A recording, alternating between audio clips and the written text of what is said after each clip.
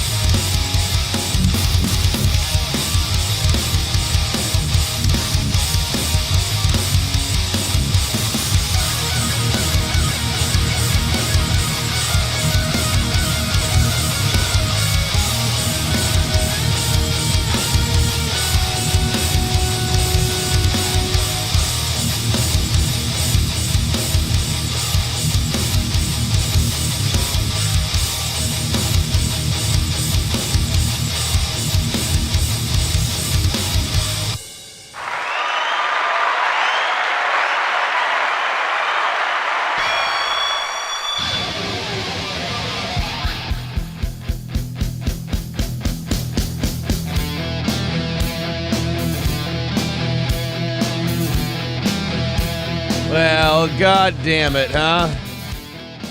Welcome to the Steel Toe Morning Show. We may have to reset this motherfucker. I don't know. Maybe, maybe not. Looks like, okay, she's bouncing back up there. Maybe we just had a little hesitation this morning. I don't know. The KBS were struggling there for the first 2 minutes, but it looks like they've picked back up. Welcome to the show. False alarm, everybody. Did you like Jimmy's Steel Toe intro? Don't worry, we've got 3 of them. We'll test them out over the next couple of days. Welcome to the program. Oh, I almost shit my pants there at the beginning. Woof. It's Monday morning. Johnny's here. Yeah. I'm here. Let's do a show. Got a lot of stuff I should hope you're here. Yeah, I got a lot of stuff to talk about today. Just a fucking sleepless weekend, just kind of accidentally turned out that way. Just wiped on a Monday, as I guess you should be. I guess that means you did all right. Darren says 11 a.m. today. Is that a mistake? I don't know what 11 is that what the scheduled stream said? Did I put 11 a.m. for the scheduled? Fuck me anyway. Mistake. I don't know. Rumble's making noise. I don't want Rumble to make noise. Did I put? Why is Rumble make? There we go. I just wanted to see if the Rumble stream was on, and I got more than I bargained for. Welcome to the show, everybody. Off to a weird start, but we're here. I feel very discombobulated this morning. I feel not in show mode for the first time. Tap out then. Better call it a day. Just make it, you know what? Let's just call it for today. Let's Just be end done. No, it was just, I can't say that I had a remarkably, taxing weekend. I don't want to say what I did because then it'll make my utter exhaustion and discombobulation this morning seem really stupid. Also, the dog's got to go in the fucking kennel at night. I'm not sleeping well with that fucking dog in the bed. So I think that dog's got to go in the closed circuit to April. The dog goes in the fucking kennel at night. Not her fault. I mean, I've allowed it to, but you just get you get tired, and then you get too lazy to bring him downstairs, and then you're waking up every couple of hours because you're. Same reason you shouldn't sleep with your children when they're really young is because, you wake up in the middle of the night, you're like, oh my God, am I going to squish them? Yeah. So no more of that. It's Monday. It's one of those Mondays that absolutely feels like one. You know what you need? You need like a little dog bed somewhere near your bed, like that he goes to naturally. Fuck that noise. Just put him in the goddamn kennel. I don't. Right. Literally, the way I feel this morning, what you just said there overwhelmed me. I felt overwhelmed just by you saying that. I'm like, no, I don't. Just let me put him in the kennel. So I'm off to a weird start today. Welcome to the show. We hope you join us. We hope you hit like on YouTube. We hope you share because we can use all the help we can get over there. They have decided to fucking sink us over on YouTube. After that second strike, after the first strike, we got throttled down quite a bit. After that second strike, especially since it was like a hate speech related thing, right in the shitter. And I think Chrissy Mayer I was thinking about this yesterday. Chrissy Mayer must have got the same thing after she got her hate speech strike, because she went from like 2,000 people watching that Simpcast at a time to now it's like 800 to 1,000 at a time. And it's just YouTube throttling it down and not recommending it. It's just not recommending it, not letting people know it's there. It's weird. It's remarkable, man. If you want to do anything of any kind of content that's like news driven at all, you'd better have the right opinion. Or they've just, and by the way, like I've said before, it's going to be worse for bigger channels, and it's going to be worse as we get closer to 2024. It's good. I think 2024 could be the great fracture of social media and streaming and all that. You know, so many people decided to make their living streaming during the pandemic. What hack would do that? And I think that it's so congested now.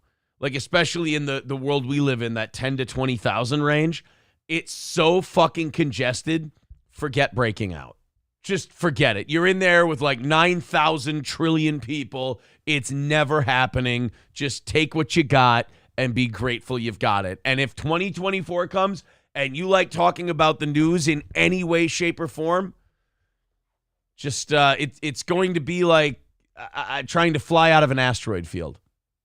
So what you're saying is my little tiny tugboat of a channel is ready to Forrest Gump this bitch. You should be. The storm's going to come through and wipe everyone out, and I'm too small to notice. Maybe, so yeah. I'm gonna be reaping in the benefits with all the shrimp. You could be the Gen A.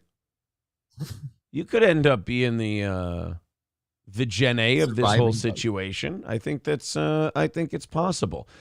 This is a better introduction than at least you are trying something new, says Gray Idols. All right. We will we'll check it out. We've got 3 of them. Jimmy made us 3 of them, and Balls Deep sent them over to me yesterday. So we'll keep trying the new intro. I heard this one and I thought it was a little more heavy metal than you would normally go for. Well, he's got 3 and they've all got different. I'm just going in order, 1, 2, and 3. They've all got a little bit different vibe to them, but they are guitar heavy. All 3. Well, guitar heavy's fine. I just, like I said, that one was an aggressive riff in there, and I was like, "Wow, I wouldn't have guessed." I'm trying to keep up with the 3 Guys with a View show over in Columbia, Tennessee. If that's if that's my competition, I got to step my shit up. That's for sure. Yeah, you do. Loaded Wrench starting us off today in the chat says someone's having a case of the Mondays. You know, I hate that phrase as much as they hated it in Office Space, but I do. I think, unfortunately, that phrase works for me. I woke up this morning and I'm just like, oh, and it's early in I guess we're more than halfway through the month. I'm like, I wanted to look at everything and be like, how are we doing this month? How about one morning? How about I take one morning? And I'm like, do a fucking show. You're just tired. You'll be all right. You know, if you golf 36 holes in a weekend, it just, it really takes a lot out of you. Yeah, I didn't golf 36 holes in a weekend, but I did stay up ridiculously late playing a video game. So yeah, I hear. Yeah, you and I were on the same activity level. Yeah, of course. And I helped out around. Saturday it was 18 holes, and then went and helped out over at April's parents' house with some different stuff. And then yesterday, no territory golf course on weekends. Note to self: took 5 hours to play 18 holes yesterday. Just 5 hours in the sun and the daylight, getting tired. Did you ever consider slightly just drunk out 5 hours in? Well, now you paid for 18 holes. And if you leave at like 10 or 11, it's like, well, that's a defeat. Is it, though? I mean, are the holes you're getting worth the holes you're getting? Well, plus at territory, if you make a tee time for a certain time on the weekends, you don't get to golf. Like if I make a tee time for myself, I don't get to golf by myself. They force you to pair up with other people. And last time I got paired up with another one group and then a group of 2. And all 3 groups decided, look, man, I'll just go ahead. We don't need to play together. It's awkward. We're strangers. I came here to golf alone. My group yesterday were a married couple that lives on the golf course. And they're like, oh, no, it's going to be really slow. We'll stick together. And I'm like, fuck. And they turned out to be nice and everything, and I didn't mind them. But at the same time, like if my game starts taking a shit, I don't want people to watch me. I think if you warmed up to them a bit more, you would have found out that they were the golf course couple for a reason. They like to see if anybody else likes to swap partners, if you know what I mean. Is that what I didn't know? That's what golf course dwellers did. Thank you for the tip, though. I feel like that's probably a pretty likely thing. I mean, if you had brought April, it would have been game on. They would have dropped like a couple more hints. No, thank you. They didn't know. Like, I'm assuming you had the ring on. So they're like, well, he has a wife, but is she chubby? No, the golf glove covers up the ring. You can't see the ring under the golf glove. Did they ask any leading questions like about your family life or kids? No, like actually, once I brought up the show we did and some other things that are going on with the show, and we got talking about that, I think one of them kind of realized who I was, and they didn't talk to me as much the rest of the round. Oh, that's great. Like you gotta watch out for that shit. Like our name, like it's remarkable in this town. Our name is still fresh in everybody's mind. Oh, I know, but the thing is it's way different for me because I'm like, the crippled guy that's there once in a while. So it's like, oh, that's so great for you. You get out. Like people are always so supportive for me. That's gotta. But like they can be talking to me like the first 7 holes, like they did. And I'm like the funniest guy, and they're having a good time, and blah, blah. Then I mention who I am, and like, yes, either people go crazier, and they're like, oh, it's fucking cool. I love that shit, blah, blah, blah. Or like there's just this weird change in the tone of the interactions. Depending. And on this one, at least the wife, she was also getting pissed at her golf game. She was on tilt pretty bad, so it could have been that. But after I mentioned the steel toe thing, she got a little different. And the guy was still fun, but I didn't talk to him as much. I don't like golfing with strangers. I like going to a course where if I make a tee time for one person, if it's one person, that's all I want. Just want me and my balls. Me and my ball. By the way, oh God, it was going to be really embarrassing by the end of that round. I didn't bring too many balls with me, but I figured I got enough. I ended the round with 1 ball left in my bag. And when we got to the last hole, I'm like, I better not lose that fucking ball because I'm not going to go to these people and be like, yeah, I can't finish up. I lost my last ball. Or like you have to bum a ball like you're a smoker who doesn't have any cigarettes left. No, thank you. You couldn't rescue any of your balls? No, I mean, some of them either went in the water, they got shanked so deep into the woods you don't even want to go looking for them. It was bad news. And I found a couple, too, so I technically probably lost more than that because I found a few throughout the day. There was like a 4-hole run where like 4 straight holes I hit a second tee shot because I shanked the first one so bad. What do you do? All right. That's the beautiful thing about Frisbee golf. You could just go get a basket and put it in your backyard and use your yard as different obstacles for trick shooting and all that stuff. I feel like... I feel like what's her name? Not Gretchen Wieners. I feel like oh my God, what's Rachel McAdams' character in Mean Girls? Regina George. I feel like Regina George telling Gretchen Wieners to stop making fetch happen every time one of you people mentions Frisbee golf to me. I'm like, all right, guys, stop trying to make Frisbee golf happen. It's not going to happen. I'm not trying to make it happen. I'm just pointing out the differences. No, that's my eternal answer. No. I'm in a bad mood already this morning. Frisbee golf puts me in a worse mood. Like Rome is the eternal city. My eternal answer to that, no. You are literally the only person, like even just if you do it with a friend, like it's a fun thing. Like you goof around like, we're throwing a fucking disc in a basket. This is ridiculous. Like you have fun with it, man. Jesus. It pisses you off. This is weird. Gray Idol says, you just need empathy and stop thinking everything is about you. Chrissy doesn't do boomer blood sports. Well, yeah, I know that. That guy, if you don't do that, they're gonna throttle the shit out of your channel in 2024. I am telling you. All right, let's catch up with the chat here, and then we can do a show today. 290 away from knocking it out. Hitting the goal easily today will make me less crabby. I will confirm that. I will not be as tired and whatnot. Michael B says, for YouTube, you have to be a gay 7-year-old unboxing toys from Europe. That doesn't hurt either. That'll get you in the algorithm. Yeah, dude, my daughter has fallen into that. She loves watching these channels where like parents or adults pretend to play with toys and different things, and then you just sit and watch it. I'm like, dude, you have half of these toys. You have half of these Bluey toys. You have the water pen books. Like, why don't you just play with them, as opposed to like every time she comes down here, she's like, Daddy, we watch YouTube on your TV, and I'm like, I've had to start saying no. I'm like, no, we have actual stuff to do. I don't want to watch you. Like, one, it's awkward for me. Some of them are very obviously like a Chinese channel that's using an algorithm because of the way the English comes through. Right. And I'm like, all right, I just hate watching this because I know it's a piece of crap. But then for some of them, I'm just like, all right, come on, why don't we just play with your toys? Like, right. Well, and there's those creepy ones where clearly someone else's voice is talking and the person is either lip syncing or making faces to the words. And it's just like, I know that this isn't technically inappropriate for kids, but I feel like something wrong is going on here. Yeah. Like someone's sneaking a puck past the goalie here. I'm not getting something the way they do some of these videos. And then like the 4-year-old will go on YouTube Kids and watch these like Disney princess videos where they play Disney princesses.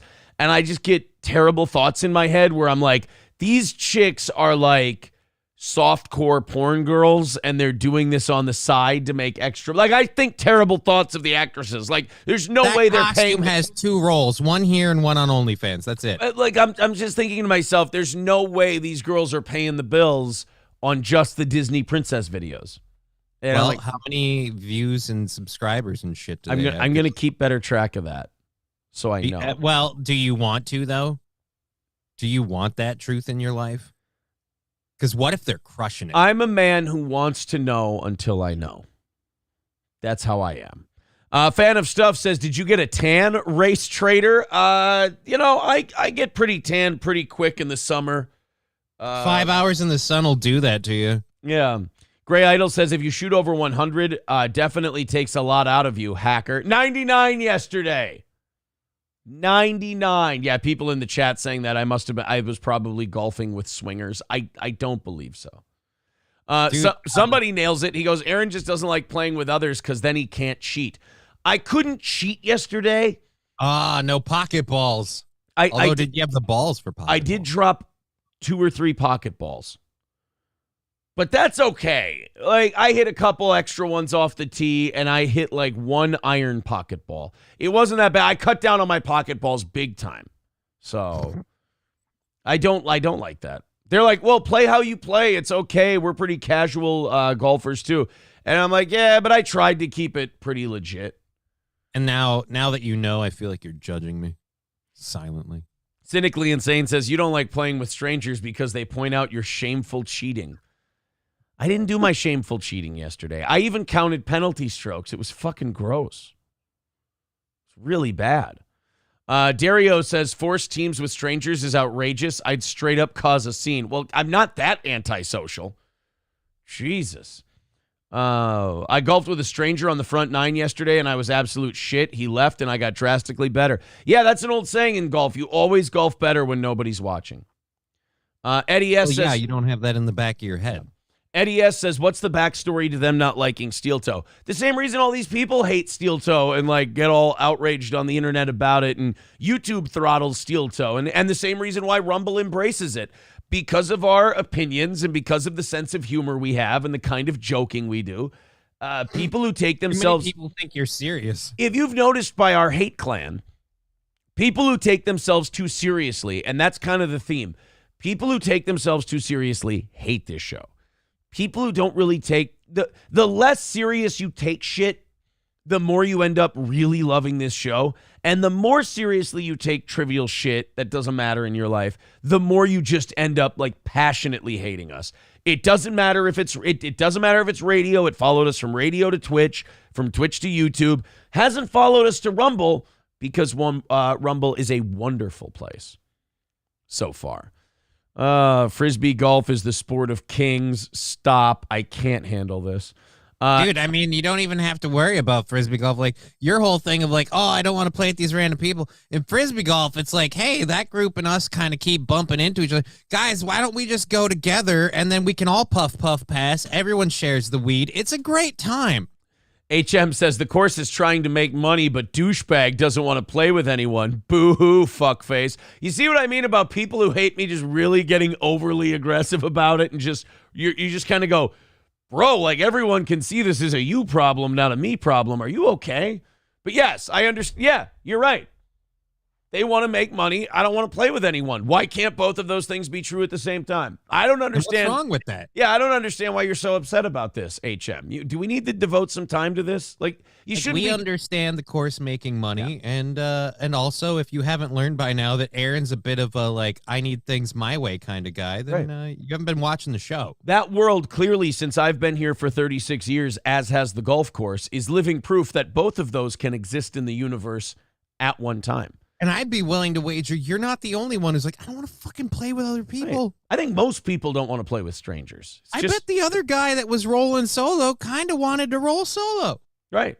Last time I went, the other guy was like, yeah, let's split up. And I'm like, okay, cool. J-Dead says, I got to give credit to golf with other people. I got to give Steel Toe credit on their coffee. Waking up to a hot cup of April's Magic Bean and my leather belt wrapped around my throat is pure bliss.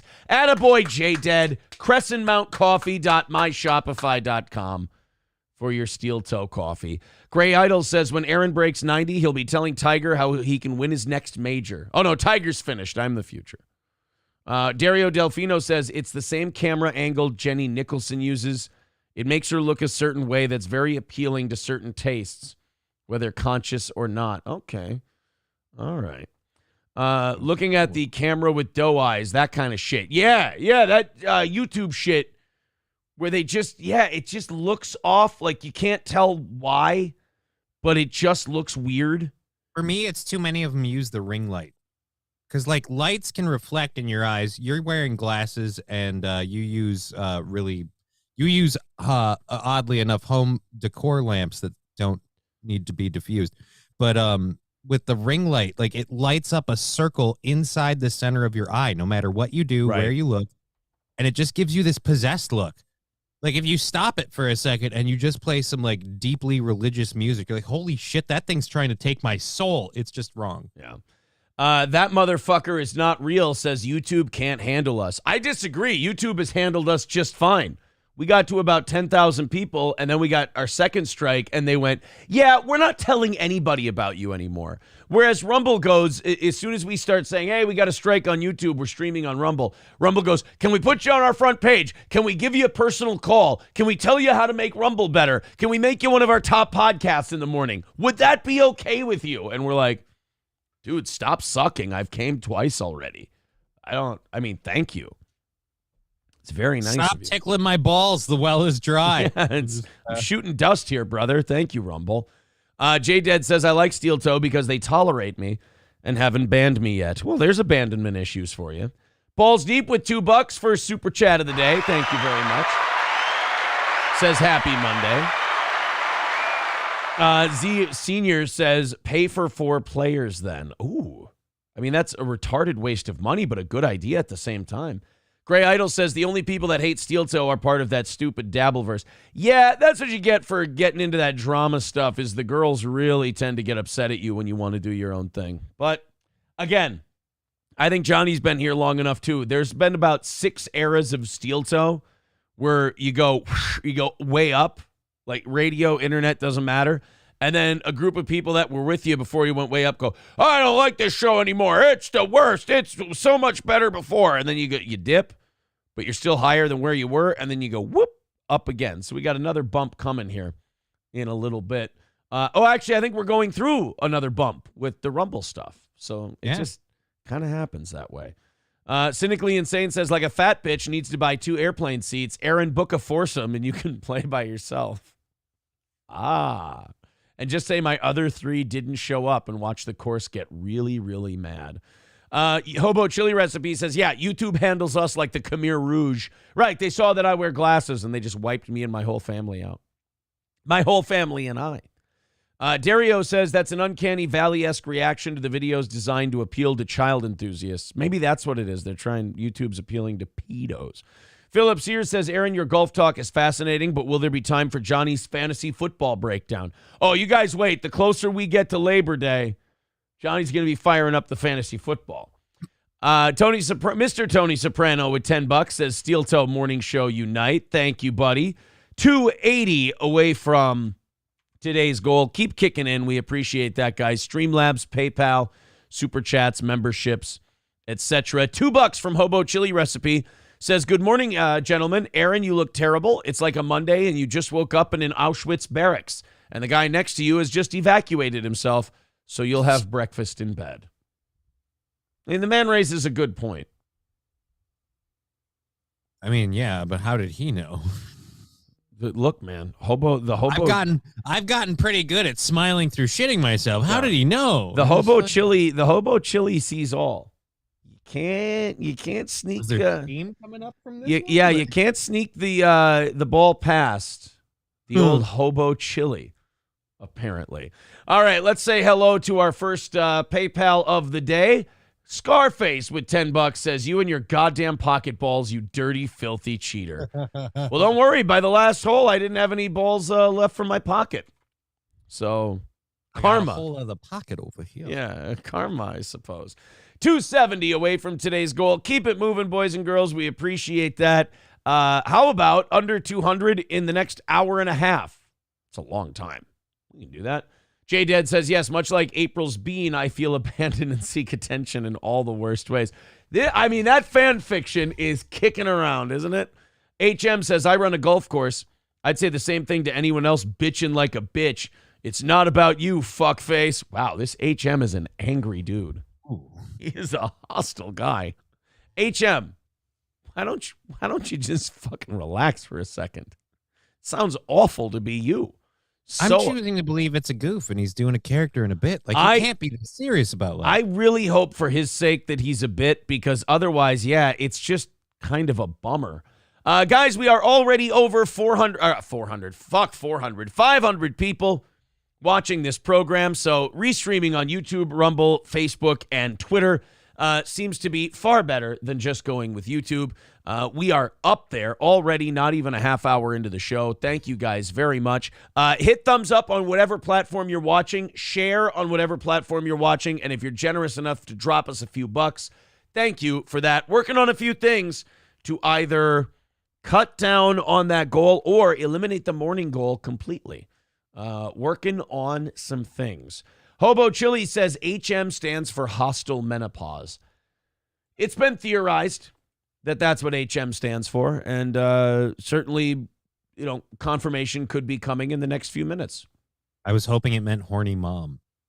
Oh, could be horny mom. I'm just looking for a MILF that's easy to bag. Right? Yeah, but you know what? Horny mom and hostile menopause are not diametrically opposed to each other. True, I suppose they could be. In fact, some might say one causes the other in certain cases. Yeah, hostile menopause and horny mom are not mutually exclusive. Remember that. HM says, and a fox dug a hole in one of my greens, so not in a good fucking mood. Yeah, but we didn't do that to you.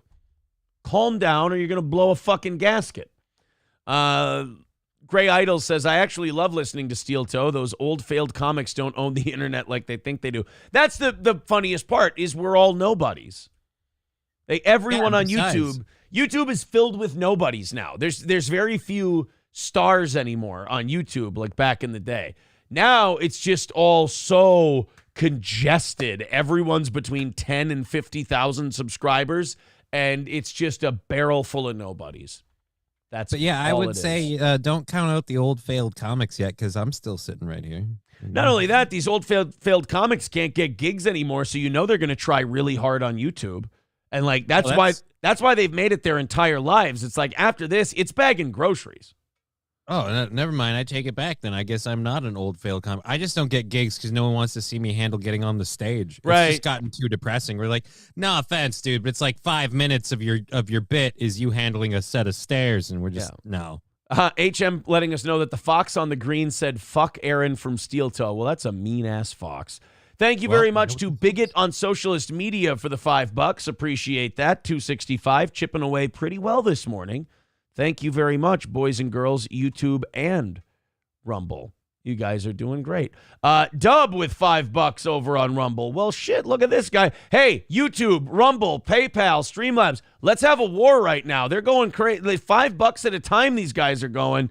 $2.60 away from knocking it out today. With no regard. You guys are keep firing. I love it. We've got a show to do. Let's get into some of that stuff. Johnny, this weekend I saw you had a post up that you couldn't do one of your 2 o'clock shows, I think yesterday. Oh.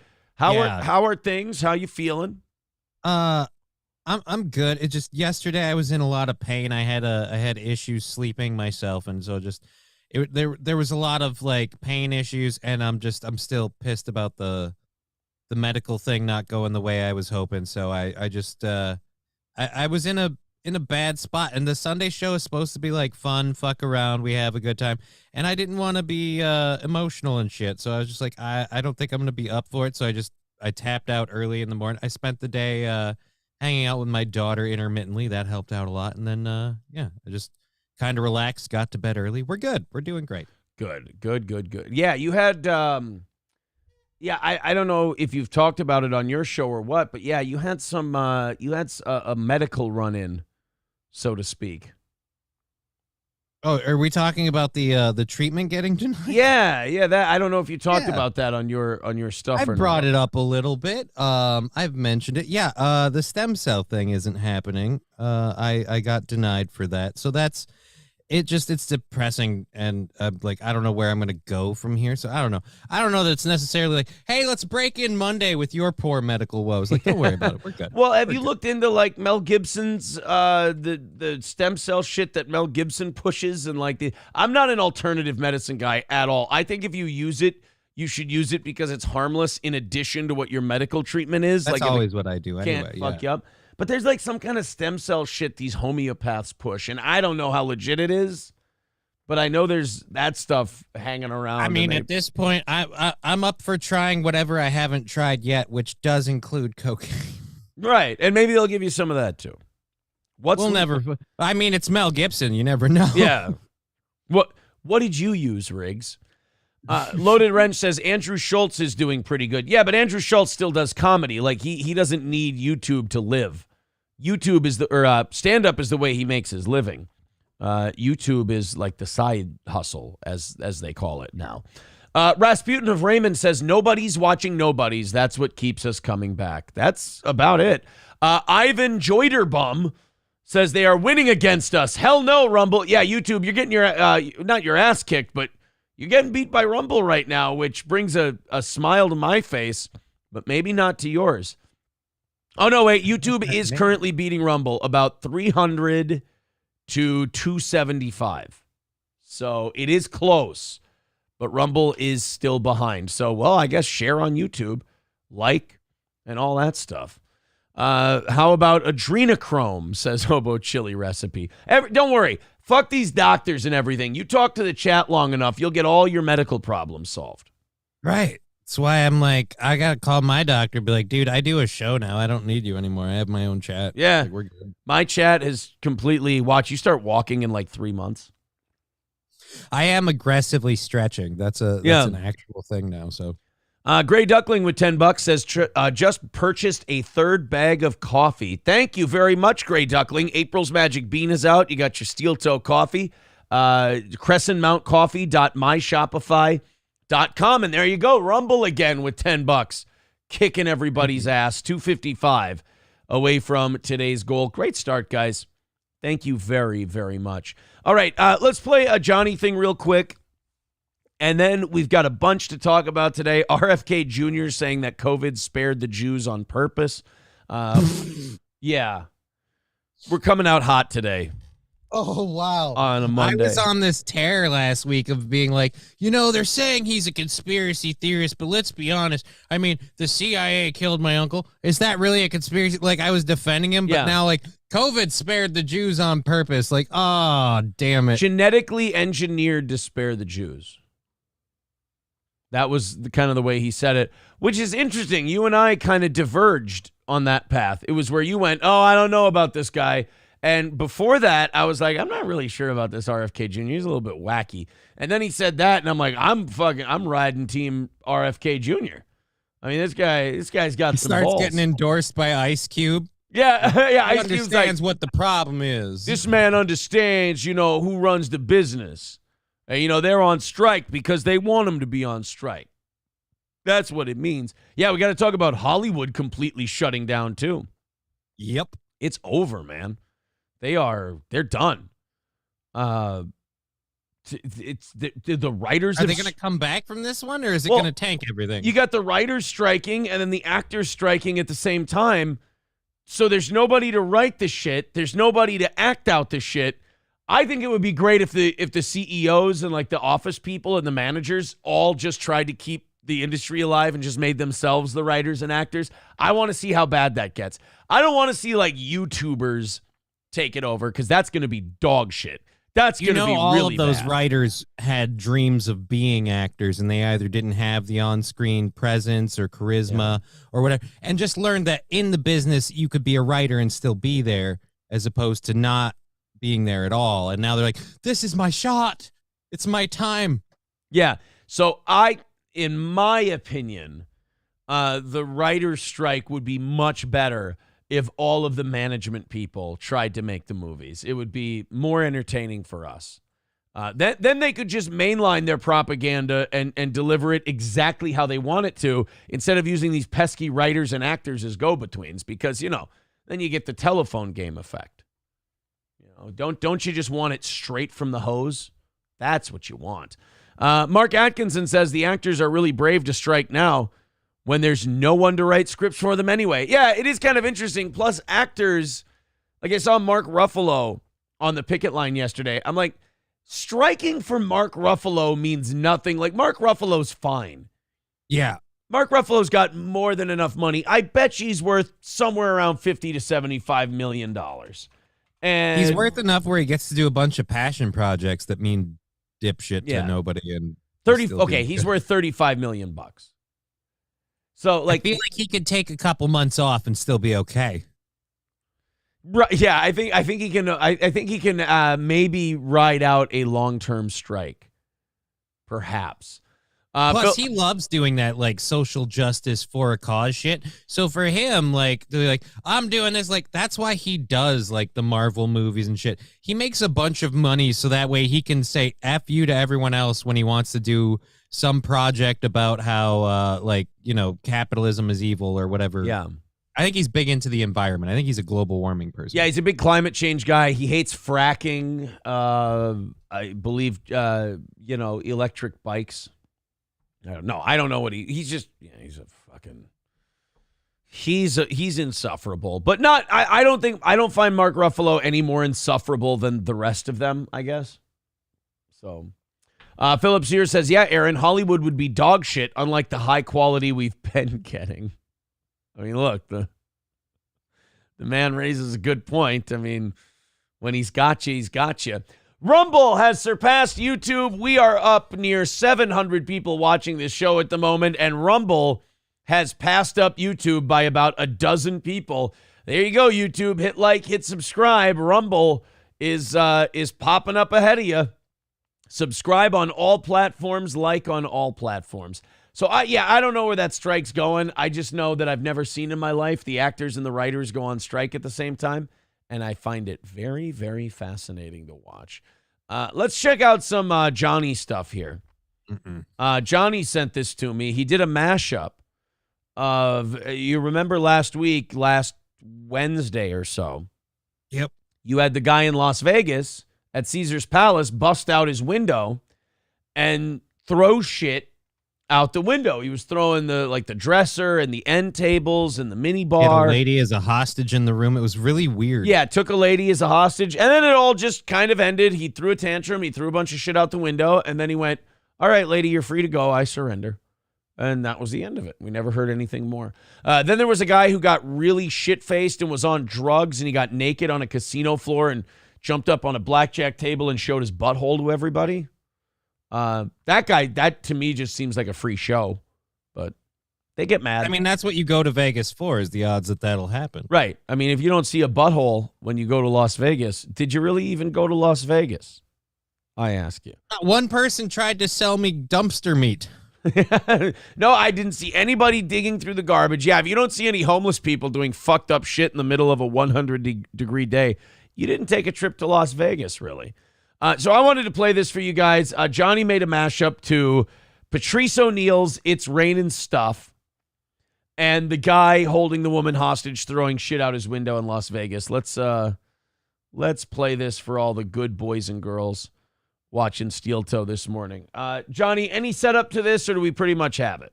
You just pretty much just play it and All it right. goes. Here we go. It's raining some. Let yourself get absolutely, yeah, yeah, yeah. It's raining. Oh, whoa. Ow, ow, ouch and ooh. Watch out, motherfuckers. Ooh. Yeah. Roll for Jesus. He was a bad motherfucker. Woo! Oh, shit. And he had to do what he had to do. Nothing about, man. Rearrange the style so that each and every brother can get out there and do. Woo! Here it comes. It's raining stuff. Oh, it's raining things. Watch out! Shit is flying around! The fuck was that? Some heavy shit flying around! Watch your shit! Watch your shit! There you go. I have to give an appropriate amount of respect to my chat for actually being like, dude, we should make this a thing, and because we were doing it on my show, and Yeah. I was like, yeah, I'll commit some time to really make sure we sync it up well. And Look, man, I don't need a reason to play anything Patrice O'Neal related. That's why I cared what you thought about it. I was like, if this is like hack and over the top kind of thing, like I figured like you'd be like, dude, I love Patrice O'Neal, but No, if I get to play Patrice, I'm a happy guy. Are you kidding? That's great. Okay. All right, everybody hit like, oh, we're only 14 away from 100 likes on YouTube, and it's only 640. Keep that going. Almost 700 people watching this show at the moment. Thank you very much. I found a way to get all of the streaming things I'm doing together in one view count, which is nice. So I don't have to do math in the middle of the show. But we're pushing 700. Thank you, guys. now you need to figure Very out how to do much. that with your chat. Yeah, that would be nice. Well, if Rumble would get their shit together and be recognized on Restream instead of being an RTMS code that you have to put in, then it would be easy. They would track all of it, but they don't. Yeah, do that. like Restream and Streamlabs, because I don't use Restream. I just use the Streamlabs thing, and I have to like plug it in manually every time, and it's kind of a pain in the ass. Like if it was like a linked thing and we could just boop, that would be great. I've got. I don't want to play that yet. That's fucking cringe and terrible. It's actually just a replay of one of our shows. I've been listening to this all weekend. I can't get this fucking song out of my head, and I will probably get popped for playing this, but it's YouTube, so who gives a shit? But I haven't been able to stop listening to this. This old Irish guy, the old Irish rapper guy. I've never heard this. You haven't seen this yet? I'm a big duck, ball swinging in my flip-flops. Jacked up, Jack Russell with a big cock. White short sleeve, tuck it in the boot cuts. Flex both pecs to the women in the chip shop. Shh, I said say less. Plow through women like a train wreck. Never seen this, huh? Kill a man for the paycheck. I am his Put a biggest pole fan. in his back, gay sex. Lord knows I can save her. Me stick with an elegant flavor.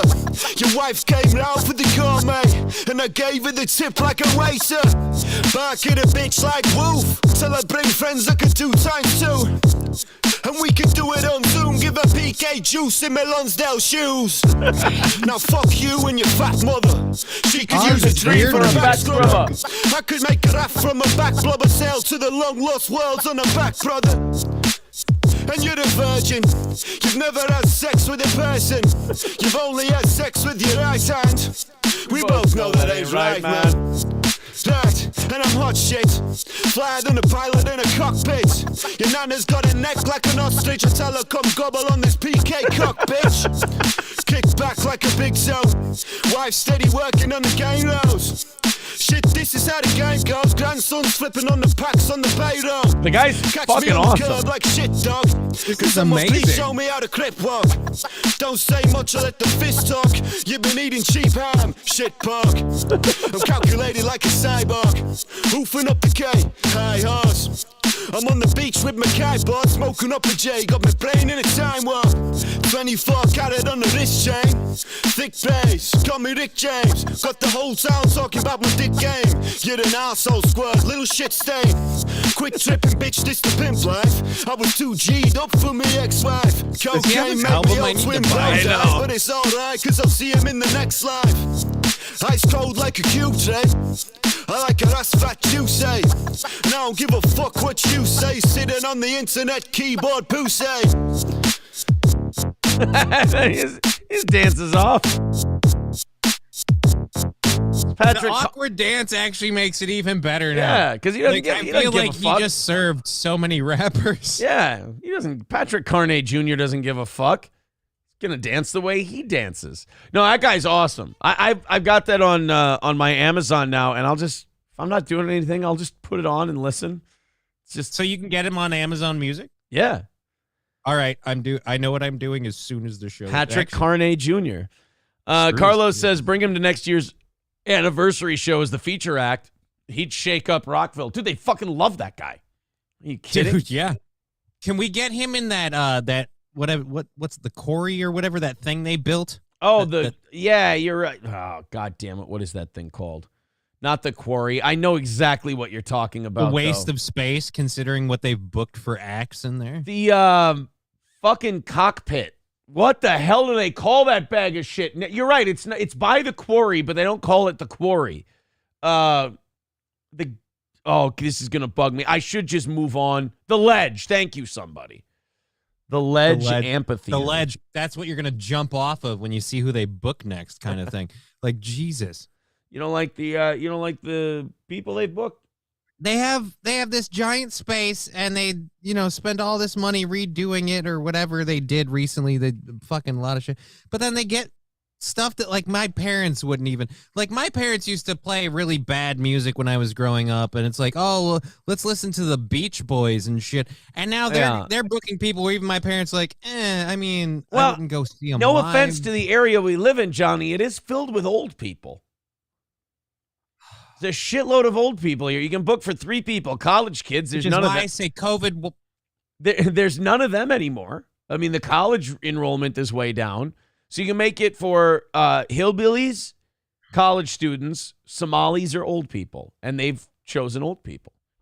I would have rather they picked the Somalis. You don't think that on October 7th, 2023, Flannel Fest is going to be a big event? They're calling it Ledge-tober? Stop trying to put Tober into everything just because it's happening in October. Things that rhyme with October are fine, but everyone shoves like, oh, it's Ledge-tober. It doesn't make any sense. You just took the month and added your word to it. Steel-tober works. Yanktober. No, you're just jerking off like usual. Steel-tober works because it's October, Steel-tober.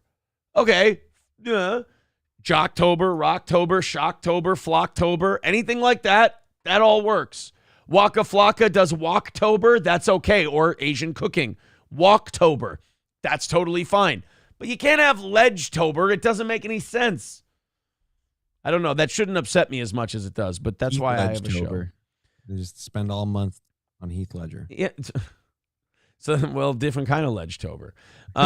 So they got, Ledge-tober, October 7th. You don't think that's going to be good? It's Flannel Fest, dude. No, I think that's going to suck. I think that is going to suck. Well, here, let's look at the shows, the upcoming shows. This is the venue. They built an outdoor amphitheater in Waite Park, which is right outside St. Cloud. Now, the other reason I think you got to give them a break is because I don't care how nice the venue is, and I've heard it looks good, but you're also in Waite Park, Minnesota. Yeah, I mean, you're in Minnesota with an outdoor amphitheater. You're outside Minneapolis by about an hour and a half. I don't know how many acts are coming, but here's what they've got. Great Theater presents Jimmy Buffett's Escape to Margaritaville. Now, is it actually him? Or is it just someone doing Jimmy Buffett covers? It sounds like it's just Great Theater doing I'm Jimmy guessing Buffett it's someone songs. doing Jimmy Buffett like homage shit. Yeah, they've got 2 dates. Ooh, July Great Theater's 19th. doing more than that though too, because they got July 19th and July 20th.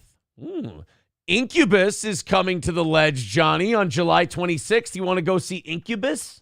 not really, but that's at least the most like closest to I would go see thing that I've seen thus far. Grand Funk Railroad on August 12th. No. All right, August 16th. It looks like they've got Blues Traveler, Big Head Todd, and the Monsters. I mean, you can just, in my opinion, you could just do Blues Traveler and I'd be fine. Yeah. For the 2 songs that I listened to. The Doobie Brothers on Friday, August 18th. You don't want the Doobie Brothers? You know what'll be really cool? Hanging out with like fucking 60 to 70-year-old hippies telling me, man, I remember when weed wasn't cool, man, and we had to risk it all, man, and we'd have like a bag the size of your shirt, man, but it was all stems and seeds, dude. And I'm like, fuck off. You don't like listening to old people talk about weed? No, I don't. I don't like listening to people my age talk about weed. I like doing one thing with weed, smoking casually and being like, this is fun, right? All right, cool. Nice to meet you. Nice to meet you. All right, moving on with our day. You don't like China Grove? No. Tough sell on the ledge here. Lindsey Sterling with Walk Off the Earth. Do you know who Lindsey? I don't know Lindsey Sterling. I know who Lindsey Sterling is. Once again, I'd say one of the few people I'd actually be like, all right, maybe I'll go see that. It actually kind of sounds like they've grabbed a couple acts where you're like, okay, not bad. So those 2 so far? Gojira and Mastodon, French metal luminaries Gojira will join forces with iconic Grammy Award-winning heavy rock band Mastodon. Can we can the word iconic please mean something? Can we not? I mean, look. The word iconic. They were a band like in the 80s that's still alive today. That's iconic. I mean, iconic. Look, there are very few bands I believe you should be using iconic for. Mastodon is not one of them, but okay. And then Billy Currington on September 22nd. And then you got Flannel Fest. I mean, I have no idea who Billy Currington is. He's a country music guy.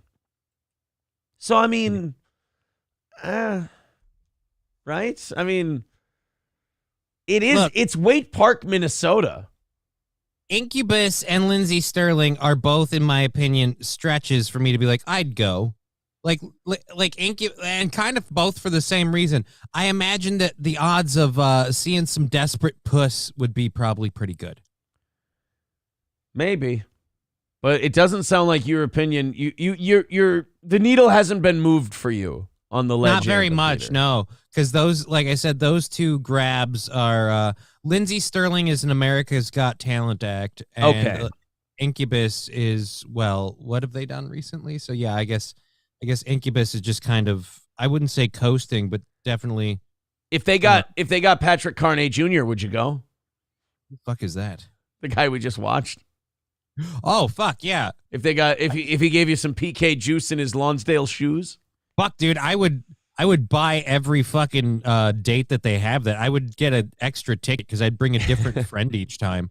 Be like, no, you got to come see this, and I'd be more than willing to be telling my friends, be like, you might want to get your own tickets too, because like, show up, like you're not gonna be disappointed. Even if you don't like rap, you're just gonna watch Grandpa walk out there. You'd be like, oh, this can't be good, and then you'd be like, holy shit, he is amazingly coherent. And this is actually a pretty dope-ass rap. He's putting people on notice. I love that guy. Somebody in the chat called him MCACL, which I liked. Amanda Hugginkiss says, every Friday there is a tribute band playing at a very nice river venue near the Cleveland area. Nothing but old folks and scooters. Yeah, I mean, that's what they kind of do these shows for. They should book Corey Feldman. Mastodon ain't that old. Aaron celebrates the entire catalog of Mumford & Sons. Incorrect. And someone also said, oh, how dare you like Rob Thomas, but you shit on Incubus. Incubus is gayer than Rob Thomas. There. It's not even that. Like, I love Incubus. I just feel like Incubus had a good, 3-album run, and then they just kind of went, and it just kind of. Yeah, you're being very generous. Show Johnny, Pete, and Baz. I don't like Pete and Baz as much as I like Patrick Carney Jr. 383 Novocaine says Mastodon are epic in concert, and Lorna Shore will destroy the place. Well, then I look forward to the destruction. Then get your tickets. A Hobo Chili Recipe with $2 says, "Fug you and your fat mom." All right, there you go. It's a Patrick Carney Jr. reference. Thank you, buddy. So, what are we?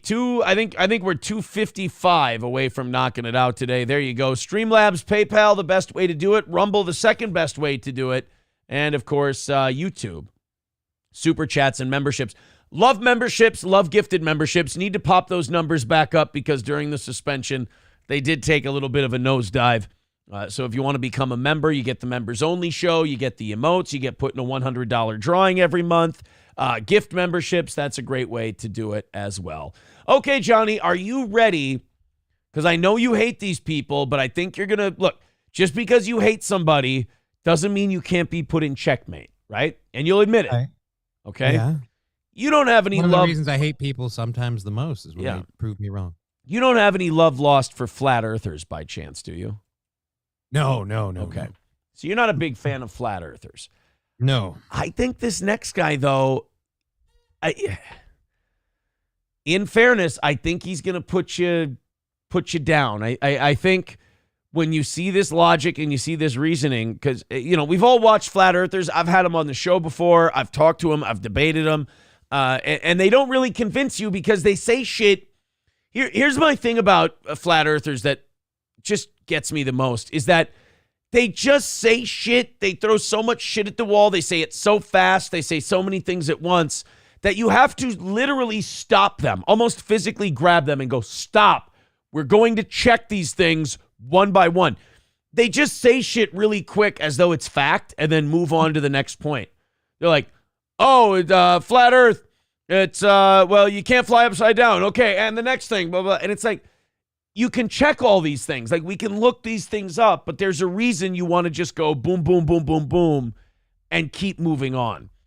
But this next guy, some people just have so much charisma and intelligence and, as they would say, logic and reasoning that you have to sometimes admit when you're beaten. Would you like to see this, gentleman? Yes, because you have really, really sold this guy. I got a high bar here. What's he got on? We'll take a look. There he is. Oh, Jesus. He's got a tiny model plane in his hands, and he's got a globe. And he is going to tell you with this little tiny airplane that he's got and this big globe why you are completely full of shit. Look, before we start, I'm just going to say one thing. I'm very much not inclined to believe whatever Nosferatu's about to tell me. You don't think Nosferatu is going to sell you on flat earth. Well, see, now there's your problem. You're not open-minded. Well, he looks like he's using this as an excuse to keep people busy so no one asks why all the pets in his neighborhood disappear. Like, I just don't trust it. The eyebrows, the face, the teeth. Well, can you promise me this? The man's got something to say about flat earth. Will you let him listen? Will you hear him out and see if maybe this guy knows something? Yep. All right, here we go. Flat earth guy, Bungie fan page on TikTok. He's going to let you guys know what you've been missing on flat earth all this time. Okay, plane coming down from the North Pole, taking off. As planes do, taking off from the North Pole. So far, so good, right? Yep. A lot of planes taking off from the North Pole. And down from the North Pole, taking off. Down over to Australia, doing a nosedive. Keeps going. And now a plane's landing in the South Pole, upside down on its roof. This man doesn't understand the navigations of curvatures of the earth and that the globe is a representation of the world. It's not literally the physical thing. You're not walking on the actual globe. I'm sorry, sir, but we cannot simulate the full rotation and the full, like, how you journey the Earth and how you interact with it. And I'm sorry that we can't get all that from a globe. This man literally thinks that if you fly from, well, no, he doesn't think this because he thinks the Earth is flat. But his big own is if you fly from the North Pole to the South Pole, you'll be landing upside down. He thinks that the round Earth, you cannot navigate it. Now, I thought we figured out circumnavigation hundreds of years ago, 500, 600, 700 years ago. Apparently, I'm a stupid asshole. I don't think he's ready for this little truth nugget, but hey, buddy, let me throw this one at you. The world is round because from the perspective of the South Pole, that's right side up. Right. Well, don't tell him that. You're taking off upside down in your equation. Right. Yes.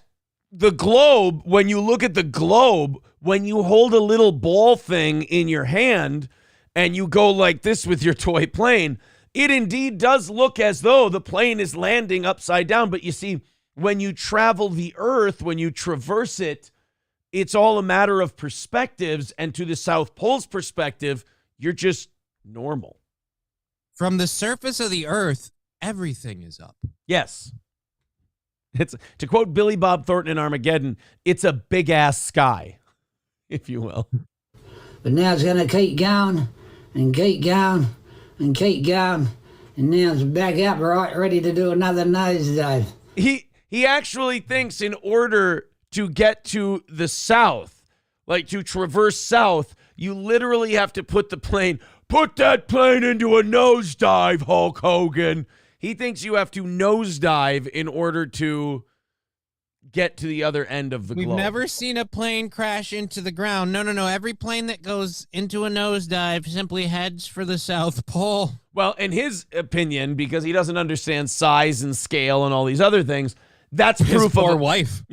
That's proof of a flat Earth. See, that's the thing. The more you make fun of this guy, and this is the amazing thing of flat earthers, the more you make fun of them and explain your science to them, the more they go, well, see, that means it's a flat Earth. And like, well, no, because there's curvatures of the Earth, but due to the sheer size of the Earth, your positioning adjusts where you are as you go north, south, east, and west. And you're not going upside down to go south. It's just These people believe they're living on a giant frisbee that's been rotating around the sun for eons, and we've been hiding this secret from society. That's the part that I still have yet to be. What is the benefit? What is the gain from being, all right, we can't let these fucking dumbass people realize that we're on a flat disc. Otherwise, because again, let's keep in mind, that's where society started. Right. Believing that it was flat, that we were on a thing. So apparently, we somewhere realized that, oh no, this is too much truth for man, and we need to hide this behind the veil of it's a ball. Well, and you see, the problem is, and by the way, he's got hate tattooed on his knuckles. How about that? What a guy. But the thing about the people like him is that they'll point out all this shit that's easily scientifically explainable about the Earth being round. And then you'll if you counter their points, it's like, yeah, you feel at first when you start correcting their points that you're owning them. But then you realize, oh my God, I've made a terrible mistake. I've engaged this man. You're not going to own. There is no winning here. Right. There's no victory. The only way you win is by choosing not to play. So if you start, I've thought before about going to people like this and going, oh, but if it's a flat disc, if we're living on a flat Earth, then there would be no night. It would be daytime everywhere all the time.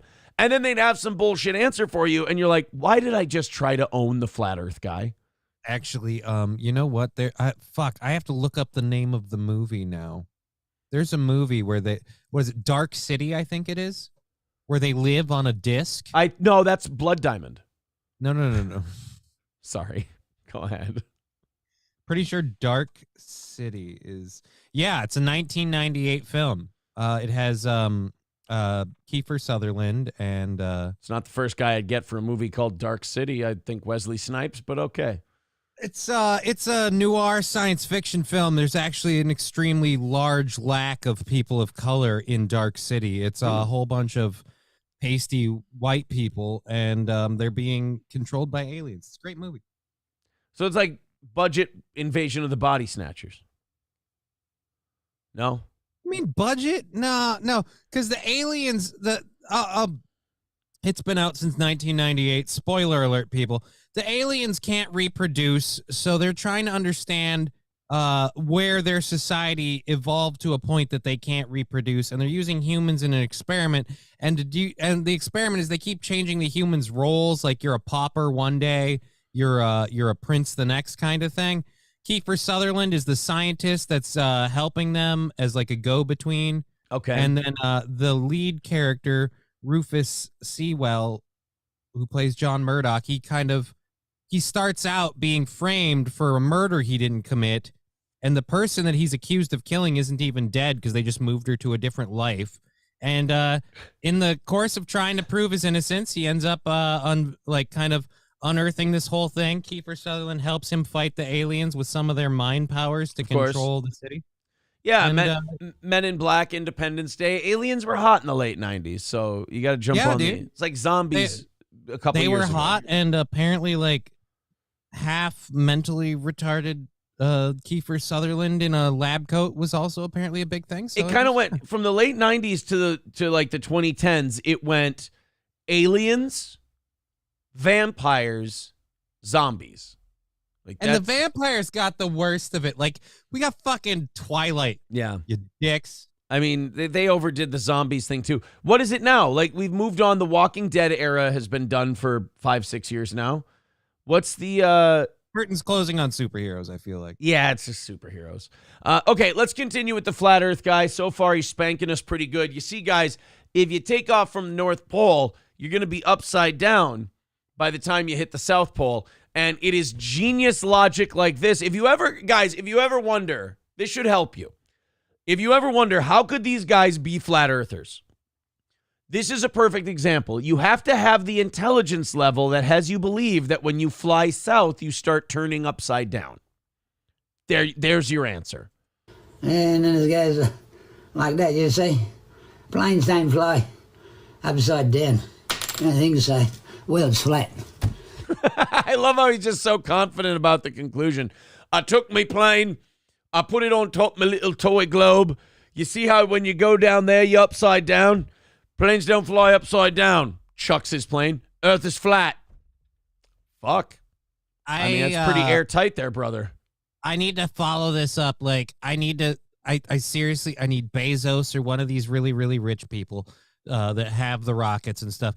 They need to strap him into the rocket, and they need to take him up into space, live cam the whole footage. Earth is flat. We're going to prove the Earth is flat. And then take him up, and then I want to watch him look at it and explain that it's a hologram or that it's He'll deny fake. it. Yeah, he'll deny it. He'll have his But reasons. here's how that beautiful story ends. Oh, if it's a hologram and it's fake, then you won't mind if we leave you here in the studio. And they just kind of put him in space, and then they go home. Yeah, just kind of leave him in space. He'll figure it out. You'll figure it out eventually, buddy. This is what annoys me about This is what annoys me about the Biden administration, though, is they fucked up so much shit, and so many things have actually turned out to be a conspiracy that now you're going to have a lot of people going, I mean, flat Earth is ridiculous, but, fuck it. Let's give it a shot. Like every other crazy horseshit thing turned out to be true. Let's give flat Earth a chance. Don't give flat Earth a chance. But again, where is the payoff on this? What do we gain from a society? How does controlling the narrative to the point of, no, convince them all we're on a ball? It's not a spinning disc. It's a ball. Here's the question I ask conspiracy theorists to find out if their conspiracy has merit. I just look at them and I ask them, how did Jews make any money off of this? I was kidding. I was only kidding, honey. But the best jokes are ones that have a hint of truth. I'm an artist. Explain. I'm an artist. You give me a fucking tuber, I'll get you something out of it. And keep going. And now it's back up, right, ready to do another nosedive. And then there's guys like that. He thinks in order. This is also a man who, when he was a boy, thought he could dig to China and just never let that one go. He thinks you have to do a nosedive to get south. He thinks south is down. Rather than Spoiler alert, he is still digging to China. Yeah. He's convinced he's going to have an escalator. Yeah, it's kind of like you said about like this guy doesn't understand that on a round Earth, it's perspective based. It's not like that globe. Like he thinks that down is south. No, south can be right. South can be left. South can be straight. South can be backwards. South can be. It depends on where you're standing as to where south is. He thinks south is just down. I've got a really sad piece of information for you, buddy. And part of the reason why north is like typically seen as up has to do with one of the things in your background there. You're part of a culture that colonized and kind of took control of a lot of the early world, pre-industrial society and stuff. And so they kind of said, no, it all revolves around us and the old assholes on the throne that have been effing their relatives for the past, couple decades. And, and our crooked teeth. Glad you got that still. So I feel like you don't realize, buddy, that's the main reason why the North is seen as again, if that happened on the South side, we'd be looking at the South Pole as like, well, this is up, and that's, again, you just, You see, planes don't fly upside down. I think so. Well, it's flat. Exactly. And people need to really, really seriously do this research, because when I flew to Cairns, I flew flat. I want to do the research that this guy has done. You all need to do the research. Oh, yeah. So Did you research a dentist? Yeah, piles of books. You could have Googled dental facility in all that time you were reading about the flat earth, you and your Dayglow vest. And when I flew This to guy Perth, fucking flosses with a buoy line. I flew flat. And when I flew to Perth, I didn't fly sideways like this. He thinks you're flying sideways. He doesn't understand that when you're in India or whatever, you're just straight up when you're in India. And from the point of view of the earth, everything above you is always up. Like, that's right. This is the thing. You can't, this is the problem I have with these people when they talk about, and this is why it infuriates me. They can't understand positioning in a 3D space. No. So it's just like, no. From the view of the world, it's always up. Because again, you're a tiny little peg on a spinning ball. Like, now he thinks that like Antarctica is not down there. Antarctica is like over there or over there. There's a dipshit with bad teeth over there because this crank is talking. No, I didn't. I didn't see a wing down there heading towards the ground and look up and see one sticking in the air like a skyscraper. No. And I know when There's nothing quite like, that pause is great. That's every flat earther. That's the meme right there. That's a flat earther. I want flat earthers to realize how stupid some of them sound and to have a get off my side group. I want flat earthers to be like, no, dude. I mean, I'm a flat earther and I respect the hustle, but you sound stupid as shit. Shut up, get off my side. Yeah. Flew down to Melbourne for a cappuccino with Abrigo. I didn't do any nosedives because I know if the lady let go of the trolley. Because you'd fucking die if you did a nosedive. It's perspectives, you asshole. You don't go into a nosedive, you'll die. The back of the aeroplane, it would have knocked the captain straight out of his cockpit. And I know that when we tried to take off, there's no way she could push that trolley up that aisle while we're trying to climb up to the North Pole to get to Cairns. All right. Apparently you don't understand this, so let me explain it to you That's really good quick. experience. There you go. It's really simple. Use the exact same analogy, buddy, but here's how it is. From the perspective of the Earth, the plane doesn't move. The Earth does. So just hold the plane wherever you're taking son off of a bitch. and spin the Earth to where you're going. Because the plane, technically, doesn't really move. Malevolent bystander with a good counterpoint, Johnny. He says, he's from New Zealand. He's an idiot. I mean, it's fair. Ryobi says, holy shit, I never thought of that. I would like to sit down with this guy and have a conversation with him and just act blown away at everything he says. They're like, oh, yeah, the earth is flat. I'm like, bullshit, the earth isn't flat. Everyone knows the earth is round. When I go to Australia, why aren't I upside down? And then just look at him, pound the table, and go, holy shit, dude. You know what? I never noticed that because I've never been, like, see if you can really get him to embrace other shit. Be like, dude, I've never been to Australia. Are you sure it even exists? And then he'd be like, well, no, it exists. That's crazy, mate. You can't say. I want him to have to tell me that an idea is insane. See, one of the people who believes that it's a disc and then so like the northern hemisphere. Actually, no. In his argument, it's all one flat disc because, again, if there was an other upside and a downside, then to get to, like, you'd have to flip over. So how does he explain the toilets flushing in different ways in the southern hemisphere and the northern hemisphere? How do we explain I'm sure that? it has something to do with the flat earth with those guys. Like it always comes back to the flat earth with them. That's what I mean. Don't argue with them because you're never going to win. They will keep you going. I'm curious about this. And again, like I said, the thing it always comes back to me for is what's the payoff on keeping this secret? Right. Like, you can make arguments for faking the moon landing and various things like that. You can, and I don't believe the moon landing was fake for a variety of reasons. But okay, fine. We can have that discussion because there's a payoff to it. Like, oh, we were trying to beat the Ruskies, but we couldn't necessarily pull it off, so we faked it, or we made a promise we couldn't keep, so we faked whatever. Where's the payoff for, like, no, guys, we have to convince them the world isn't flat. The world is flat, yeah. This guy, though, he just seems like a guy who wants to tell everybody about the flat earth. Like, I fully expect at the end of that video, you could have panned to the other side of the room, and it would have been a guy with a pen and piece of paper going, okay, well, anyway, as I was saying, our refi rates right now are the highest they've been in about 30 years, so I don't know if this is really the right move for you. Look, sir, I'm just here asking if you'd maybe like to switch your cable provider. That's all. This guy thinks when he's like facing west and has to go east, he's like, well, you see there when I'm in Minnesota and I go to New York, you don't see me walking backwards, do you? It's like, what the fuck are you talking about? It's like, well, I'm walking. Actually, yeah, throw that argument to him. Yeah. Start being like, you're right, man, because when you go from Minnesota to New York, you don't walk backwards.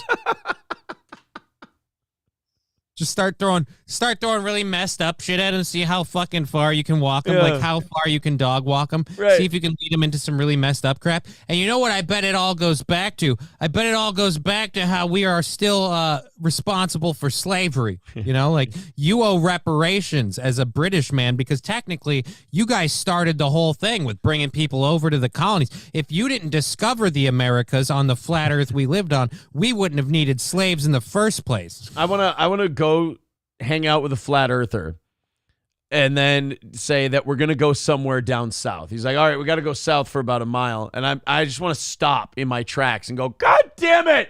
And he'll go, what? And I'm like, I can't find the fucking stairs. He'll be like, what are you talking about? I have to go down. South is down and there are no stairs. Well, no, you see, south is just it's a human construct to point out a direction of where something is. And you go, oh, you don't say, shithead. I mean, think about that. It's almost like the North and South poles were based entirely off of positive and negative magnetism that you can measure with a magnet. You know, the way a compass works, the way all of us who are ever taught to use a compass understand how to navigate the planet without technology or society or satellites. And this has been proven time and time again as Lewis and Clark discovered. Oh, fucking Jesus. Glory Wholesome says, if you tell an Aussie to say bake a cake, he describes the Holocaust. They are a wordy bunch. Silverwolf says, I had to clean myself up because I spit my yogurt laughing at him. Well, that's not very nice. He's trying to educate you. Johnny David says, wasted your yogurt. Johnny David says, hey, you Yanks invented flat earth theory. Well, you guys invented turning an entire continent into a penal colony, so fair. Scarface says, once again, I'll repeat what Navy Captain Grandfather told me. that you learn to navigate by the position of the stars, which move around the given tilt and position of the Earth. See, now that guy stopped listening after you said grandfather. The flat Earth guy, he kind of taps out at a certain point. Captain Caution says spins at 1,000 miles per hour. See, that the whole thing about like flat Earth people are like, well, then why don't we feel like we're constantly spinning? It's like, do you know how fucking big the Earth is? Do you understand mass and speed and how they relate to each other? Do you understand the spin is actually what kind of keeps us here? Right. You understand that if I take this and I spin it, you're going, holy shit, that thing's really spinning. But if I take something the size of this fucking room and I start spinning it, it doesn't seem, the things on the surface of this versus the things on the giant ass size of the room thing aren't spinning. They don't seem like they're spinning. Made the experiment too intricate already. They can argue too much about it. Make it simpler. Spin the ball, get like a tennis ball, a fucking orange, and spin it at what would be the relative speed of, the 1,000 miles per hour, whatever, and then put a bunch of ants on it and see if they go flying off. And you'll be surprised to see a lot of the ants don't go flying off because, oh my God, from the perspective of the ant, right, the ball really isn't spinning that much. Right, the world around it is. If I put the ant on a golf ball, he'll be like, what the fuck are you doing to me? If I put the ant on the biggest ball of twine in Minnesota, he'd be like, we're not really going anywhere. We're not really moving. Yeah. I knew you Yanks were hiding something, says Johnny David. Now that's what it is. We've been hiding the truth. It's documented. It's proven. The flat Earth is. They showed me all the evidence in the CIA, and they're lying to us because they're controlling us through the media. And I'm sorry. I'm a Christian. I apologize. You can say what you want about Alex Jones. He's not into flat Earth. Yeah, and that's all the proof I need. All right? That's all the proof I need. The one guy who's taken stuff that I would never believe in my wildest dreams and proven me wrong. Even he won't go like, all right, I believe some really crazy shit, all right? Yeah. But fucking flat Earth, are you kidding me? How high do I have to be to believe this goddamn leftist bullshit? And I'll be like, okay, yep, never mind. It's totally bullshit, all right? Your only chance to convince me is to have Alex Jones. That's it. That's fucking bananas. What do you mean flat Earth? What are you, some kind of conspiracy theorist psycho? Get away from me.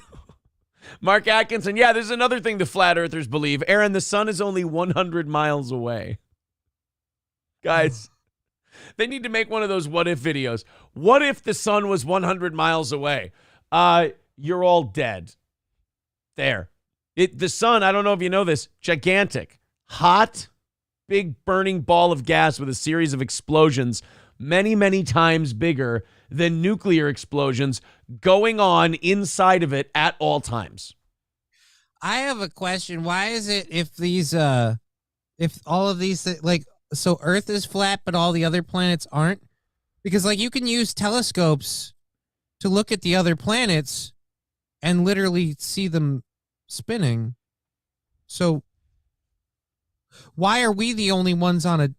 Why are we having this conversation? Why are we responding to this man? Do you see what I mean by arguing with them is where the defeat happens?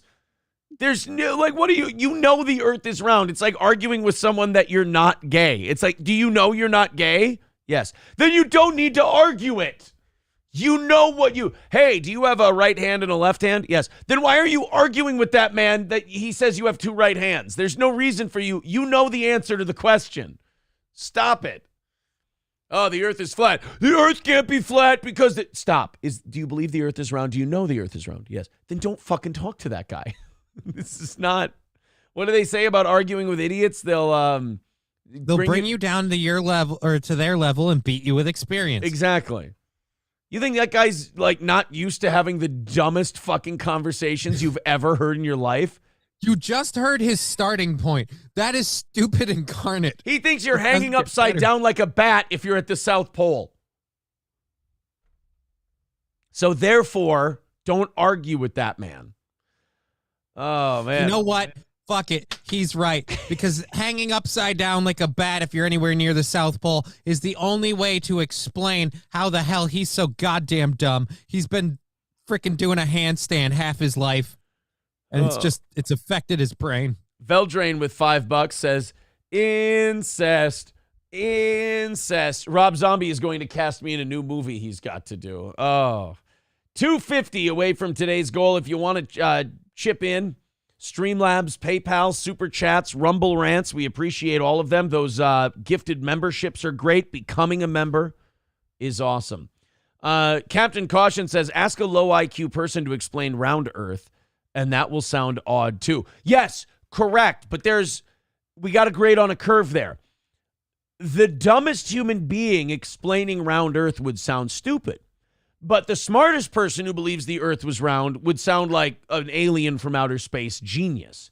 The problem with flat Earth is their smartest people sound like the dumb guy describing round Earth. That's the problem with flat Earth is you don't hear one guy talking about flat Earth and you go, oh, that man sounds reasonable. It's always that guy. Globe manufacturers have been operating under a government conspiracy all these years, says LB Dirtbag. See, there you go. Well, they are mostly made in China. Coincidence? See, they've been keeping it alive this entire time. If you're upside down, says SH, then half of the world would have constant headaches from all the blood going to there. Yeah, how is everybody in Australia not going, cocksucker, this fucking hurts? You know what? They are again, it's a flat Earth. It's not round. In fairness, they are all insane. So there is a point. Stella B says, this guy's actually from Litchfield. Oh, see, now I didn't know that. Zen Rhino. I had my suspicions when I saw the teeth. Zen Rhino says, you don't get it there. No, Aaron. According to flat earthers, there is no Antarctica. It's just an ice wall surrounding the flat Earth.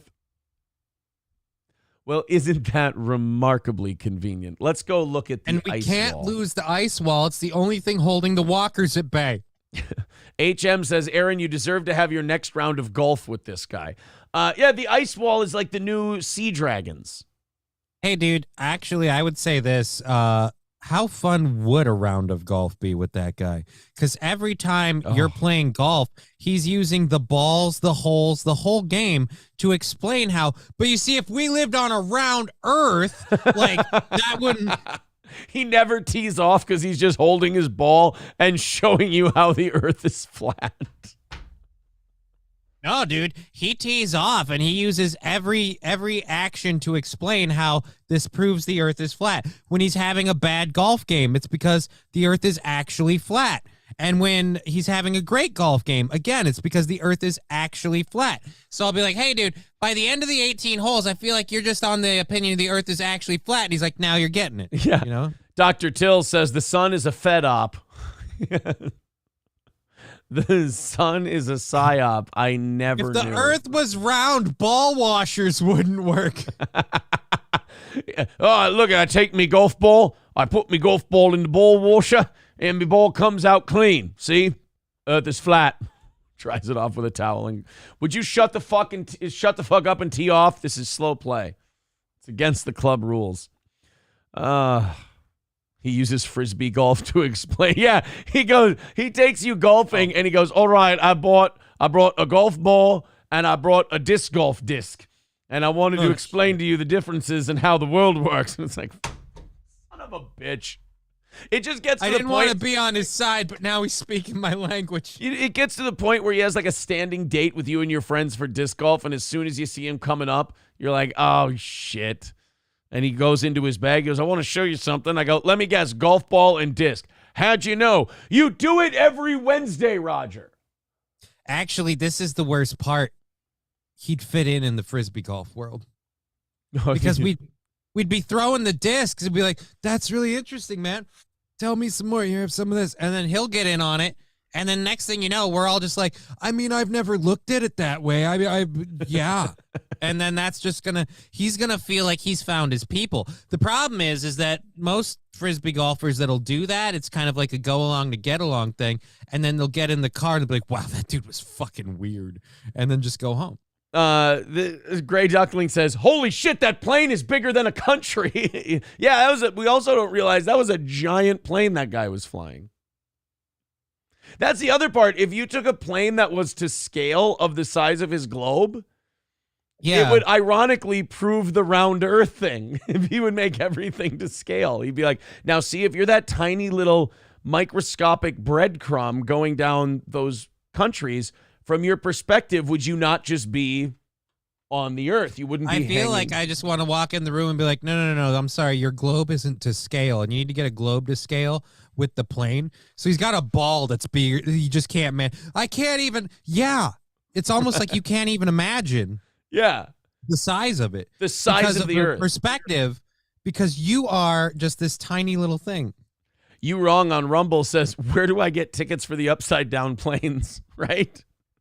Skeezy Whitefish says, I'd pretend to be a flat earther if it got me a ride to space. Daniel says, so would you rather have him teach your kids science or an alphabet person? I mean, thank God those aren't my only two options, but neither. I just want to sit him down and be like, look, dude, it's a great big universe, and we're all really puny, just tiny little specks about the size of Mickey Rooney. You wrong. Nobody's gonna catch that one. You wrong over on Rumble. I'm telling you right now, dude, this is how you lose to flat earthers. He goes, there's just too many things you have to disbelieve to believe flat earth. You have to ignore space, the sun, birds, gravity. It's all the other things you have to be stupid to believe for flat earth. Yes, correct.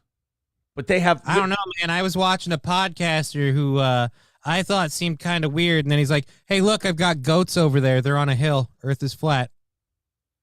But now the thing, if you say that to a flat earther, he's going to go, right, and let me explain to you. Like that's my problem. Every time, that's why you guys need to not argue with those people and just make fun of them, because if you start arguing with them, they're just going, they're very good at yes-anding all your ridiculous premises. And they go, well, like, you think you've got them backed into a corner. You're like, oh, yeah? Then explain to me cell phones and how they work in relation with satellites. And they'd be like, well, I'm glad you asked that. And you go, oh, shit, there's no fucking way you have a satellite theory. Son of a bitch. We don't even need a satellite theory. Like I said, just start walking them into stuff they didn't want. You're right, man. The earth is flat, and the reason that we don't know is because are controlling the media, and they're just like, right. And then you just watch them go like, whoa, I wasn't whole. I mean, I believe the earth is flat, but I'm also like, hey, Black Lives Matter and stuff. And just, this is weird. Jeezy's Tall says it's hard to get flung off something spinning once every 24 hours. Right. Like, let's say I took 24 hours to spin this water bottle once around. You would not feel anything. You would feel like you're standing still if you were something standing on that water bottle. You would never feel yourself. Yeah, moving. Absolutely. Son of a Again, if bitch. you're the ant, you're not going anywhere. Luxray Luxer says, arguing with a flat earther is like playing chess with a chicken.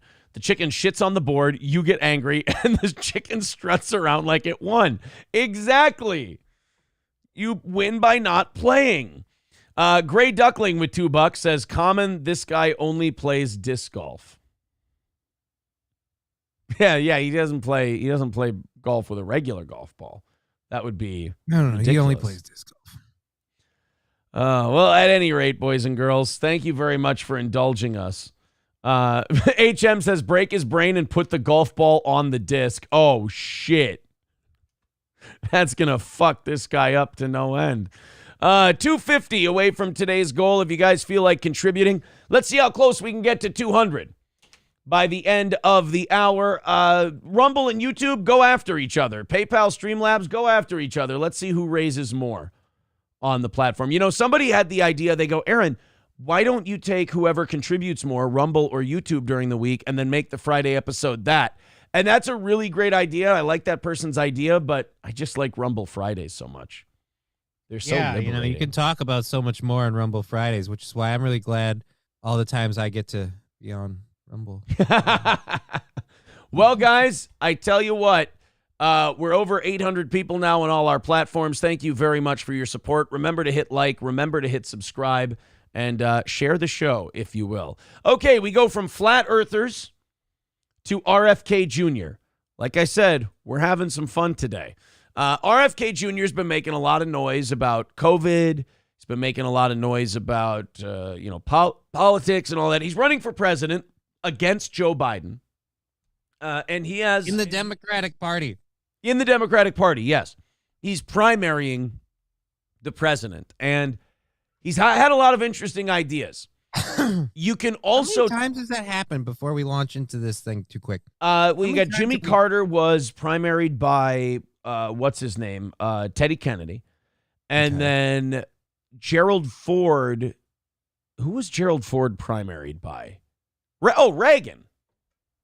Reagan primaried Gerald Ford. Okay, so it's not incredibly uncommon, or well, it's pretty uncommon. Yeah, it doesn't happen very much. And RFK is flat. Oh my God! I'm sorry, I looked in the chat. So RFK Jr.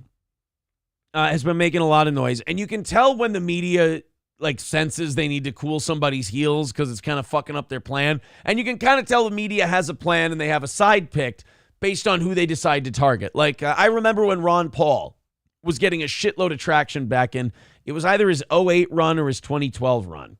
And the media was like, we can't have this Ron Paul guy coming in, running as an independent and getting 5% of the vote and getting major party status. And then it's this whole, now we got 3 parties in this country. No, can't do it. That doesn't really work for the us versus them narrative that we like to run. Exactly. So what they did was they went, well, we found out that 20, 30 years ago, there was a kind of sort of, if you look at it the right way, like a magic eye, some racist stuff in his newsletter. And they're like, oh, so he wrote the quasi, you think it could be racist stuff. And they're like, well, no, he didn't. Somebody else did. But it was in his newsletter. And so they just approved it, personally, no. But it was in his newsletter. Well, so they kind of ran with that one, and that meant Ron Paul was a big, dirty, disastrously racist. Well, now RFK is their newest target, and RFK Jr. is the new guy that they're going to spin shit out of. And by the way, very odd to see the government make a personal target out of a Kennedy. Never happened before. Never, ever, ever. So RFK Jr. said some stuff about COVID and Asians and COVID and Jews.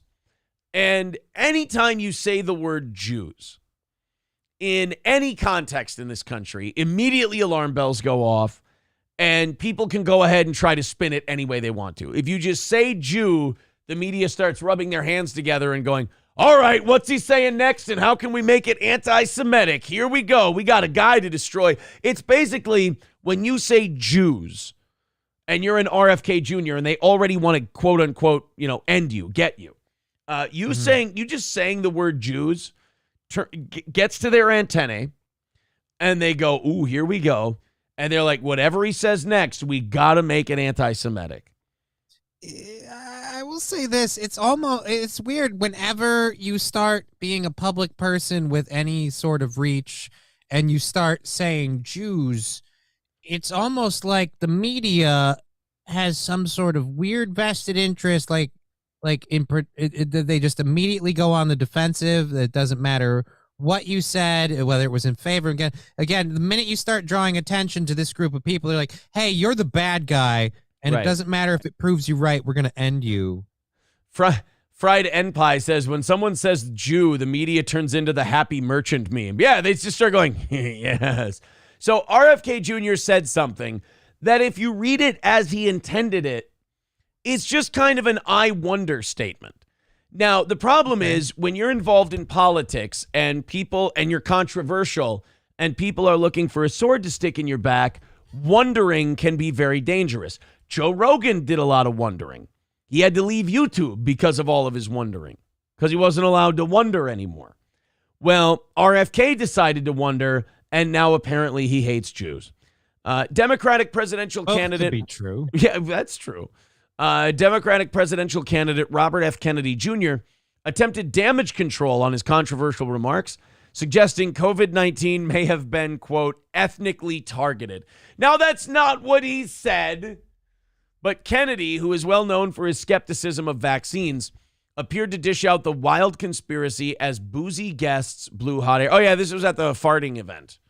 Yes. Yeah, where the guy started farting at the other guy. Farting. Yeah, because the other guy was shitting on the one guy with the microphone, so the guy with the microphone just started farting. Yeah, it was kind of a weird RFK Jr., fuck you, I'm farting. Some guy like managing a town hall that RFK Jr.'s at. Some guy's just like, oh yeah, well, you know what? And then he announced, he goes, I'm farting. And they were talking about climate change. All RFK Jr. had to do was let that play out. And instead he went, excuse me, guys, can we talk about the Jews? They're like, why? Bobby, why are you doing this? This guy's going, the other guy's going, what about the sun? And then RFK's like, excuse me, everybody, is there any way that we could perhaps talk about Jewish conspiracy theories? And there's like, I don't let that guy keep shitting his pants. That's going to be way better for you publicly. You climate denier, I just polluted. If that guy shits his pants, it's better for your campaign than you talking about COVID and Jews and immunity. Easy Whitefish got to it before me. I fought in your general direction. Yes. Your mother was a hamster and your father smelt of elderberries. And Jews don't get COVID. Wait, what? Hold on. God damn it. Yeah, it's funny. This guy is sitting there ripping ass. He's going. And then all of a sudden, Bobby Kennedy goes, I don't think the Jews can get COVID. And the guy farting goes, wait, what? Hold on. Guys, we need to reel it in a little bit here. His butt actually stopped blowing and started inhaling for a minute. Like, and he goes, guys, rein it in. All right. We need to grow up a little bit. It's getting a little juvenile in here. What? I just wanted to talk about the Jews. I'm saving you now, Robert. So look, I'm the one who's farting and I'm saying, dude, Robert, that's childish. Robert, that is ridiculous and poorly thought out. Sorry, I had one in the chamber. I apologize. So, RFK Jr. disputed characterizations that his caught-on-tape remarks were anti-Semitic. Can I see the tape, please? Yeah, I'd like to fucking watch this shit. Someone's saying weird shit about Jews. I want to watch it. The NY Multiple Post... times with the lights off and a bottle of lube. The camera off and the mic muted. The New York Post story is mistaken. I have never, ever suggested that the COVID-19 viruses was targeted to spare Jews, he said. It just happened to. It's just weird that you, like, the minute you have to say that, like, the minute you turn that statement into your publicist, let's say your publicist went to bed early last night and then got up late, and then you handed it to him, he goes, here's the statement I'm going to make. And he goes, I've never, ever suggested that the COVID-19 viruses was targeted to spare Jews. Okay, what the fuck happened last night? You know what? I'm drinking coffee. I'm doing something. I'm not going to bed early anymore. Tired of waking up to these. I leave you alone for fucking 5 hours, dude. 5 hours. That's not the worst of it. John started farting on everybody during a conversation about climate change. And then I said maybe the Jews couldn't get COVID because of their genetics. So how'd the event go in totality? Oh, I think it went really well. We had a lot of growth. Really? It sounds like a shit show, literally and figuratively. There's a guy who wants to promote us. He's got he must be a magician or something. He calls himself Grand Wizard. You're like, oh no, Bobby. Here we go. So now he addresses the thing where people say that he said Jews, like it was genetically designed. COVID was genetically designed to avoid Jews. And now I will defend RFK Jr. on this one. He wasn't saying that. He was doing a wondering out loud thing based on the data.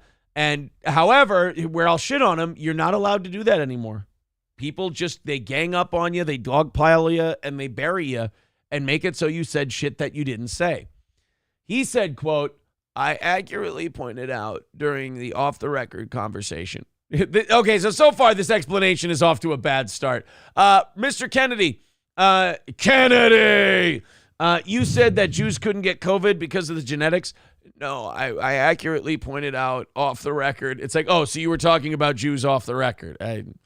That the U.S. and other governments are developing ethnically targeted bioweapons, and that a 2021 study of the COVID-19 virus shows that COVID-19 appears to disproportionately affect certain races, since the Furencleave docking site is most compatible with blacks and Caucasians and least compatible with ethnic Chinese, Finns, and Ashkenazi Jews. Bobby, and I'm sure you've got all the information, and I'm sure you've got all the data, and I'm sure it backs up 100% what you're saying. I just want to ask you a follow-up question. Here's the juice. Here's the amount of squeeze to get it. Do you feel like squeezing the juice? Do you really feel like this is necessary? Well, I just want to talk about COVID. I know, but could we just leave Jews and Chinese people out of it? During the dinner, which took place last They all know it's true, but you don't say it. During the dinner, which took place last Tuesday, Kennedy floated the possibility that COVID-19 was targeted to attack Caucasians and black people, and underscored that the people that are most immune are not Ashkenazi Jews and Chinese, saying, quote, COVID-19, there is an argument that it is ethnically targeted. COVID-19 attacks certain races disproportionately, Kennedy said. You know what's really shitty about the media is I've heard them make this same fucking argument before when they wanted to make it about black people. And how black people are being disproportionately targets black people. Yes. Whenever the disproportionate group that it targets is a group they want a virtue signal to that they care about, it's okay to say that. But when you say it's for whatever reason doesn't target these groups as much, even if you're not even saying like, hey, conspiracy theory, it's done this deliberately, just to say, look, no, that it's almost like these viruses could be used in a way to target specific groups. In case in point, whether it was intended or not, the coronavirus went like this. Yeah. Because again, if you aren't using it as a the Jews did it to get everybody else. Yeah. That is literally the argument. They're like, hey, black people are very susceptible to coronavirus. We have to care. Right. Yeah, it's funny that the media 2 years ago got to use the argument, oh, it's disproportionately affecting black people. COVID affects black people at a higher rate, and it's terrible. And then RFK Jr. goes, yeah, and it doesn't infect Jews as much. And they're like, whoa. You watch it there, Mr. Genetics. Watch it there, Mr. fucking, what do you call it? God damn it. Race baiting? No, the thing we invented that the Nazis stole from us. Eugenics. Eugenics. Yeah, eugenics. Easy there, Mr. Eugenics. We get to do the racial button pushing in this country. Curly Adam with $2 says this non-biased humor is why we love the show. Yeah, our farts. They love us for our farts. $5 from Zen Rhino says, I'm having a cup of coffee that is equally April's Magic Bean and the original Steel Toe coffee. It's pretty amazing as a blend. Buy a bag today. You heard it from Zen Rhino. You can mix the coffees together, and they're very, very good.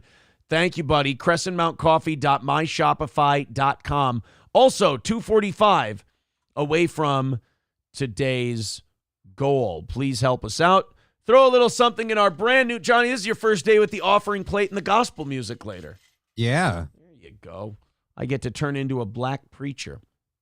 It's a lot of fun. So RFK Jr. goes on to explain himself on this Jews and Chinese thing.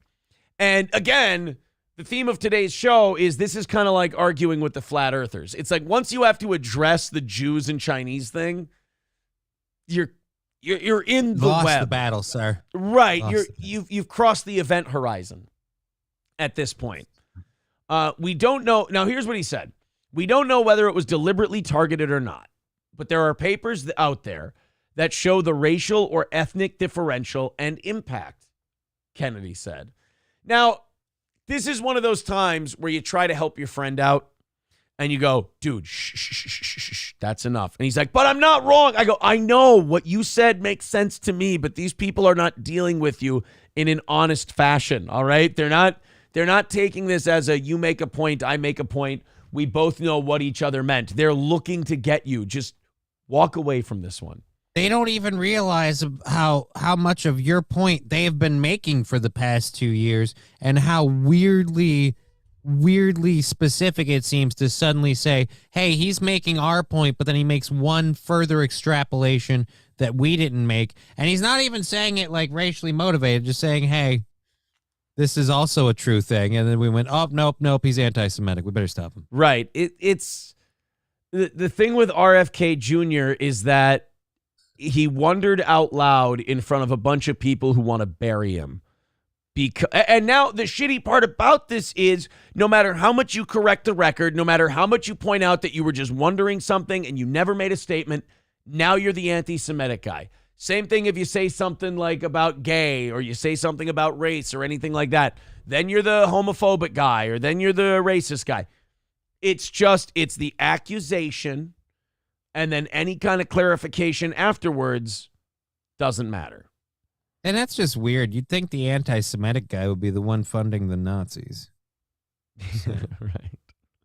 Yeah, Joe Biden's the one who's given a shitload of money to literal Nazi soldiers. I mean, I love that they told the Azov battalion, they're like, look, if we give you this shitload of money, and we are because your government gave us a shitload of money personally, if we give you this shitload of money, will you take the swastikas off your helmet, please? And they're like, fuck no. And we went, oh, okay, we tried. Like that was. We'll just not get pictures of the helmets. Yeah, Biden so owes Ukraine that he can ask the Nazis to take the swastikas off their helmets, and the second they go no, he has to go like, oh, okay, well, worth a shot, I suppose. Worth a shot. Jonathan, no, he's not. He's too busy shitting in a bag and dying while married to his grooming victim.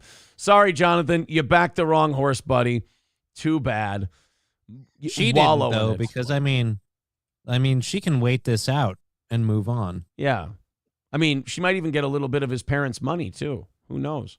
Can we run these people over with airplanes? Is that okay, or is that against the law? I was making the same statement. I was like, at this point, if you choose to like glue yourself to a tarmac or a street, I feel like we're just like, all right, we've tried, okay?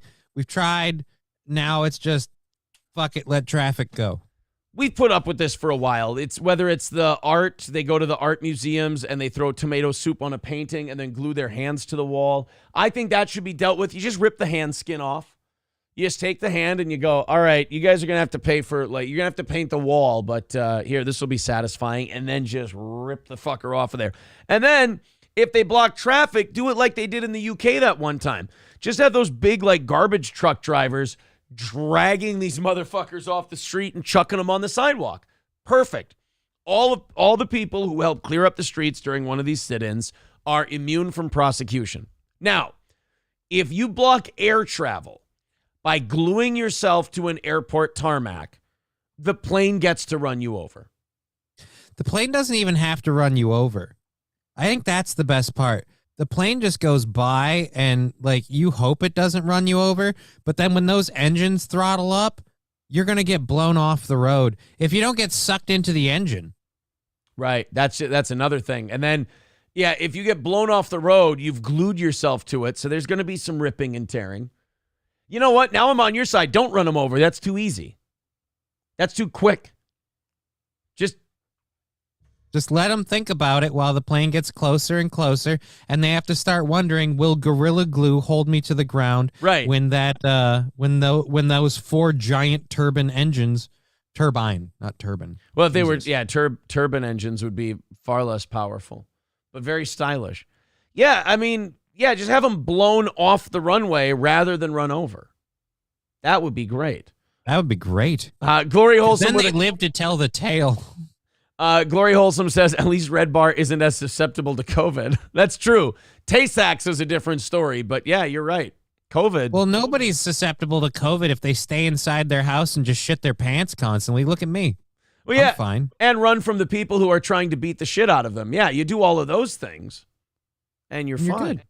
All right, guys, pushing 800 people at the moment. Thank you very much for that. We do appreciate it. Keep sharing, keep liking. And an even 245 away from today's goal. There's the links in the chat. Streamlabs, PayPal. Let's knock that out. Maybe in 10 minutes we get it under 100. Go ahead. Memberships, Super Chats, PayPal, Streamlabs, Rumble rants, Rumble subscriptions. Thank you very much. I think we're also like 30 followers on Rumble away from 2,000, which is very cool. So we're at about 12,000. Between YouTube and Rumble. We blew past that 10K pretty easy. Climate change extremists caused travel turmoil at 2 German airports after the radicals glued themselves to the runways to protest pollution. It's good. The Last Generation, a self-described national student-led organization focused on, oh, hey, you know what they're focused on, Johnny? What? Raising awareness. Oh, That's so good. they don't actually do anything. Well, I mean, what is anything and what is doing? You know. Well, I mean, if you wanna stop pollution, I feel like there's some other countries you could look into, because it's weird how they choose to do this in, like, Italy or Europe, just in general in like Europe or America or whatever. You don't see any of these people be like, you know what we should do? We should go to Saudi Arabia, where they don't really care about emission standards at all. We should go to China, where they don't care about human rights or environmental go to standards. India. There's an amazing river in South America you should look into, where it's literally just got so much foam across the top of it. It looks like a giant white walkway. And that's because that's where they manufacture a bunch of like detergents and stuff. And they don't have the environmental standards like the first world countries like Germany might have. So they just horribly pollute the river. Right. I mean, again, you could go boycott that or protest that. I feel like that might help the environment, the greenhouse gas, all that stuff more than say. But then it's really hard to, get your coffee or watch your favorite TV show if you're not being an armchair warrior And, from your couch. If you're in your first world country where they just allow you to do that shit, it's like, why don't you go pull that shit at school? It's like, I can't. My parents let me do it. The school doesn't. It's like, oh, okay. Yeah, So it's weird. The Last Generation, they're a student-led organization focused on raising awareness. So in other words, doing nothing. Because usually when you glue yourself to the pavement, you've got some shit to say, and you're gluing yourself to the pavement so you can say your shit. So these people glue themselves to the tarmac at the airport, and people come up to them and go, oh, God, what are you doing this for? They go, we're doing it to raise awareness for climate change. All right, what would you like to say? We're actually just here to glue ourselves to the tarmac. We just kind of figured you guys would take the lead. Look, they really are I don't lazy know if you fuckers know this. because they'll We're just... not much about action here, so we don't have anything to say because that would require doing something. You know what? When I miss my vacation that I've been planning for all year, or more than, saving up for it all the time, when I'm missing that and everything because, a bunch of dumbasses glued themselves to the tarmac, I'm like, you know what? I think I need to look into this climate change thing. You've really changed my mind. They really are just lazy little fuckers. I mean, you sit there, you glue yourself. The least you could do is have like a letter written or a statement you want to read. They can't even be bothered to do that. It's just, no, we're just going to sit here with glue on our asses. It's all the further we got in our planning session. So they want to raise awareness for climate change and environmental justice. So they blocked air traffic at airports in Hamburg and Dusseldorf. The so-called protest over environmental issues by Last Generation caused dozens of flight cancellations and hours of delays in Germany on Thursday, until somebody just came by with a high pressure fire hose and just kind of yeeted them off the fucking pavement. Just again, like what we want to raise awareness. Well, amazing way to demonstrate the usefulness of your movement by succeeding to do none of that. Right. You have not raised any awareness because, again, the people who are aware, even me, just on the outside looking in, I hate you. I like you fucking suck. I've developed a strong distaste for you people. I'm sorry. It's just I don't even know you, and I'm like, eh. And that's the other thing about that is that's the part of this. You want to raise awareness, yet everything you do annoys the living shit out of people, guaranteeing that they will never follow your movement. So you've completely fucked yourself. Hey, man, I want everybody to know that we need to take action on the environment. How are you going to do that? Ruin their flights and fuck up their day. I'd be gleefully happy if I heard like, oh, and now all the money that they cost the airlines are directly charging those people with. So now they owe like hundreds upon hundreds of thousands of dollars for all those missed flights and canceled flights. And, they're not going to get to file bankruptcy or walk out. They're just going to have this inescapable debt for the rest of their lives.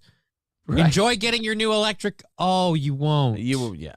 Neat Drift says, you make my flight light and I'll burn a tire just for you. Exactly. It makes me want to pollute more. You getting my flight canceled. Not to mention all of these planes now have to idle for longer with their engines running. I want a cow to fart in your face. Diarrhea fart, too. I want there to be poop in the cow fart.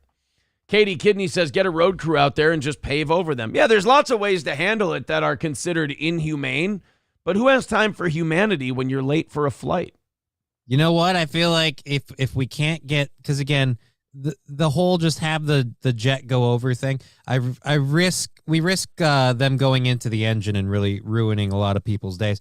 Let's just have a good old Cessna like come by with the prop spinning full speed. Yeah. And we just do it like the motorcycle thing where we encourage the pilots to get as close as they can without hitting.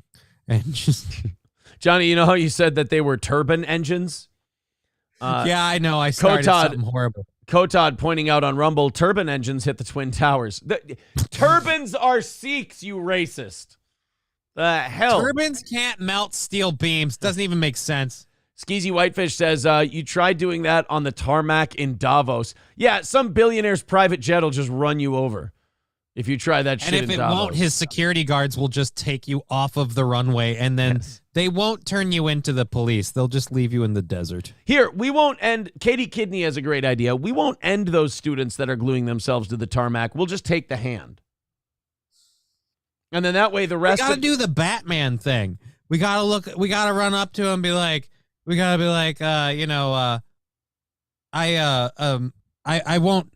won't kill you, but I don't have to save you. Right. And then get out of the way of the plane. Yeah, there you go. That's a good idea. Just watch that fear in their eyes, and they're like, I never actually meant to be an activist. I just wanted some attention. And then sucked right into the engine. All you see is a couple of fingers sitting on the tarmac, still glued to the pavement. Ripped off right at the joint. Oh no, there's a wedding ring on that finger. I don't know who I feel worse for. And their kind of marriage only got legalized a decade ago or so. Poor kids. All right, guys, 2:45 away from today's goal. Please chip in if you feel like it. Streamlabs, PayPal, YouTube, Rumble. We're halfway through today's show and about $45 into today's goal. Remember, that is the number that keeps our show on the air and keeps us going. So if you feel like contributing, follow those links that are in the chat, Streamlabs and PayPal. That's the best way to do it. Otherwise, Rumble only takes 20%. YouTube takes 30%. Go ahead and contribute in whatever way makes you feel comfortable. We do appreciate your support. All right, moving on from the climate change activists clearly making a big difference in their community. Yep. This might be, in a world where we see writers striking, in a world where we see now actors striking, this might be the saddest rally I've ever seen. This might be the saddest picketing that I've ever seen, because it's just such a group that nobody gives a shit about. Like, they're treated like the untouchable caste in India. Like they shouldn't be talked to, they shouldn't be spoken to. Nobody gives a shit about them. But they just want their torture and their troubles to be known. In Massachusetts, Little League umpires decided to hold a rally in their full umpire uniform on the sidewalk to talk about what meanie heads those 13-year-olds and their parents are. Now, I get it. Parents are shitbags. Kids are shitbags. Being an umpire is a terrible job. It's bullshit. It's awful. And you get more shit than you ever deserve, no matter how bad you are.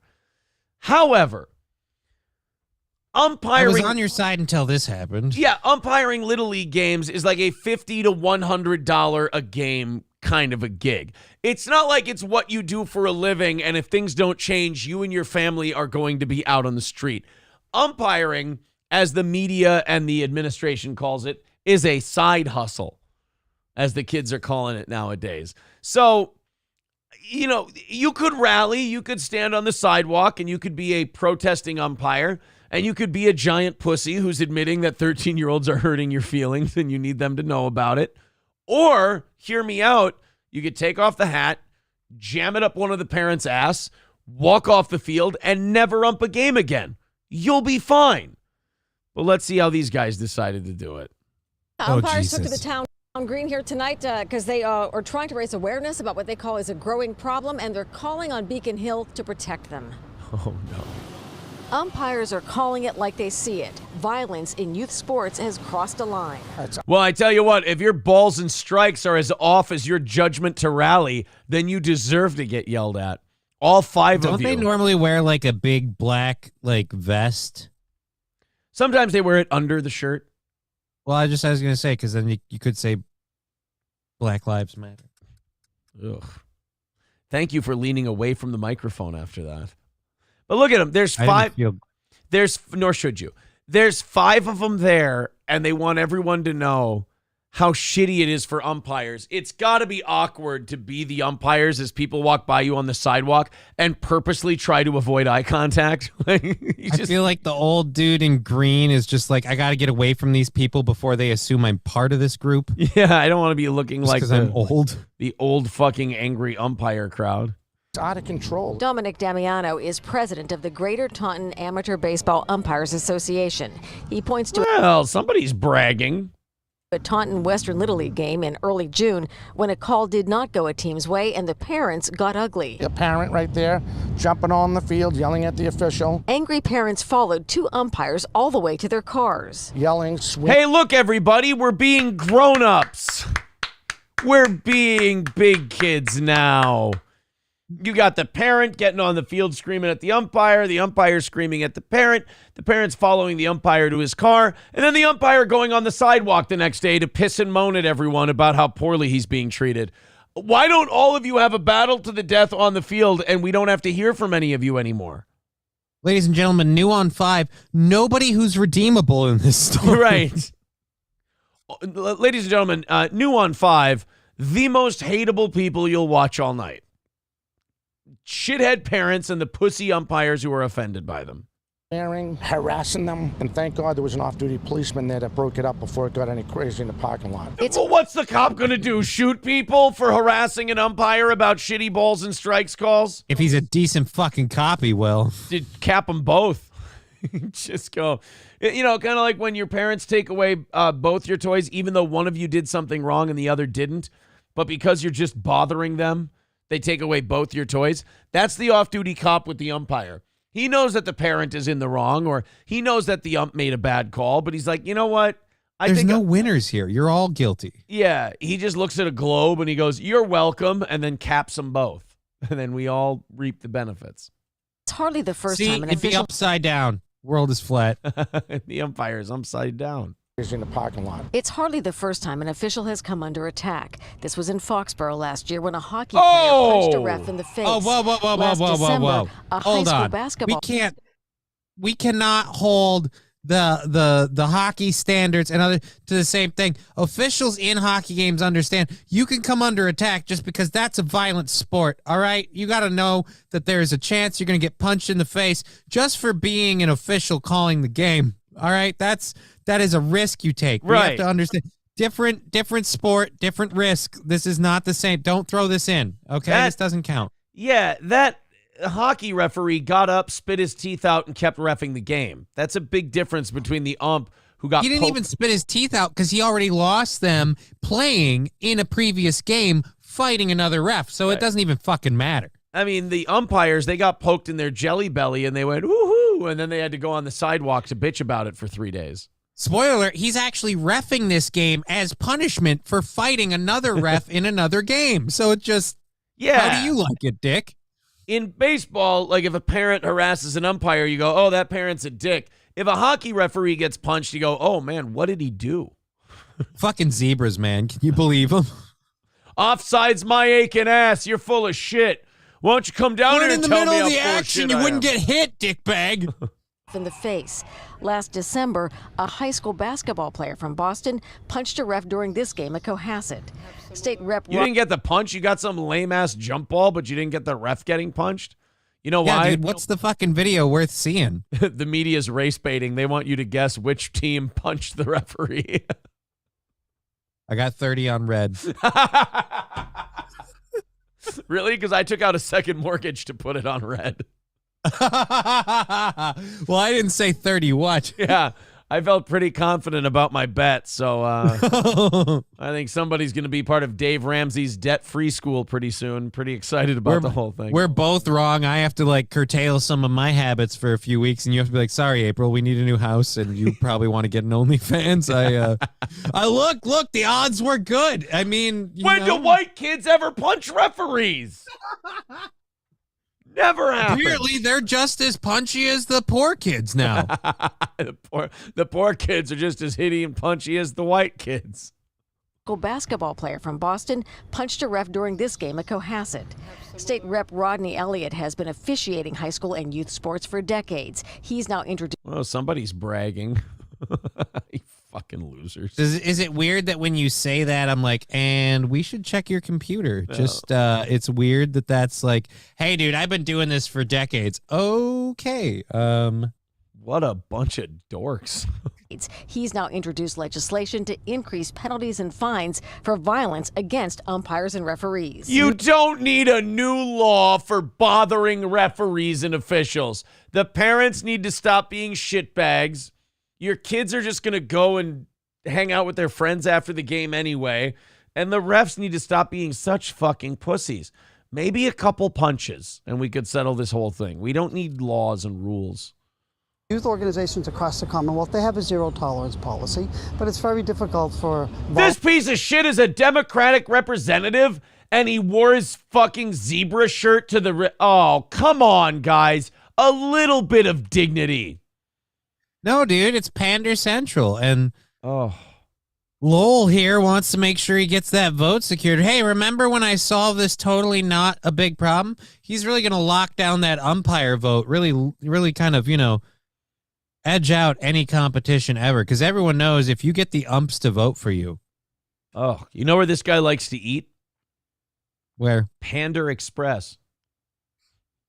You know what his favorite kind of bear is? What's that? A pander bear. Oh. You know what he's doing here in the river of politics? Pandering for gold. Hey, he keeps that shirt in a box to keep it nice and clean. You know what he keeps it in? What? Pander's box. Hey, you know what this guy identifies as? No, what? Pandersexual. Oh, no. Fucking douchebag in a ref outfit. Suck my dick. I hate this guy. Volunteers, to enforce that. It's a sad commentary on society to feel that we have to legislate civility. State Senator Carol Doherty. And now this one's dressed like a lesbian. And I don't know why, but seriously, lady, that shirt is offensive to cameras. The stripes are making... I'm trying to take you seriously, but I'm trying to figure out the curvature of your boobs. Why is one of her tits seem like it's flat? I have... fuck flat earthers. We got a flat titty over here. I was looking at her shirt, and there was a teenage kid next to me, and he looked at it, and he goes, "Oh, cool, a schooner." And I went, "Haha, you dumb bastard. It's not a schooner, it's a sailboat." And he goes, "A schooner is a sailboat." And I said, "You know what? There is no Easter Bunny. That guy over there, that's just a guy in a suit." It got out of hand. Hates that it's come to this, but doesn't rule out legislation. Local officials also are out here supporting umpires, calling for respect across the board. Don't you people have jobs to go to? No. This economy is fucked if umpires have time to go out and have a little sidewalk protest and the parents can come by and show their support. Oh. No. I'm saying they didn't have day jobs to go to because they're all retired. And the other guy's a politician, so he doesn't actually work during the day. True. He just kind of fucks around. It sucks. I understand that sometimes parents get excited, but you need to say, look, this is a game for our children. Can we get this guy like one of those absorbent oxy pads you had as a kid? Can we get him something to take care of the grease? I mean, like the sweat towel or something. And more importantly, I need to blot this guy like a pizza. He shouldn't be talking to us on camera. He should be talking to the troublemakers off camera. Like, look, I'm a city councilor. Look, I'm a decent man above board, but don't make me go to street level. Yeah. Okay. You wouldn't like how it turns out for you. I don't like how I get, and I don't like what it turns me into. Let's just be civil. Be nice to this guy. I heard he was at the beach the other day, and he was wounded in the back by a boat propeller. So, I mean, we need to be really nice to this gentleman. Technically a spit take. They show our children that we respect the game. Now, there are several proposed bills on Beacon Hill that address violence against umpires and referees. Supporters are hoping some version of those passes both houses in the coming session. We're live in Taunton tonight. I'm Mary Saladna, WCVB News Center 5. Hey guys, priorities. I mean, I know this city and this state has a lot of problems, and we need to address them and fix them. But what are we going to do about these punched umpires?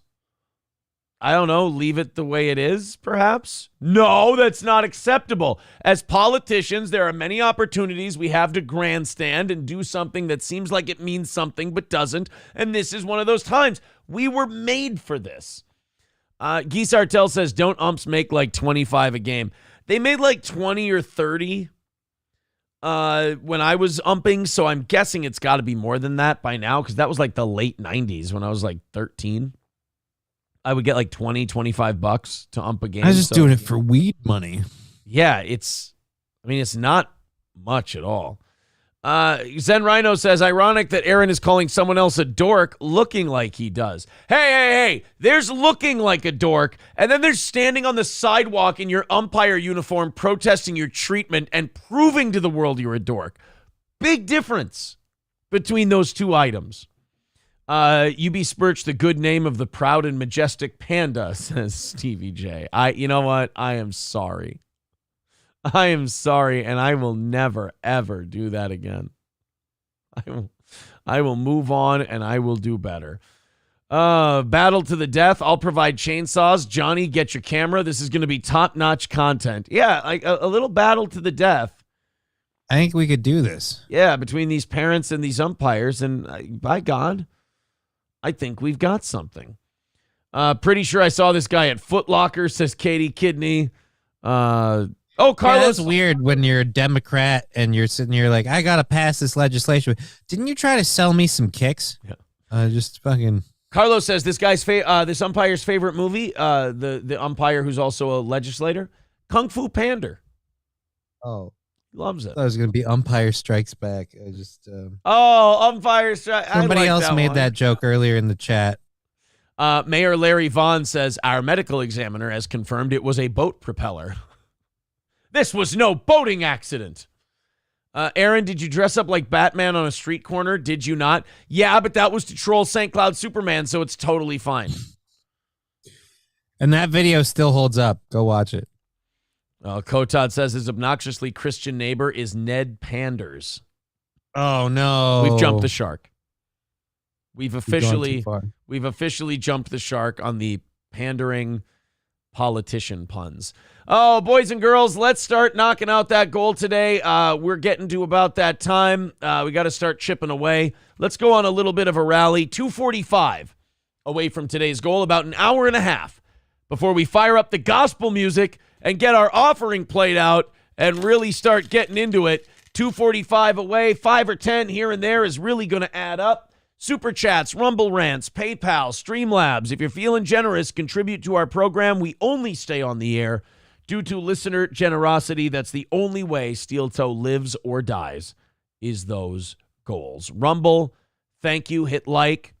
YouTube, thank you, hit like, hit subscribe, hit share. Pushing 800 people today. We appreciate that very, very much. Now let's start knocking that number down. You know, I may have mentioned it once or twice, Johnny, but I golf. Yep. I may have mentioned it in passing on this programming in the past. Well, some people hate golf, as you can tell by, some of the responses I get when I talk about golfing on the show. Some people think it's stupid, that it sucks, that it's terrible. And one of those guys, are all true. Yeah, one of these hardcore badasses that is just totally anti-golf. His name's Lewd Audio on YouTube. And Johnny, he made a song that I think takes all of us to task. All of us who like golf. He made a song called Golf Sucks. And look, you laugh. I love people when they're subtle and they put it under like a layer and a veneer, and you got to fucking think. Yeah, well, this guy made a song called Golf Sucks, and here you go, guys. I'll play it for you, but I'm telling you right now, it's really, really good. It's going to hurt my feelings a whole heck of a lot, but I'm hoping I can get through it. From Lewd Audio on YouTube, this song is called Golf Sucks. Now, Johnny, I want you to answer yes or no to these questions. Will this song be well written? Guessing no. Will this song be well sung? Probably not. Will this song be well produced? I'm hoping so, because that looks like it has some possibility right in the opening screen. All right, let's check it out. Singer? Ladies and gentlemen, I give you Golf Sucks. Golf sucks. Golf sucks. Take your stupid putter and shove it up your butt. Golf sucks. Golf sucks. What do you think his opinions on the game of golf are? I think he loves it. Really? Because I'm starting to think he might think it sucks. I feel like every time he's not making amazing, mind-blowing YouTube content, he's getting a fucking couple putts in on the links, you know? I mean, just fucking... But you take your stupid putter and you know where you can shove it. Probably a place he keeps his. He set up your butt. That's a pretty good line. That makes me feel, as a golfer, that makes me feel a little owned. Let's continue. Golf sucks. I gave your wife a hole-in-one because she's a little slut. You don't need millions of dollars to hit your little white ball. I hope you drunk drive your golf cart into a brick wall. You don't think this is good? No. But he hopes you drive your golf cart into a brick wall. You don't need $1 million to hit your stupid little ball. I mean, you got to give him this, man. It rhymes. And he's going to give your wife a hole-in-one because she's a little slut. I feel threatened by this man's masculinity. He sounds... You know, I have to ask, when you're out hitting your balls, where is your wife? Usually on the course with me, but when she's not, I'm worried that she's with Lewd Audio. As I do all internet troll people, I'm like, oh, you know who you got to worry about? Buttfucker69. That guy's a problem. With shirts tucked in, you look like a bunch of preppy dorks. You can't wear khaki pants and say you're playing real sports. Golf sucks. Golf sucks. Take your stupid putter and shove it up your butt. Oh, that's the chorus, you see? So that's like the hook. So that was the first verse, is the khakis and the... I tell you, if you're a golfer and you're listening to this song, you're probably shamed right out of your hobby. Actually, no. I'm actually reinforced, because you can wear khakis and play frisbee golf. You can wear khakis and play actual golf. You can wear khakis and play table tennis. I mean, there's a variety of sports you can. I mean, you know what? You can't wear khakis and play pickleball. No, because I'll be by to hit you in the head with a baseball bat. That's so I'm sorry. We're only 30. You know, it's amazing when something's bad how long it takes. We're only 37 seconds into the song Golf Sucks by Lewd Audio. I hope we don't get copyright struck. And shove it up your butt. Golf sucks. Golf sucks. I gave your wife a hole-in-one because she's a little slut. Golfers can't even carry their own fucking bags. Because golfers are a bunch of pussy little things. Don't say you're playing sports when you walk around the whole time. Golfers are more pussy than an unbroken Heim. Well, you see, they're more pussy than an unbroken Heim. Jesus Christ. I mean, if you tried any harder to shoehorn that, you would literally be someone giving her a pap smear. It just, strong, sir. I understand not liking something, and I even understand wanting to express yourself musically. But there's no shame in waiting a little while until something comes to you. I mean, you don't... This song is a perfect example that you don't have to take the first take if you don't want to. You can... Yeah, dude, you didn't have to pull the trigger right away. This song could have waited. We could have let it, that sometimes like a fine wine or a good alcoholic beverage, you need to give it time to age, to ferment, to get its potency up, if you will. Or you could write your song like this. Shove your putter up your butt. What rhymes with butt? A wife is a slut. Oh, man, this is coming together really well. You could take your time and come at it and really kind of, explain everything. Or don't. We've played two different levels of musical approach. We've taken Patrick Carney Jr., who took the, let it marinate approach and came up with something like give her PK juice in my Lonsdale shoes. Or you have good. golf sucks, take your stupid putter and shove it up your butt. We have one man who goes flex both pecs to the women at the chip shop. Or I'll give your wife a hole-in-one because she's a dirty slut. You can choose whether Lewd Audio or PK Jr. is the man. Standing on the sidewalk, could someone please teach me how to crip walk? I love that line. Golf sucks! Golf sucks! Take your stupid putter and shove it up that was your another butt. verse. Golf sucks! Golf sucks! Slut? Gave your wife a hole-in-one because she's a little slut. LeBron James, he's a real athlete. Ice hockey players. All right, some of these are clearly set up. Like, Players, I'm sorry, I they're have real trouble believing the guy peeing in the tall grass. Oh no, I've really got to drive my golf cart through here and hit you while you're taking a whiz. Oh, no, that was real. That wasn't staged at all. They just really did that for fun. Players, they are real athletes. Women's tennis players, they are real athletes. All right, take it easy, you son of a bitch. Female tennis players are real athletes. Now, look, I'm not saying they're not. I'm saying let's not cast your net so wide right away. And again, these are people who play their sport in khaki shorts, so or at least can. Yeah. Even pickleball players are more athletic than golfers. All right, fuck this guy. Oh. Fuck this guy in his stupid asshole. If you can have a hip replacement and still play something at a world-class level, no, I'm sorry. Golf sucks.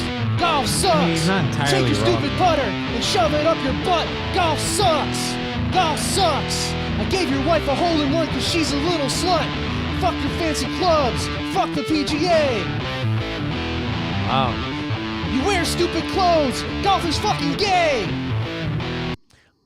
You know what? I'm not saying that the third verse was unnecessary. I'm just saying I feel like we're repeating a lot of the same themes. I feel like you guys need to put down the shovel. You have dug far enough. I'm not saying you've struck gold. I'm just saying stop digging. I'm saying the shovel's broken off at the handle. That's what I'm saying. Now, shove it up your butt, as it were. Lemmy says, female tennis players aren't going to fuck you, dude.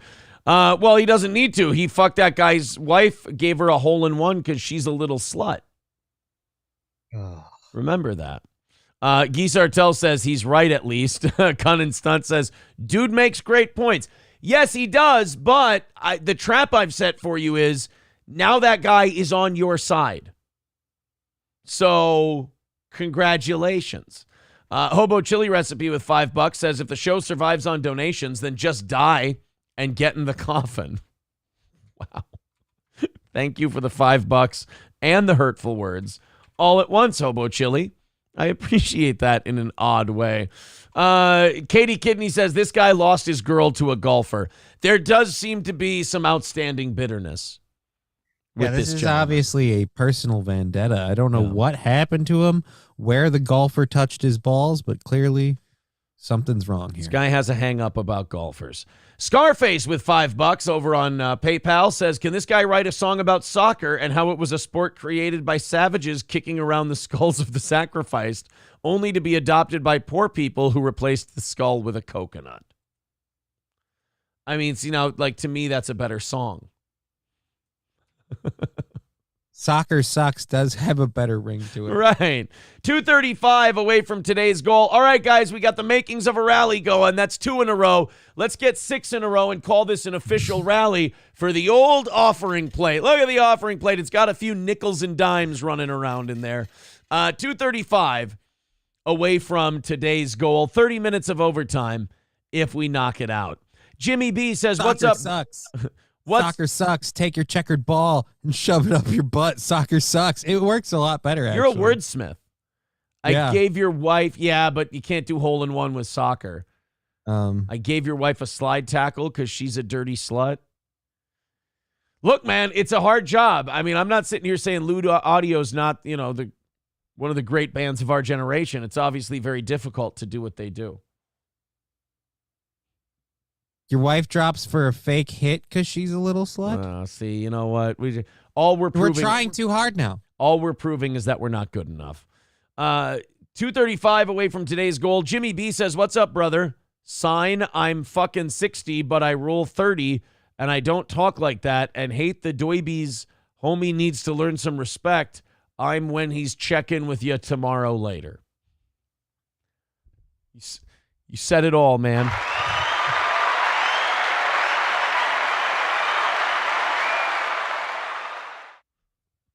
You said it all. I don't. I'm still trying to decipher it. Don't. What's the point?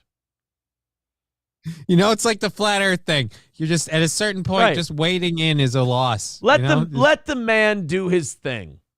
That's all. Let the man do his thing. All right, guys, 235 away from nailing it today. Let's do that. Keep chipping in. Everybody join the rally. And, you know what? Do you want to see if Lewd Audio has made any other songs? Yeah, let's see what else Lewd Audio's hitting us with. Let's see if Lewd Audio's given us some more gold. Outside of course, the big hit Golf Sucks.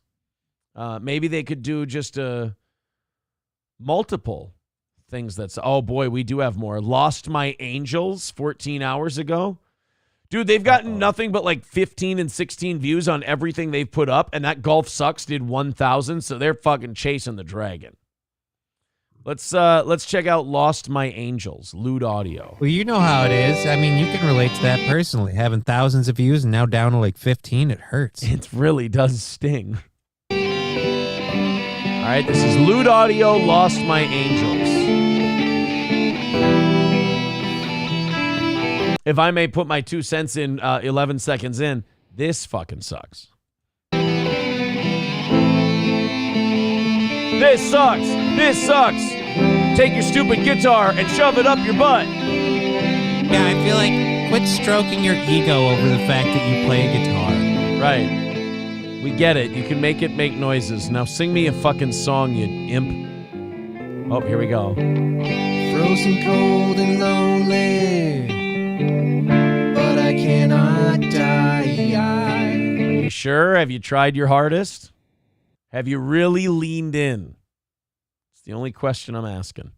I heard erotic asphyxiation is a really cool high. Ever see my angels one last time? Oh, God, they are fucking terrible. Let's see. More Than a Feeling. That's a cover. Satanic. Do you want to hear their song Satanic? Yeah, that won't make me work. We'll give Lewd Audio one more shot here. I'll give it another shot. I'll give Lewd Audio another shot. Here we go. Will it be better than their smash hit, Golf Sucks? Wow, those guys know camera filters.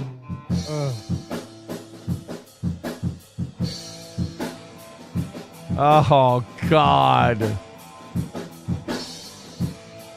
These guys are satanic, Johnny. This video brought to you by Snapchat filters. Cool. In the underground, demons and devils, that's where they're found. If you want to come to, just follow the sound.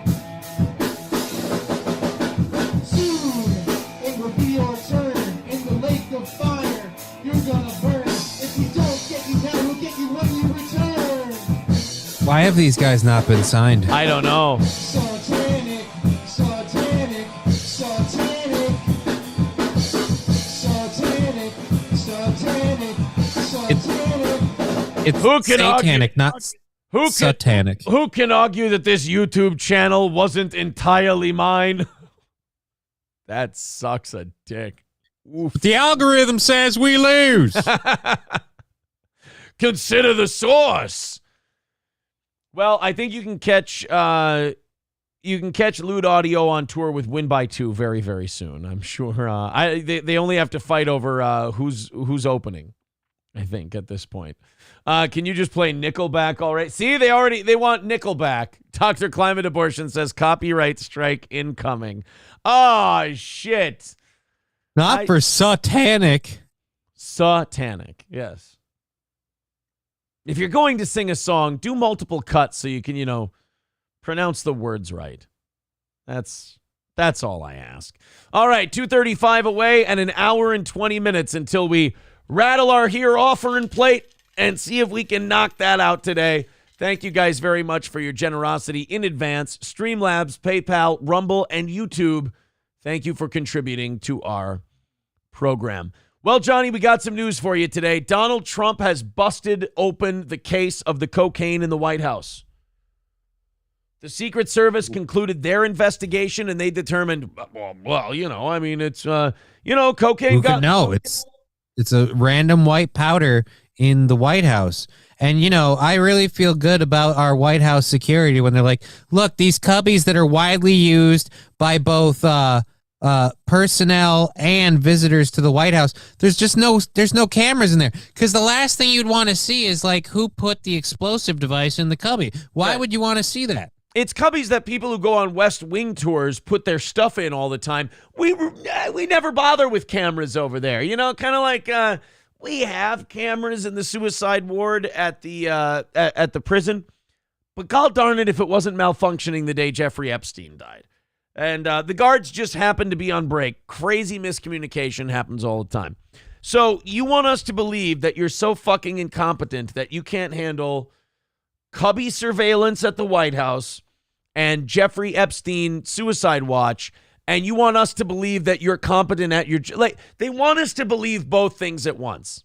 Hey, you can count on the Secret Service for security, and you can count on the Secret Service to investigate what's going on at the White House. Oh, by the way, somebody snuck cocaine into the White House, put it into a place that's easily accessible, and we have no way of finding out who it was.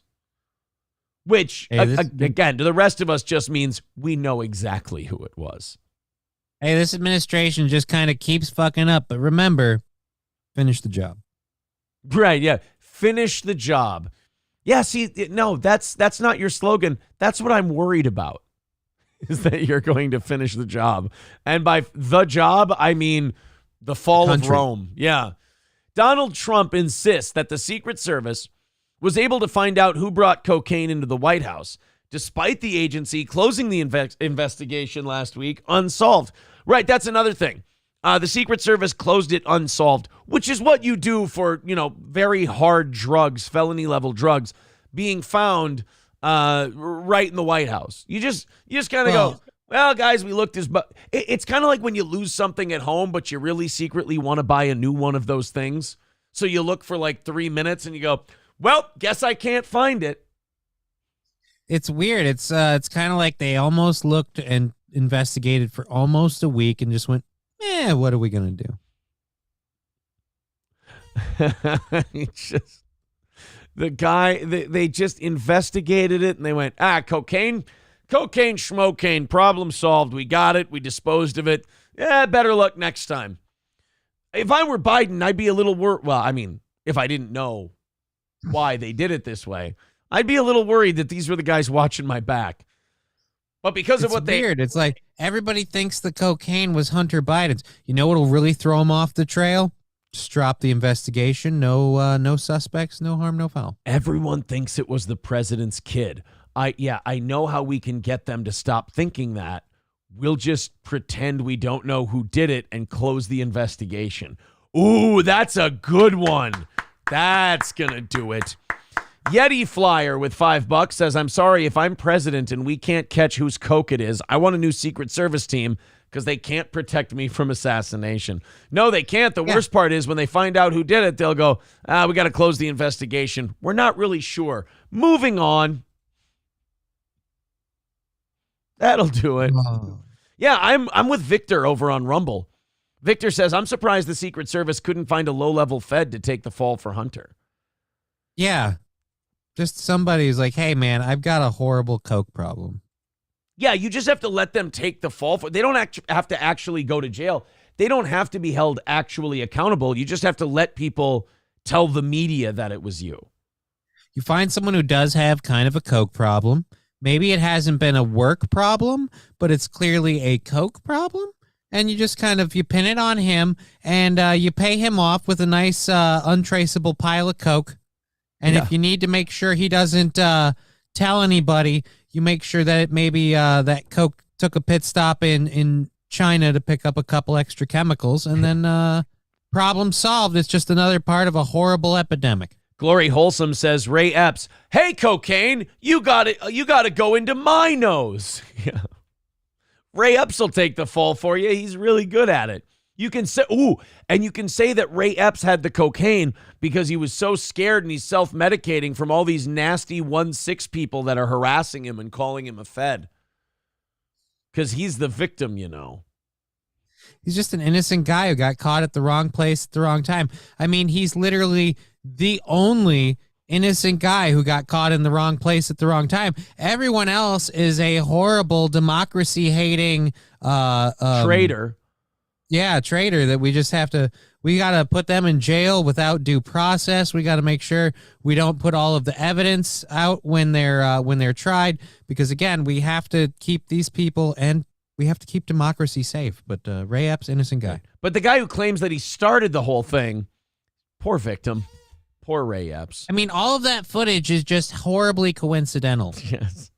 The former president said the U.S. Secret Service is filled with smart people and said it is impossible that they haven't found the culprit. An agent found a bag with less than a gram of cocaine, and that's how you know it's Hunter's. It was almost gone. He would never just leave the whole bag there. He was just kind of disposing of it. In the cubby of a cell phone lockbox in the West Wing on July 2nd. Leading to a hazmat evacuation of the White House. Secret Service launched an investigation to find out who brought the illicit drug into one of the most secure locations in the United States.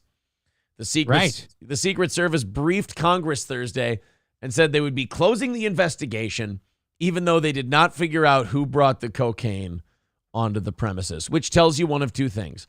Either it's Hunter Biden's cocaine, or this happens a lot more often than we know of, and they're just like, look, we never find out whose cocaine it is. It's Washington, D.C.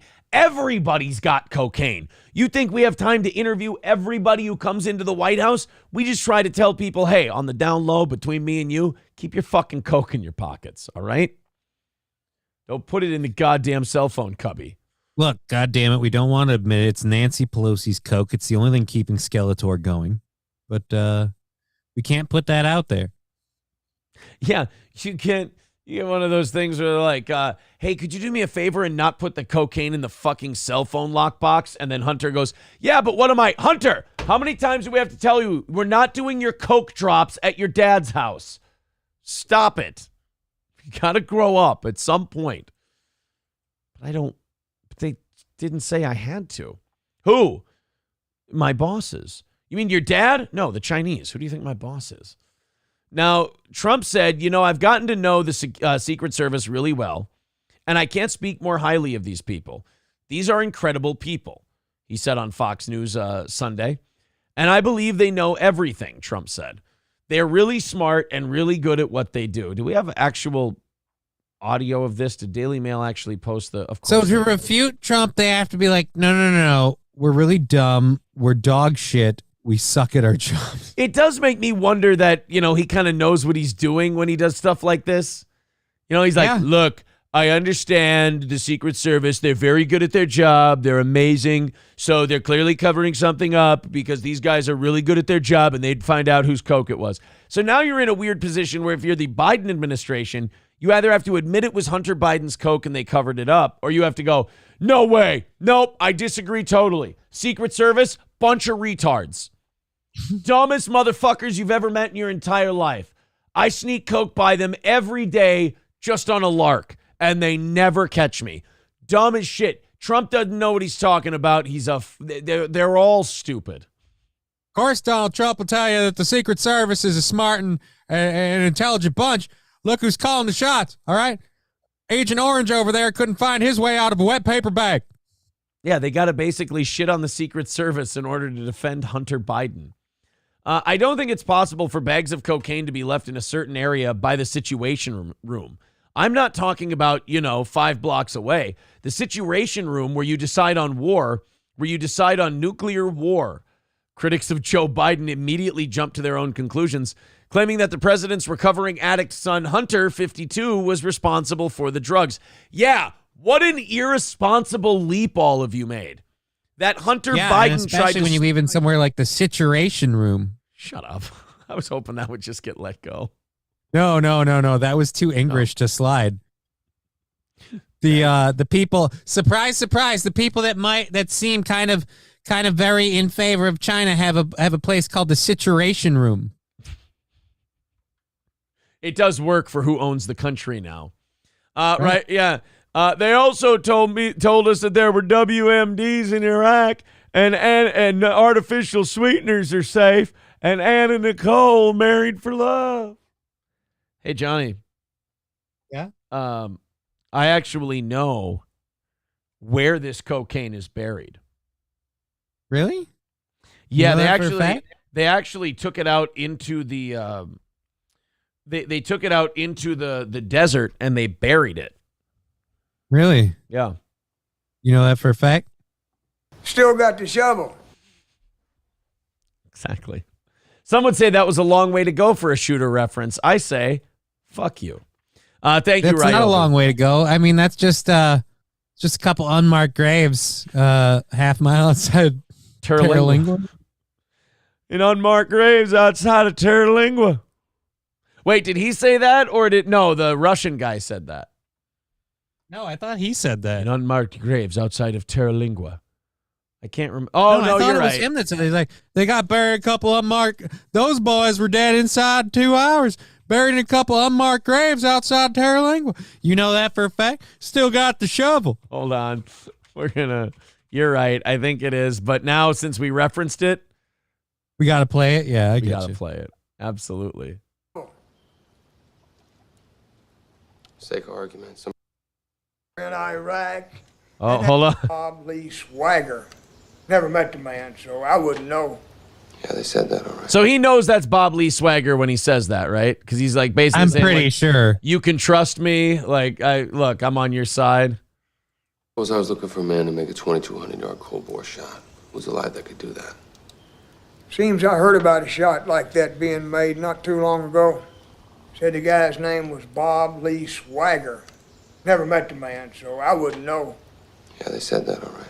They also said that artificial sweeteners were safe, WMDs were in Iraq, and Anna Nicole married for love. By the way, you know that there's a little bit of that guy in that actor because he performs this like your uncle who would be totally into conspiracies. He's smiling a little bit too much like, I can't believe they're paying me to say this. Yeah, he's like, he didn't even know he was in a movie. He was just talking with Mark Wahlberg at lunch. All right, this is fun. Let us know when we're going to start. Actually, that's a cut. That's a wrap. Print it. We're good. You got it in one take, dude. Are we going to film? Mark Wahlberg just sat down with this guy at lunch every day. He was like a janitor. And Mark Wahlberg went away to get away from people during the movie. And the janitor's like, good to talk to you, Mark. Do you want to talk about the USS Independence again? Or the Liberty? Or would you like to talk about the Gulf of Tonkin? And then all of a sudden, Mark one day goes, dude, you got to follow me in for lunch. Get Pena. I'll bring Pena with Michael Pena can come in. He'll sit with me inside the little barn that this guy eats his lunch in and just film him talking. Okay. Look, I'm just saying, you work in the industry, so don't you think it's just a little bit odd, Mr. Wahlberg, with all of the... Whoa. All right. We got to... They also said that Jews couldn't get COVID. Like, oh, no, it's RFK Jr. Who would have thought? And the other thing is, how come when you take a plane at the North Pole, you fly down to Antarctica and the plane isn't upside down? The Earth is flat. Would have been a bad job to take, though. How come? Whoever took that shot's probably dead now. That's how a conspiracy works. Them boys on the grassy knoll, they were dead within 3 hours. Buried in the damn desert, unmarked graves out past Terlingua. And you know this for a fact? Still got the shovel. I love that. This guy's like, I buried the motherfuckers. Still got the shovel. And I love that there's just an old lady on the porch just rocking back and forth in the background to all of this. I never Go back a couple of scenes. Go back a couple of seconds. There's just an old lady on the porch. Oh, you're right. I've never noticed just that. Just rocking back and forth like a creepy, weird person listening in on them. And because she's just like, is he fucking talking about Terlingua again? Jesus fucking Christ. That shovel is from when we built a fence, you dumb dick motherfucker. She's the one who made the lemonade. Good lemonade? Yep. Oh, he's dead.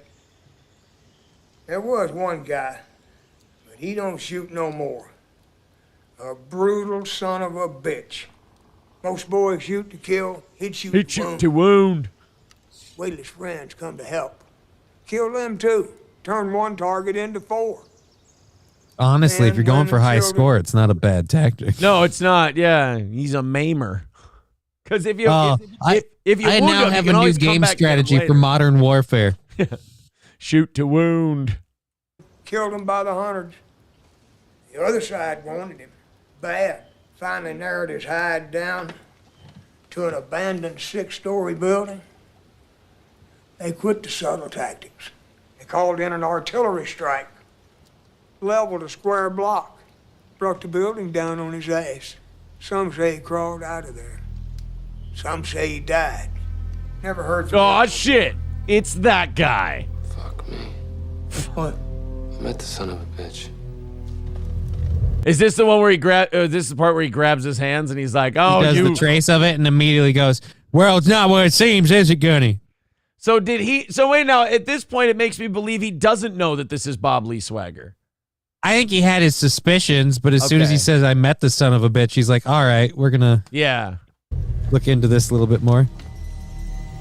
Yeah, the world ain't what it seems, is it, Gunny? No, sir. You keep that in mind. That's my jerkin hand. The moment you think you got it figured, you're wrong. You got a name? And the janitor's like, wait a minute, I'm starting to think we are shooting a movie. What the fuck? Interesting theory. Biden and his son do not get along. Now he's being used as a scapegoat to keep the heat off Joe. This ends with a Hunter OD and addiction awareness for the U.S., says Del Colu. Oh. Okay. No, Hunter is clearly a fall guy, though. I don't even think that's a conspiracy theory. He's a bag man. Yeah, he is. I mean, he's literally their bag man. I mean, I think the other son, the military son, was supposed to be the guy to work out all the business deals because they figured he was really competent, and he was. Then he up and died. Right. Then he got brain cancer and died. But he was he was seen as like above suspicion. You know, he's a military man. He served overseas, served his country, so he could work out all these shady deals with China and Ukraine. But then he died. And then Biden's like, fuck, I got to use my crackhead kid. Or, Mr. President, what we could do, just a theory, we could play this thing on the up and up. Get the fuck out of here. I'm in this to make millions and millions of dollars, not lead the American people. Are you? We could, get out in front of this, get ahead of it, and address it, or don't. Or don't. Yeah. Almost 800 people watching the show at a time at the moment. Thank you guys very much for your support. Hit like on whatever platform you're watching on. Subscribe to whatever platform you're watching on. And throw in a couple of bucks into this here offering plate if you could. We would appreciate that. We're 230 away from today's goal. Hopefully, very soon, we will be able to cut that number down drastically, if not eliminate it completely. But as of right now, let's knock it out. Let's have another successful week of Steel Toe. Streamlabs, PayPal, Super Chats, memberships, Rumble Rants. Those memberships are big. If you want to become a member and gift a membership, consider that a little monthly contribution. And I think we'd be good to go. 2:30. I might have to tap out here. I'm getting really dizzy all of a sudden. Are you really? Are you okay? I've been having bouts of this all weekend, where I start getting dizzy and nauseous.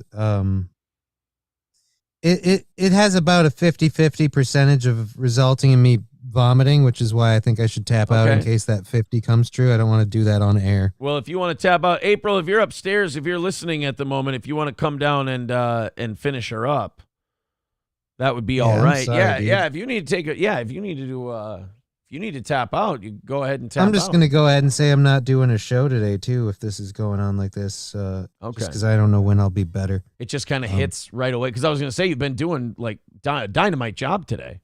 Yeah, no, I don't know if this is like coming. Like, I have two theories. Either this is medication that's like in my fat cells and I've been losing weight, so it's coming into my system and throwing me off, or I don't know what the fuck it is. So yeah, that's about where we're at. Okay.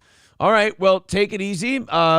Keep in touch, and maybe we'll have you back on tomorrow. But yeah, I'll let you know if I can't do tomorrow. I should be fine by then for sure. Okay. It's getting a little rough.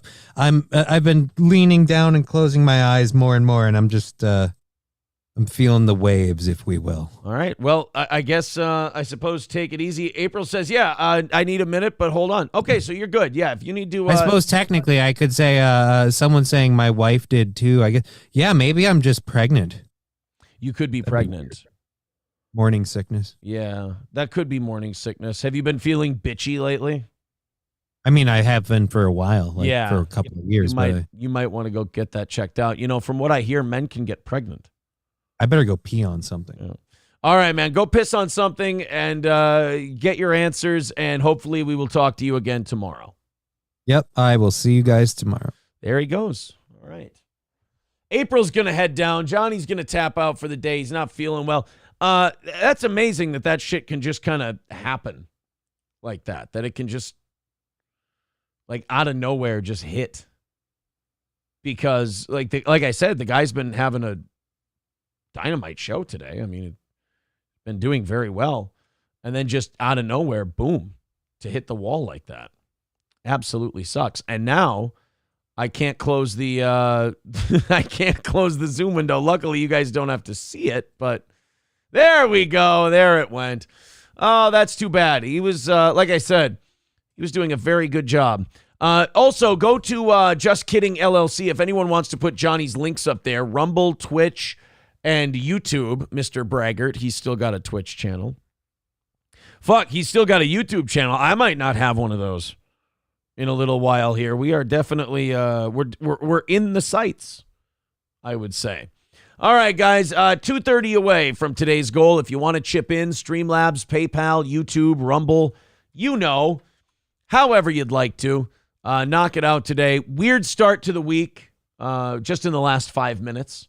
Otherwise, a great start to the week. The first 3 hours or so here. Midland Armory in downtown Foley, Minnesota. MidlandArmory.com. Of course, our friends at Midland Armory have a great selection of handguns, rifles, shotguns, magazines, lower receivers, optics, knives, parts and gear, suppressors, NFA, and more.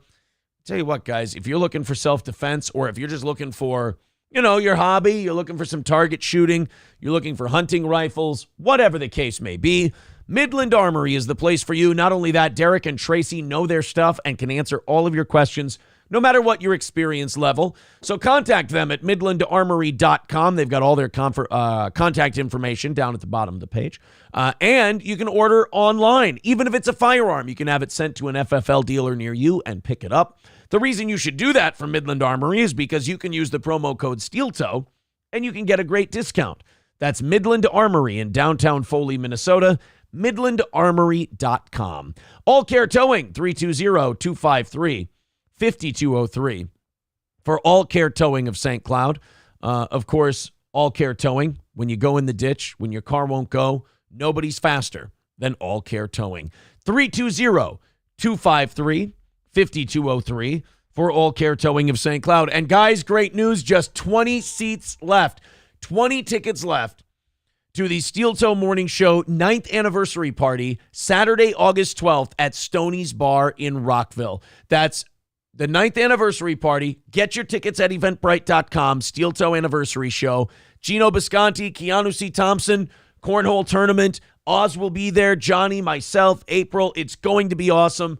Couple hundred of your favorite Steel Toe fans will be live at Stoney's Bar in downtown Rockville. Also, this Thursday is bike night at Stoney's. Go there, bring your bike. Also, hang out at Stoney's Garage, the patio bar at Stoney's. And remember, every weekend, they've got live music, live bands at Stoney's Bar in downtown Rockville, Minnesota. Hang out with us, boys and girls. We got April coming on in just a second. Hopefully, we're going to knock that goal out a little bit. 1 hour away from rattling the old offering plate and firing up that gospel music. Thank you to the Optic Nerve for $2. He says it's for Johnny. I'm kind of broke. Well, thank you for your generosity. Affordable Sign Guy renewing his membership for an 11th month. We appreciate that very much, sir. Okay, let's keep the PayPal, Streamlabs, Rumble, and YouTube going.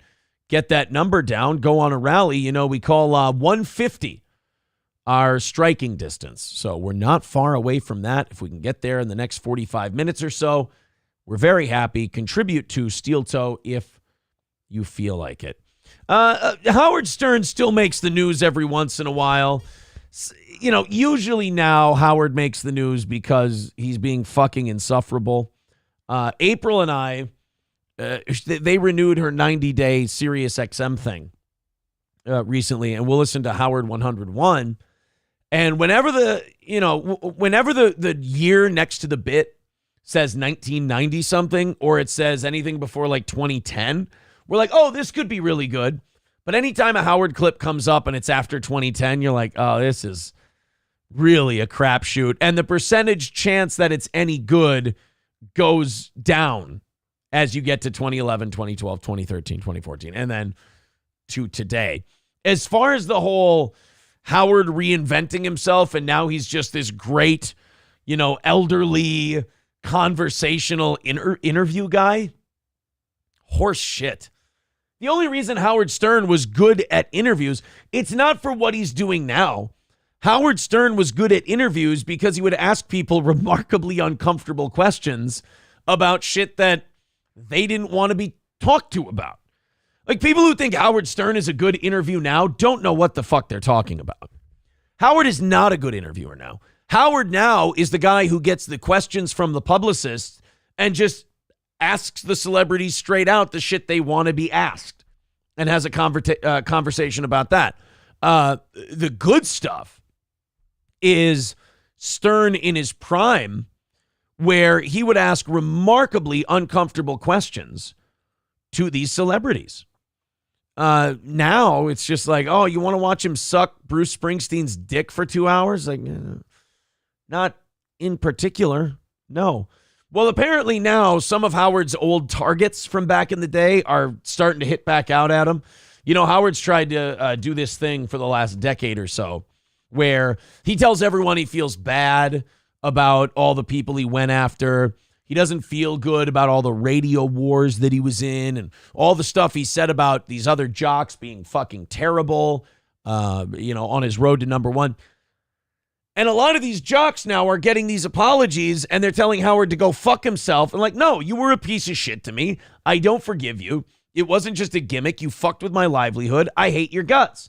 One of those guys is Mancow Muller.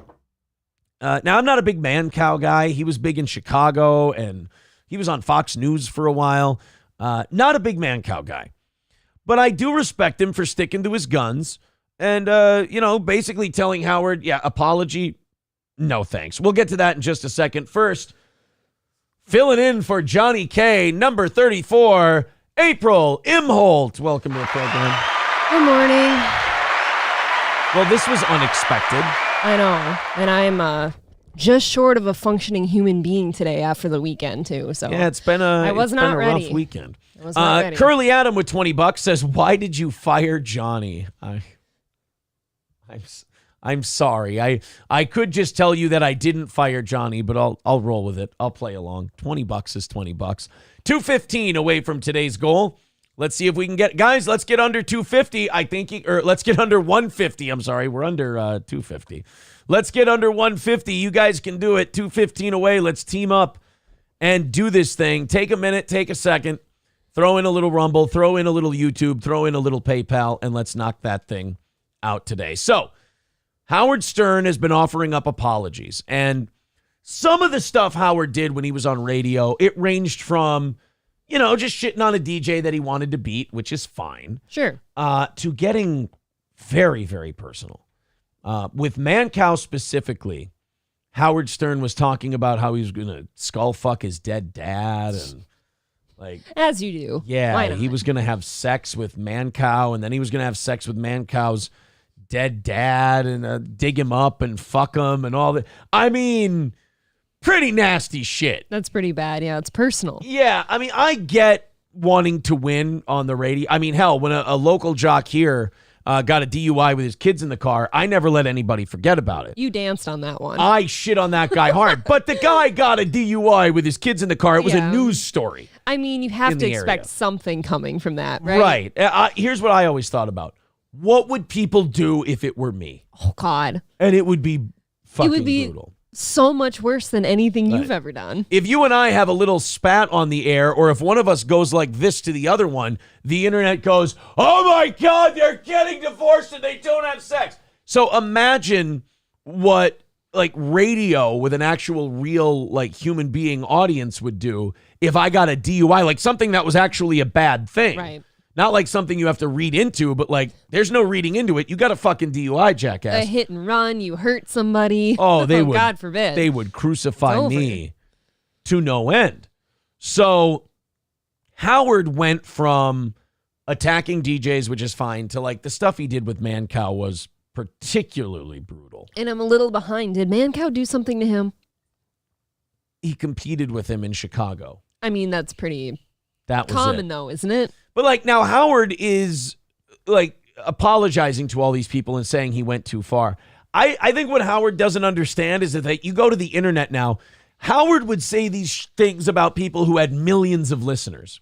Now you have YouTubers out there who have 500 people watching them, and they're like, I'm going to dox his family, I'm going to fuck with his children, I'm going to do this and that and the other thing. And you're like, these people are genuinely psychotic. They make Howard Stern look like a Boy Scout. People will tweet at you and say, hey, I'm showing up at your house tomorrow. Time to pay the piper. That's the last one I saw. Yeah, exactly. It's just this, there's lunatics out there. Yeah. That take this shit so seriously, and you couple that with their desperation and their mental illness, they kind of make Howard look like a choir boy, because Howard's thing, you could always tell there was an element of performance in it. Mm-hmm. Whereas on the internet, these people should have been in a mental institution a long time ago. The legacy of Ronald Reagan lives. Howard Stern's former rival, Mancow Muller, has slammed the evil radio show host and said he can burn in hell during an explosive rant in a new documentary series. Mancow, whose real name is Matthew Eric Muller, made the sensational... How do you get a Mancow? I don't know. I always thought Mancow was stupid, but apparently people liked it. How do you become a Mancow or a love sponge? I hate both of those names. Right? There's nothing that makes me want to listen to a Mancow or sponge. There's a love sponge. You're a love sponge or a Mancow. But then again, we are a steel toe. We are, yeah. So, and, I don't know if we can have anything to stand on. I would say... Why would I get involved with a steel toe? Exactly. Gross, I agree. Laughing Lions, thank you for gifting a membership to Amanda Hug and Kiss. Nice. Curly Adam with $5 says, half dead April is better than full dead Johnny. Take whatever's living, right? Jeez. Thank you. I think Curly Adam's attitude is anything with a pulse. I do hope Johnny feels better ASAP. That really does make me sad. Yeah, Johnny's been having a rougher go of it lately, Yeah. and hopefully they get everything all adjusted up and, God willing. and fixed. I mean, it's the only, I guess, positive out of it is it's happened before, and he's kind of adjusted his stuff and I don't worked know. it out. I don't know that that's a good thing. I don't want to hear that he's going through it over and over again. Now, at the time, the Mancow's Morning Madhouse host's father, John, was battling terminal cancer, and Howard made several disparaging comments live on air about his illness, joking that he was going to dig up his corpse while also threatening to rape Mancow himself. Jesus Christ. Yeah, Howard got nasty back in the day. That's why I don't buy new therapy, Howard. You don't get to be that guy and then turn it around and go, no, I've got a new image. It's like, fuck you. First of all, Your audience was built on that shit. Yes, it was. Not this. That's like I say about Howard now. They say, oh, he's a great interviewer. No. Was a good interviewer. The shit he does now is not a good interview. It's boring celebrity dick sucking. Soft. Very soft. Exactly. And I think somebody said it. Once Artie left that show, there was nothing left anymore. Artie was the connection to the common man. Howard has always tried. He's always tried to put on this role or this face of the common man, and it never worked. You know, everybody always saw through the common man act in Howard Stern, and now he's just dropped the act completely.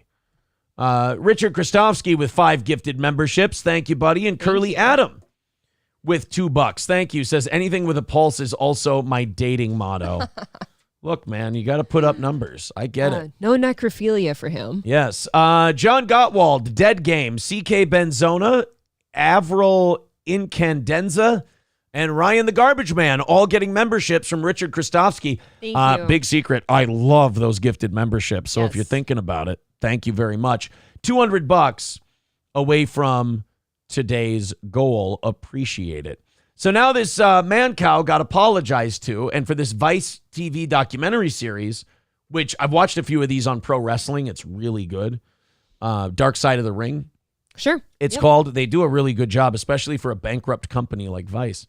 Well, almost 30 years later, Mancow is speaking out about the horrific toll that their feud took on him, breaking down in tears as he slammed Howard's demonic behavior in an episode of the new Vice TV docuseries Dark Side of the 2000s, which charts Howard's rise to the top of the radio food chain. Oh, wow. So let's play some Mancow audio here.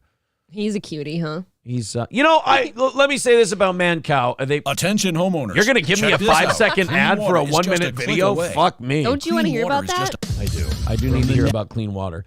But I will say this. Mancow looks good for his age. He's almost 60 years old, and he's looked like that since the late 90s, since he was on like Fox and Friends. I'll raise one. I think he looks good for radio personalities because usually not the cutest people in the world. Mancow is not the least attractive radio person on I earth. agree.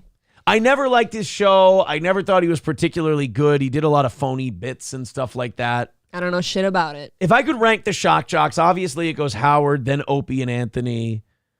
And then, then you've got the lesser, like the yeah, well, I'm down there a bit. But then you got the lesser shows like Lex and Terry, Bubba the Love Sponge, Mancow. And I think Tom Likas, I think, was considered one of those guys. I'm going to go, oh boy, Howard, O&A. There's a big drop off after that. Afterwards.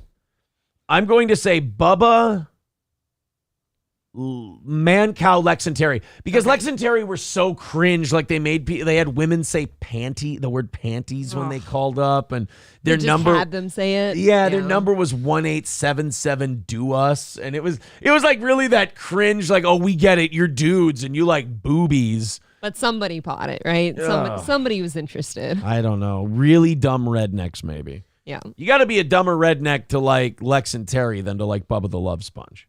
Network that took you to the dark side of wrestling, football. All right, just play the Mancow thing. Once they found a target, they just destroyed you. It's time to shine a light on the 2000s. Never been photographed like that outside of anything. This one clip. Oh, so this is just okay. It's all the era where TV audiences took control. TRL just produced this whole pop monster. This is the people from the 90s who will still do anything for a like $5,000 show. Like absolutely. Chris Kirkpatrick, they're like, hey, we got to do one on NSYNC and boy bands. Who do you think we can get? And they're like, we're not even going to call Justin Timberlake, are we? And they're like, no. Do you think we can get Lance Bass? Probably can't get Lance Bass. All right, JC or Chris, which one? Or Joey Fatone. I know we can get Fatone, and he's likable. Let's get Chris Kirkpatrick so people can go, wow, he got fat. It's anyone that's excited that you just called them. Yeah, we can't get Howard, we can't get Bubba, but I bet we can get Mancow. Poor guys. We didn't know if we were going to have anybody interested in voting at all. It was rigging the game. It was cheating, actually. Radio DJs lost control. Oh, he's made amends. He's a nice guy now. He can burn in hell. You know what? I respect Mancow for that. Yeah, you might as well. If you get the chance to tell like Howard Stern he can burn in hell, why wouldn't you take it? There's nothing better than a guy who said that shit about your dad on his knees. Yeah. Going like, I'm really sorry. And you're like, go fuck your mother. That's like Zumach back in like December when he like started talking about our kids and stuff. He wrote me this big long email about how sorry he was. And I knew what a phony bag of shit, mentally ill weirdo he was. So I wrote him back and I'm like, how about you go fuck yourself? I don't want an apology out of you dickhead. And then he went on a temper tantrum and started emailing nonstop. Yeah, emailing me and saying, your husband's a fuck up. I tried to apologize. You wouldn't accept it. This is on you now. And I'm like, whoa. What did I do? So, yeah, it's on you because he didn't accept my apology for doxing your children. It's on me because I wouldn't have sex with him. That too, yeah. No. And celebrity gossip got out of control. There's a lot of talk about tiger blood. There is. Oh, wait, that was the end? Oh, no, I wanted more Mancow. I just want the Mancow interview. He can burn in hell. We just watched that whole thing for nothing. That was a fun trip down memory lane. Yeah, there's a lot of names you don't hear Yeah, anymore. a lot of names you really don't see, and for good reason. They've run their course. There's a good reason you don't see those names anymore. But yeah, I think when it comes to like Mancow and Howard Stern, you gotta, when a guy is on his knees and he's apologizing for saying that kind of shit, I don't believe in this is gonna sound weird. I don't believe in closure in that way. Okay. I don't believe the simple words of me going, oh, I forgive you helps me at all. I don't. I think first of all, I tend to kind of forget about people when they do shit like that. They're just kind of out and I'm done with them. Okay. So I don't really feel anything towards them anymore. I don't hate them. I don't like them. They're just kind of dead. The term dead to me. Yeah. Just kind of dead to me. So if they come back and I'm okay with them, like I don't feel anything towards them, and they're on their knees apologizing to me, I will say this, it feels good to just hammer them over the head because you have no feelings towards this person. You remember they were shitty to you. You don't care to have a relationship with them or like them anymore. Going forward. Yeah. So it would be kind of fun to whack them upside the head with a proverbial baseball bat. I totally get it. In that way, I'm very much like you. If somebody were to come to me like that and I get a chance to hammer them over the head, I will. Yeah. Now, if you were a friend and you really hurt my feelings, and it upset me and it stuck with me, then I would find a way to work it out. That's happened for me too. I think like closure isn't something I actively search out, but if it comes back around and just it's happenstance, then I think it's kind of nice or interesting. But I've had a friend where her and I definitely stomped all over each other at a period of time, come back 4 years later. You work it out, you're friends again, you understand like you were both bags of shit at one point in your life. I totally get that too. Yeah. Thank you, Curly Adam, for gifting 5 memberships. Matthew Quall, Farva, Brian Allen, Trenton Wade, and MN Sasquatch. Very cool. Good morning, Cowpote. Speaking of man cows, there's a Cowpote. See, what are these names? You need something that's a little more appealing, I think. Hey, 8 out of 10, you look beautiful this morning. Hey, out of 10, you look beautiful. Yes, you do. He meant to say something else, but he's driving. Thanks, Cowpote. William Halverson with a good point. Isn't Mancow just a bull? And the Mancow show, how about this? Bull Muller. That's not a bad name, is Bull it? Muller would have been more attractive or appealing to Bull me. Muller's a good radio name. You know? When I hear man-cow, that sounds like you're a pig to me. Like you sound pig-like. If someone asks me, hey, what do you listen to in the morning? I feel a little ashamed if I go, oh, I listen to a man-cow. Right. Doesn't that sound pig-like or less than? But if I go, I listen to Bull Muller in the morning. That's that's kind of cool. Listen to fucking Bull Muller. Bull Muller sounds like one of those radio guys they'd make up on Law and Order that like told his audience to go R-word a chick. Wow. You know, like that Lewis Black character in that one episode? Yeah. Where like, oh man, he was listening to Bull Muller and that's why that woman's dead. It's like, oh, not Bull Muller. So do you see how quick we came up with Bull Muller? Yeah. Or whatever? Like somebody else has to have said that to him in his life. Do you think he regrets? No, I'm the not fucking being man that? cow. Don't ever think you're a man cow. That's not hot. Oh yeah, Mick KM, the Grease Man. But Grease Man was done by the time that 90s shock jock wave came through. Grease Man was more like 80s and early 90s.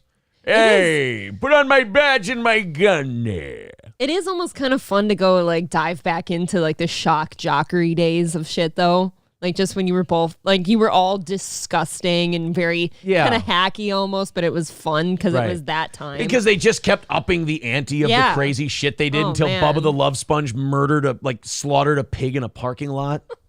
Fucking lunatic. His wife's getting fucked by Hollister. He did the ultimate I bit. mean, come on. Dave Lee says free beer and hot wings. No, they're kind of a safe, more of a pop-like morning show. I don't see those guys as shock jocks. They're kind of a safe show. They're very.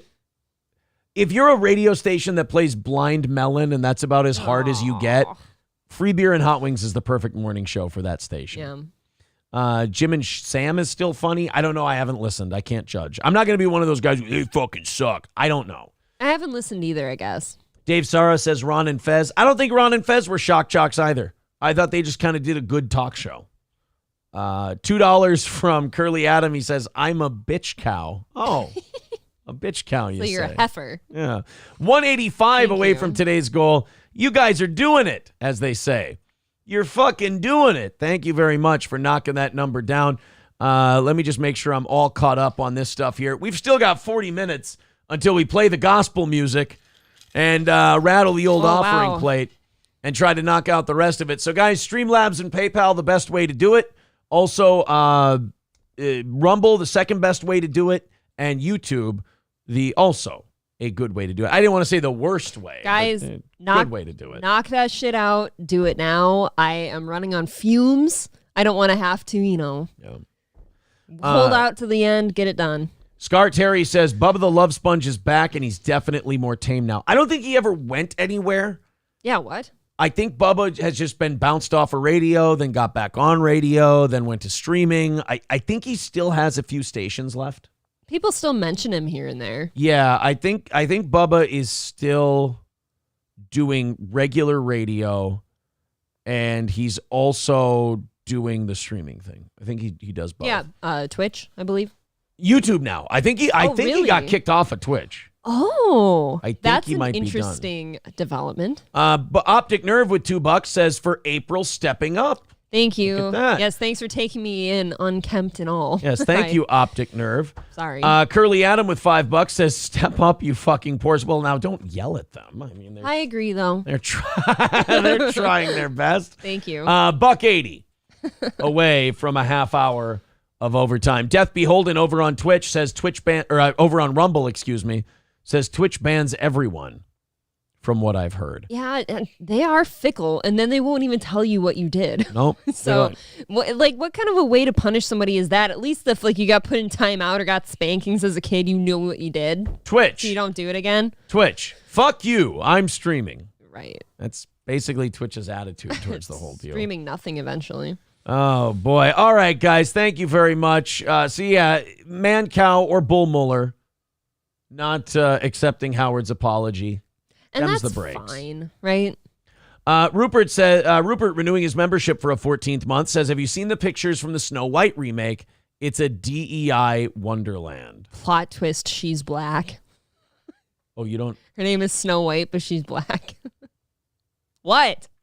Oh, no. Oh, am I sleepy? Am I missing something? You don't know? I don't know. It's a dude. Yeah, hold on. I'm going to show you the new Snow White.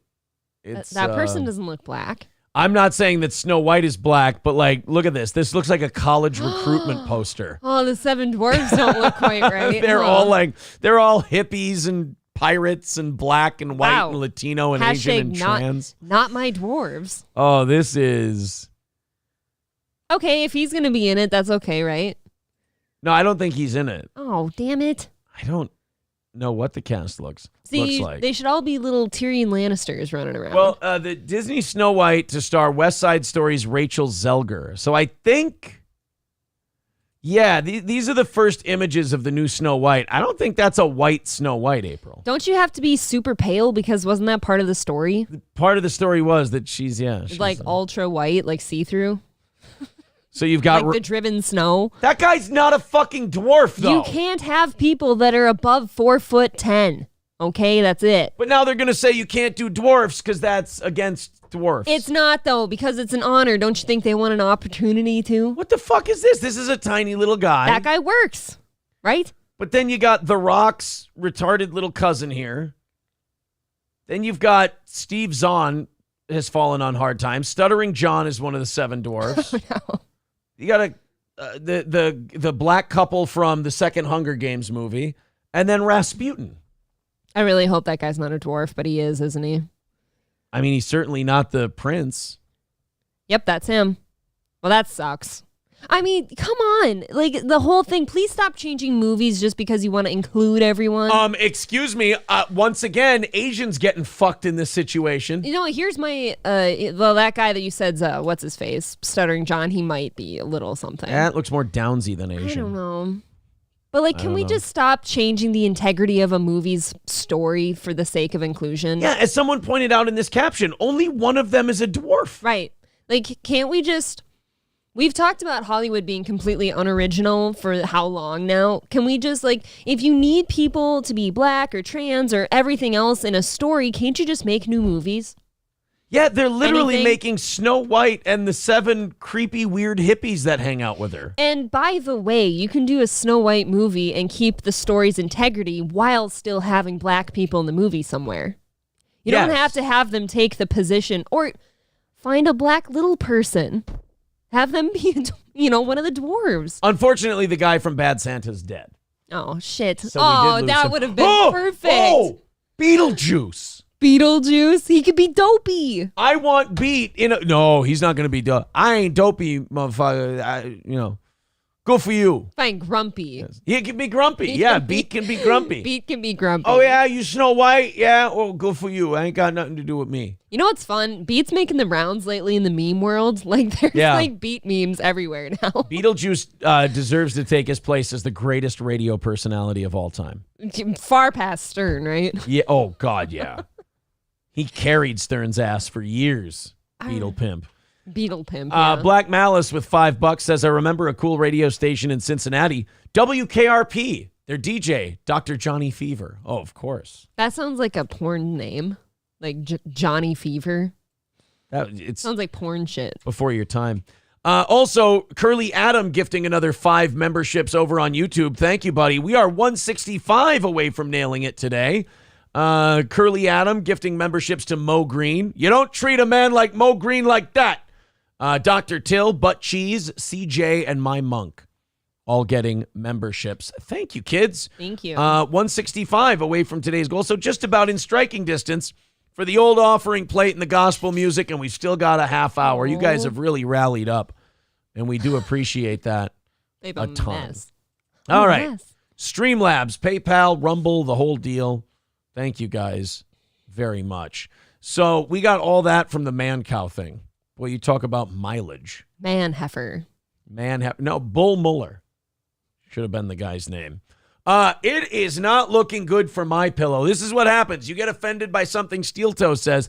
I love that MyPillow is now complaining about cancel culture when they literally canceled us for doing a Mike Lindell impression with our cardboard cutout. Yeah, babe, I'm sure they remember that one. Fuck MyPillow and them bitching about cancel culture when all we did promote pillow was we promoted their pillow and we brought this cardboard cutout out and we went, if you want to have the best gay sex of your life, remember to try MyPillow. Nothing bites like MyPillow. You lean in with your lover deep inside of you, tongue down your throat, and balls up to your anus. And you bite into that Giza cotton, and it's forgiving on your teeth. And it lets you know, just like your gentle lover's whisper, that everything's going to be all right. If you're a homosexual and you want to have the best experience of your life, don't bite any other pillow for the rest of your life than MyPillow. Use the promo code BITEMARKS. Bite me. To get 20% off. Oh. And then they saw that, and Dawn got mad, Dawn from MyPillow, and said, well, you know. That email. With everything that what's his name? Mike. Mike has done for this country, and you treat him like that. That email saga was way more funny than it ever got credit for, too, because she's like mid-email watching the clip of us doing that. So we got an email from Dawn, and she's like, I saw you put up a clip, And it was definitely Lee Arnold from the old radio station that ratted us out to MyPillow because they were jealous that we took MyPillow with them. Yeah, I think she said somebody alerted her that so we put something up. We put a clip up, and maybe this was my mistake.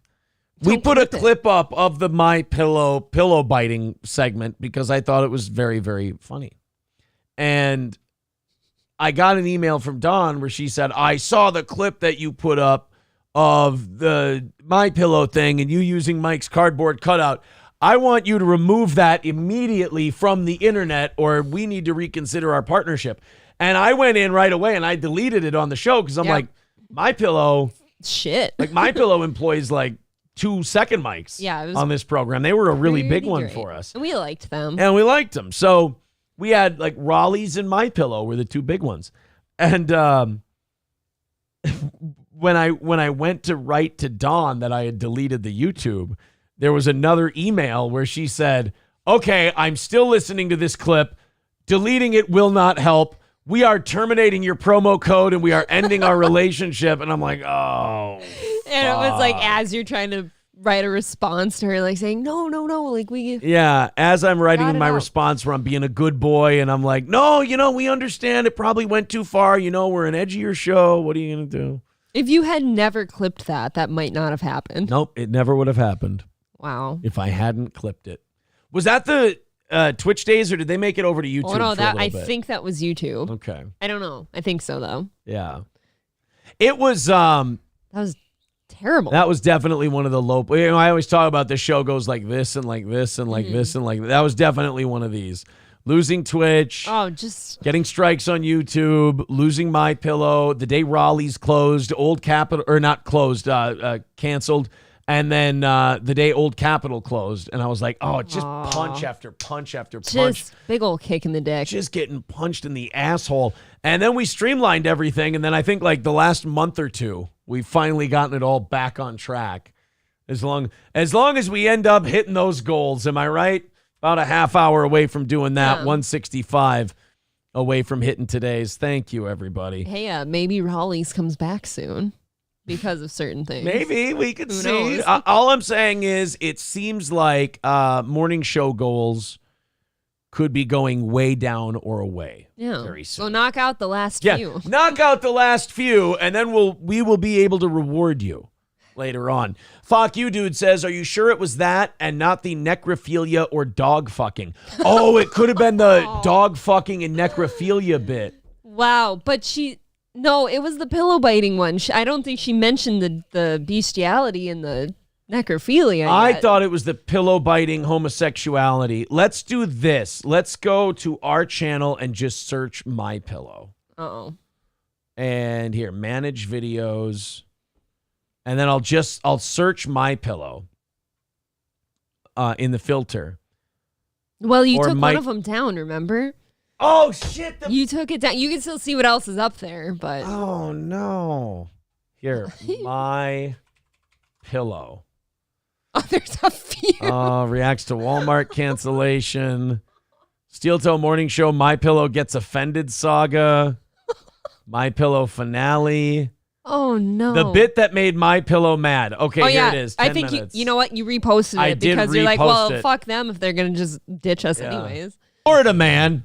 Oh, ready, guys? Too. Back to these motherfuckers. Before we get to another Florida story, skip around right now with the promo code SteelToe. That's what you got to type in when you check out, and then you save huge, and you help support this show. Shannon, a new listener, new subscriber, it bit him in the ass. He got a little too carried away with it. So we're doing a story. And then he finds out the guy is sleeping and gets pissed off and says the cops should beat his ass for sleeping on the road. Oh, really? Okay. Shoot him. You can tell a guy's totally given up at that point. Oh, April's got it already. I was going to jump. Here it is. There's. You can tell a guy's totally given up at that point. Oh, April's got it already. I was going to jump into this story and buy her some time. But I hear her clanging around with the. Oh my God! I'm nervous. There he is. There's Mike Lindell. Oh, that's back before I cut him in half. Yeah. There he is. There's our buddy. There's a thing in the back. I don't know what to do with it though. Yeah, hold on. Yeah, we used to be able to stand up. Are you getting a good night's sleep? Yes, I am because I'm using your pillow. Are you having nocturnal emissions? Oh, no. Are you ejaculating in your sleep? Okay, now this is what makes that this. might sound bad. This is what makes this funny. Now I'm imagining prim and proper Christian Don watching this video and terminating our relationship with MyPillow afterwards. Mike Lindell's Well, Patriot. MyPillow is so good that you'll come in your pants or on your Giza Dream Sheets. You should call them Jizza Dream Sheets when you're coming on your MyPillow. Right now, if you use the promo code SteelToe, I'll give you sheets so soft that you'll blow loads every time you lay down. It's great. MyPillow.com/radio specials. Promo code SteelToe.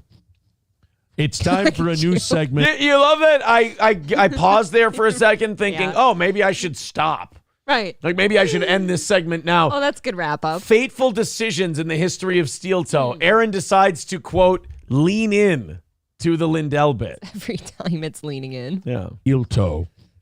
I have lost a considerable amount of weight since then. Yeah, you Holy can tell even shit. in your face was a lot more round back then. I'm a smaller boy now. Look at you all It's time for a new segment called Ask Mike Lindell. You know you're up to something bad. Get rid of this goddamn thing. All right. You're bad. Was that it? Better not be it. Mike, it's 2047. Uh-oh. Go the way you wanted them to. Your voice needs to be 100 decibels louder. Oh, to be Mike Lindell? So it was the fucking chat. The chat brought it back. It was you guys that cost me so much goddamn money a month. You're the reason Oz and Corey aren't here anymore. It's your fault that goal is here. Hello, this is Mike Lindell from MyPillow. Are you guys tired of elections being stolen because they didn't go the way you wanted them to? Well, join my symposium where we're going to show you that Donald Trump is still the president of the United States of America. Mike, it's 2047. It doesn't matter. We can't go on with more elections until we show that this election of 2020 was stolen from our friend Donald Trump. Mike, Don's been dead for 15 years now. It doesn't matter. American justice may be served with a side of no sleep apnea. They're so sensitive about the political shit there. I wonder if this wasn't even worse than the jizzing in your sleep thing. Like making fun of the election stuff might have got them. That hit home for them. Because remember, she said I listened longer. So the jizzing stuff, as long as we would have taken down the jizzing stuff, we would have been fine. But it was the election stuff that made her go, Mike's fighting for this country. How could you do something? Because you're using a MyPillow. Forget the MyPillow standard. Those are gay. Use your MyPillow premium. And people are telling me louder for a Mike Lindell. Really? Make sure that you're using your MyPillow premium You're so wearing the you same can shirt. sleep like an infant who just escaped SIDS. That's right. I want to make sure that everyone with their MyPillow is getting the good night's sleep that their dead grandpa gets every day in the cemetery. You're going to sleep like a corpse that I tried to finger. When you Oh, no. Why? It was so unnecessary. Nobody's ever accused you of being high class. Oh, That's for no. Sure. Look at you. I think you're so happy with yourself. Is it bad that I watch this back and I laugh at myself? Like, I think I'm a funny guy. No, you do that often. Okay, I have a feeling. Good. You get your MyPillow premium. That's mypillow.com/radio specials. Promo code SteelToe. That's promo code SteelToe. Can you tell I'm from Minnesota? You probably can't. This is Mike Lindell telling you should get a dog bed. And then take it from me. Don't ever have sex with your dog. You get in trouble for it. But join my symposium on the election. We're going to discuss two things: overturning elections and sleeping on great pillows. With MyPillow Symposium pretty good. on why Donald Trump got butt fucked by the New World Order. Thank you. That's it. That was I it. want this clipped for YouTube. Okay. Oh, fatal last words. Fatal last words. I want this clipped for YouTube. You're such an idiot. Oh, no. The beginning of the end. There's a lot left in that clip. I guarantee you weren't done. 3 hours and go, guys. We're going to get you a little something extra for your YouTube. There's still 3 minutes left. I tried to put up a new YouTube best of because it's like, they're on Twitch, it's 8 point. And we just kept going on, and it was very funny. everything, commenting over it. They are. Are you a bad And then I clipper? appealed it, and this morning I got an email from YouTube. Yeah. Kicking ass over here. Also, I'm going to show you how. Oh boy. Oh, there was What more. are you? Leave it in rock form from a loving fan. Now, I may not do crack anymore, but when I did do crack, I left it in rock form. If you smash it up, what are you, a fucking bitch? I got to tell you right now, I'm going to put on a symposium showing that Donald Trump was robbed in the election. But also, I'm going to show you how to properly smoke a crack rock. Oh, no. I'm guessing MyPillow also didn't like hearing about Mike Lindell putting on a crack rock smoking symposium. No. It's never good. A steel toe bit that gets us in trouble, there's always, it's never like, oh, I know exactly what it was. You always have to go, wait, which part? Because we don't want to incriminate ourselves. Because we could bring up one part of it. They'd be like, no, I didn't know you did that part. But yeah, that too. Yeah, Don, can you point to which part exactly hurts your feelings? Was it nocturnal emissions, The dog fucking. or a symposium on smoking crack cocaine? Which one was it that upset you the most? Because I don't want to plead guilty to anything I'm not being charged with. Presidential denials. Like, Yeah. which one? What upset you so much? And not be some junkie bitch from urban areas, if you catch my drift. The CIA put crack in the black communities to wipe out African Americans, and I'm doing a symposium on keeping crack rocks the way we need to keep the black community whole. My crack. My crack. My crack from Mike Lindell is a new formula of crack cocaine. Oh my God, he's lost his fucking mind. He's advertising crack on television. Jesus Christ. You can bring it to the schoolyards and sell it to children. Oh, no. You're a bad person, but you're funny. You know, I say this. I'm a diesel engine. As I warm up, funnier and funnier. Oh, this is funny. Great. Mike. That's right, everyone. I'm back on the smack, and I'm still making pillows. It's like Hulk and Bruce Banner. I married them into Professor Hulk. That's right, everyone. Professor Crack Addict Pillow Maker. You're going to sleep like a crackhead. Well, wait a minute. Turns out the new pie pillows are just crack rocks. I'm sorry. The shipment came in. It was wrong. I got to stop making orders when I'm high, or I have to kill my distributor. And that's the bit that made MyPillow upset. There was no pillow biting in that one. There was no What pillow the hell? biting. I think we leaned in and did that after. Okay. Yeah, you know what? I think you're right. Yeah. We saved it. So, that's just great radio, right? That's fun. Yeah, that was just a good time. Curly Adam with $5 says Raleigh's is a pit. Drive to Rockies. Okay. What? Oh no, I'm having a heart attack. Oh no. Just give me a second. Just got to beat it out of me. Okay, we're good. No, I'm okay now.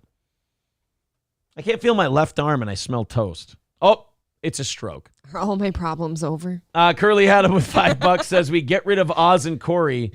You're welcome. Oh, that's not wow. very nice. Painful. Lemmy says this aged like a fine wine. It is look, it's a great segment. You know what? Once the sting is gone from losing a sponsor, it is real fun to go back. Yeah, it's fun to watch it back and go, oh, so this is where I became a filthy e-beggar. I would like to do the same thing watching you go through the Nurembergers thing. Yeah. I love looking back to the Iowa thing on occasion. Right. That's very fun. Curly Adam with $2 says R.I.P. Steel Toe. Thank you. Camo Girl with $4.99. Thank you. You know what? For overtime, we could go around some of the clips of the Iowa episode, if you'd like. to. The episode that got us, made us leave radio. Curly Adam with $2 says, good thing Oz drank himself to death. He's not dead. Yikes. Oh, man. We are an even. Thank you, Vaping Dago. He says offer still stands. $200 for an April solo show. April could do a solo show, and $200 would be great. Not today, I can't. But not today. When I say I'm running on fumes, that's accurate. Oh, Donnie Stevens is a new steel toe troll of ours, and he takes things way too seriously and doesn't have a sense of humor. Okay. You know how you said all your problems would be over? He says, why would your problems be over, April? So you take away from the joke when you make it so serious. I know. You guys' autism takes away from the comedy of it. You're not because fun you're like, anymore. Oh, see, I told you. Right, that guy is gonna go like ultra white knighty, like concerned troll. No, April, why would your Why would your problems be over? You guys, when we laugh about it, we're trolling you, and you taking that so seriously makes you our victim. Stop making it so easy. Never Donnie. forget, of my own will, I come sit next to this guy in my own house with him. What a piece. And I do the same thing with her. It's gross, right? Yuck. Citizen M says, April show. I'd allow an April show. I'd allow an April show. You don't, wow. Maybe I'll just start up my Twitch channel since one of us can't. oh, that's a low blow, you son of a bitch. That would be funny if I streamed on Twitch and you couldn't. You can't even watch it. That would be kind of funny. Taunt me with it. I can't even appear on your stream. Twitch is serious about those rules, You'll get me a ban. Yeah. Curly Adam with $2 says, I shouldn't listen to this show when drinking. I don't know. You got us. We're 15 minutes away from playing the gospel music. It's perfect. And we're 150 away from today's goal. I'd say you're doing a great job, Curly Adam. Everybody gift memberships. Everybody throw a couple bucks in Streamlabs, PayPal. Everybody throw a couple bucks into Rumble. And let's knock that goal out, boys and girls, and make it a successful start to the week. 150 away. There are the links in the chat. Streamlabs and PayPal, the best ways to do it. Do a lawn mowing show, April, says Jesse. That would be a fight. People fight you on your lawn mowing shit. No, I actually have considered doing like a lawn mowing or outdoors channel where I don't really have to talk much. You just set up like perfectly angled cameras and it watches me work or it watches me fish or something like that. And people can just watch me. I don't get about that kind of stuff, though. Like maybe I might just like be ASMR. I might be too old school. That's not a show. It's not a show. Okay. It's like surveillance. I think people want you guys. I think the audience wants like your takes, like a show. They want you to do like a talk show. This is a cock show. What? A talk Did show. you miss? No, I said a talk show. Oh. I think they want you to do a talk show. No, this is how I think it would you've go. got cock on the I would brain. do my, if it was fishing, look, you'd be on the boat with me and I'll throw in some commentary here and there as I go. But like as I do a lawn project, I could go address the camera on occasion or I could fill in my takes and commentary like after I'm done. We can sit down and really break down what I've done. I don't know. Maybe the audience will decide, but I think they want like April's take on what the fuck's going on. They can sit in the deer stand with me. Jeez. Look at that. Got ideas. You would need to untuck your shirts, says Guy Sartell. 01 says Rumble is what YouTube used to be 10 years ago. I agree. Rumble's got a lot of promise. Curly Adam with $2 says I only pay to watch brown people do lawn care. Oh, dude. Okay, well, I've been involved in some projects lately, right? And when you do them like a 2-person thing, it's slow. Somebody else is getting a new roof on the side of the street over here today, and watching how quickly they just kind of fly through everything is like, it's madness. I don't get it. Like, is that shit done right? I don't know.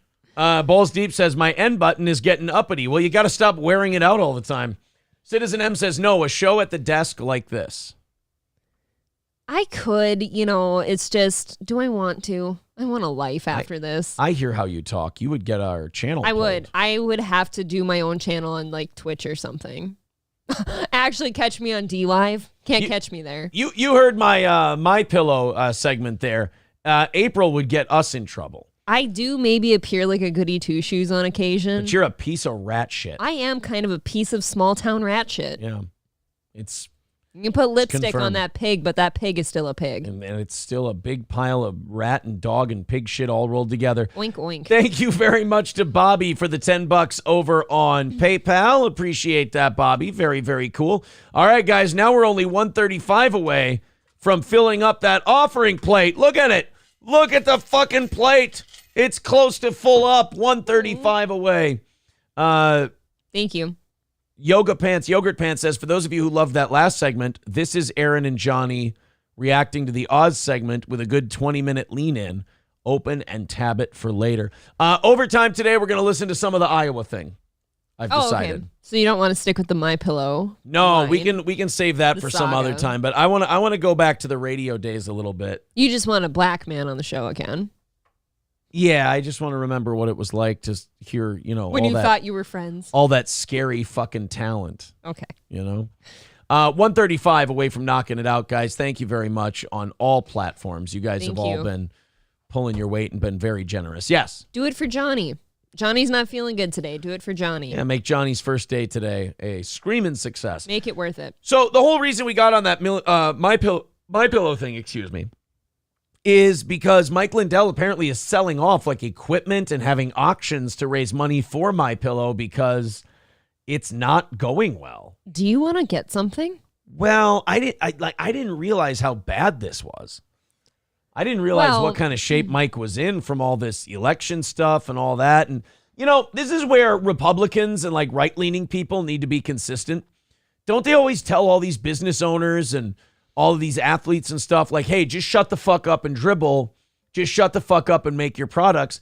I think if you're going to be a righty and you're going to be consistent about this is Mike Lindell's fault. He should have just shut the fuck up and made pillows. I agree. You got to pick one. Are you the pillow guy or are you fighting for what is it? Political justice. If he wanted to step down from My Pillow and say, I'm done, I'm dedicating my time to this live streaming shit and talking about the election and this, that, and the other thing, one of the pairs of golden handcuffs that you put on when you become the CEO of a company is you don't get to have your opinions anymore because you now aren't speaking for yourself. When you're the CEO of a company, you're speaking for the entire company and everyone on the board. So you can't say anything that might hurt the brand because you can't just fall back on, oh, well, I'm just giving my opinion. He technically could have put himself in a great position if he would have sold My Pillow before he got involved. And then he would have the money to fund his, and My Pillow was doing very well at that time. So I got to call out conservatives a little bit there because they like to say, oh, Mike Lindell's been canceled. Oh, it's cancel culture. I get that. I understand that. But if you follow the logic of shut the fuck up and dribble or shut the fuck up and sell pillows, Mike Lindell would have been fine if he just would have shut up and sold his pillows. They'd still be going gangbusters. But he decided to get involved in the election stuff, which again is fine. He has every right to, but that's going to turn half the country off of your product. I think maybe when you're in Mike Lindell's position and he gets close to being next to the president or something, which he totally did, it gets away from you. Right. Because he's so involved in that in his personal life. Look at Bud Light. Look at all those brands now. It all gets away. Yeah, that are struggling. What's the other? Oh God, Bud Light. What was the other one that had problems now? Target had a rough. Are they struggling? With that whole pride thing. Yeah, I mean their stock has been going down. That's good though. They're not dying. I mean they're going to be fine, but they're not like a Bud Light case. But yeah, it hurt them. I really do like Target. They have everything I need some days, and that's very handy. But I do not like that pride stuff. That did disappoint me. So $9.99 from Gary Crouch says this is for the janitor fellow Arkansas hillbilly Levon Helm. And Curly Adam with $2 says Johnny didn't drink himself into the grave. This is true. That's true. Thanks, guys. 125 away from today's goal. Thank you, guys. 5 minutes until we play the revival music and shake the offering plate and see if we can knock out that last little bit for today's show. Thank you guys very much. Still over 700 people, pushing 800. We were over 800 for a little bit today. Peaked in the 800s, been in the 700s all day. Thanks. Thank you very much, whether you're on Rumble, YouTube, and Rumble and YouTube, by the way, starting to split it 50-50. And then you got the Facebook and Twitter people. People find out that they like Rumble. Yeah. Quite a lot. Guys, thank you very much for all your help. We appreciate it. Let's play a little bit of this My Pillow stuff, and then we'll play the music, see if we can knock out that last 125 over on PayPal, Streamlabs, Rumble, and YouTube. Here we go. Whoop, hey, I can't hear. For auction online. In April, My Pillow CEO Mike Lindell lost an arbitration case. He had challenged people to prove claims he made about the 2020 election wrong and promised a big payout. A computer software expert did. Let's say it was a big con. And let's say everything was rigged and everything Mike Lindell says is true. Let's just assume that. Yes. For the sake of this exercise. You don't think the people who did that, you don't think if people worked that hard to fuck with things, were going to leave a trail of breadcrumbs that couldn't prove you wrong? That they wouldn't have some kind of plausible deniability to refute your claims? That's why you don't make big, bold, arcing statements like that. Like, hey, I say this, and that, and I'll give you this much money if you can prove me wrong or whatever. It's like, That's basically asking a company, hey, sue me. Yep. And, you're like, and they followed through on it, and it butt fucked you. Digging yourself a grave. Yeah, he didn't play it smart. I don't want to weigh in on whether or not Mike Lindell was right or wrong.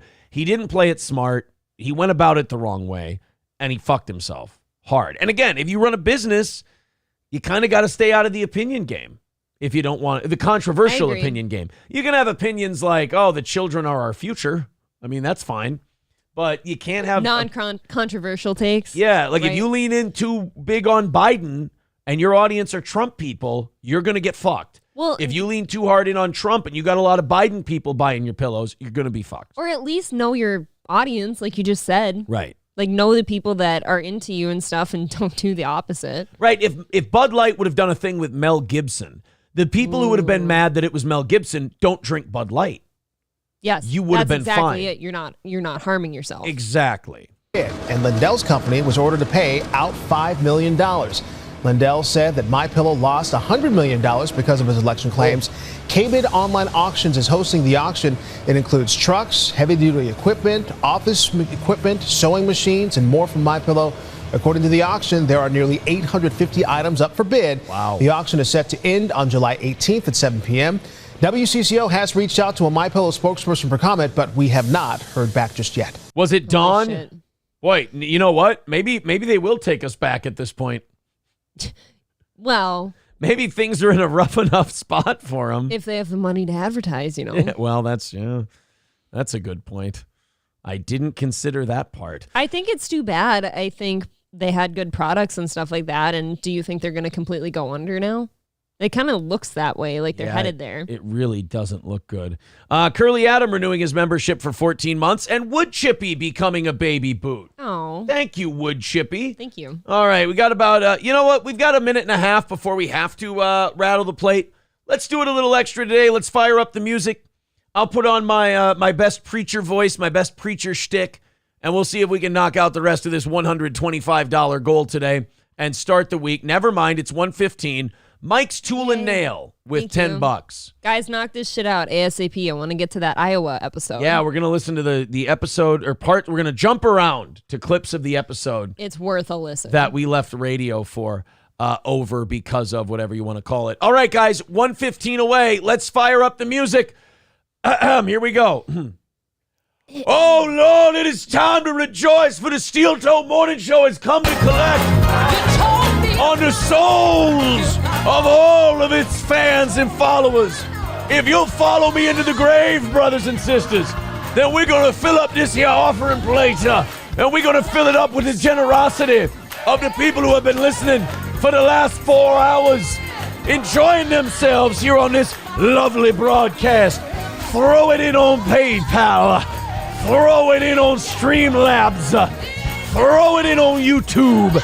Become a member on Rumble and YouTube. Throw it in, everybody, and let's knock out this goal and do a half hour off overtime. Do it for Johnny. Oh, boy, do it for Johnny, who I will put my holy hands on. Yes, and I will give him a healing live on this program, y'all. $10 from the one and only Curly Adam. Says Trump supporters are too poor to donate. They are today. Sounds like he's riling them up. Thank you. Don't rile up God's people. 105 away from today's goal. Rejoice and sing with me, brothers and sisters.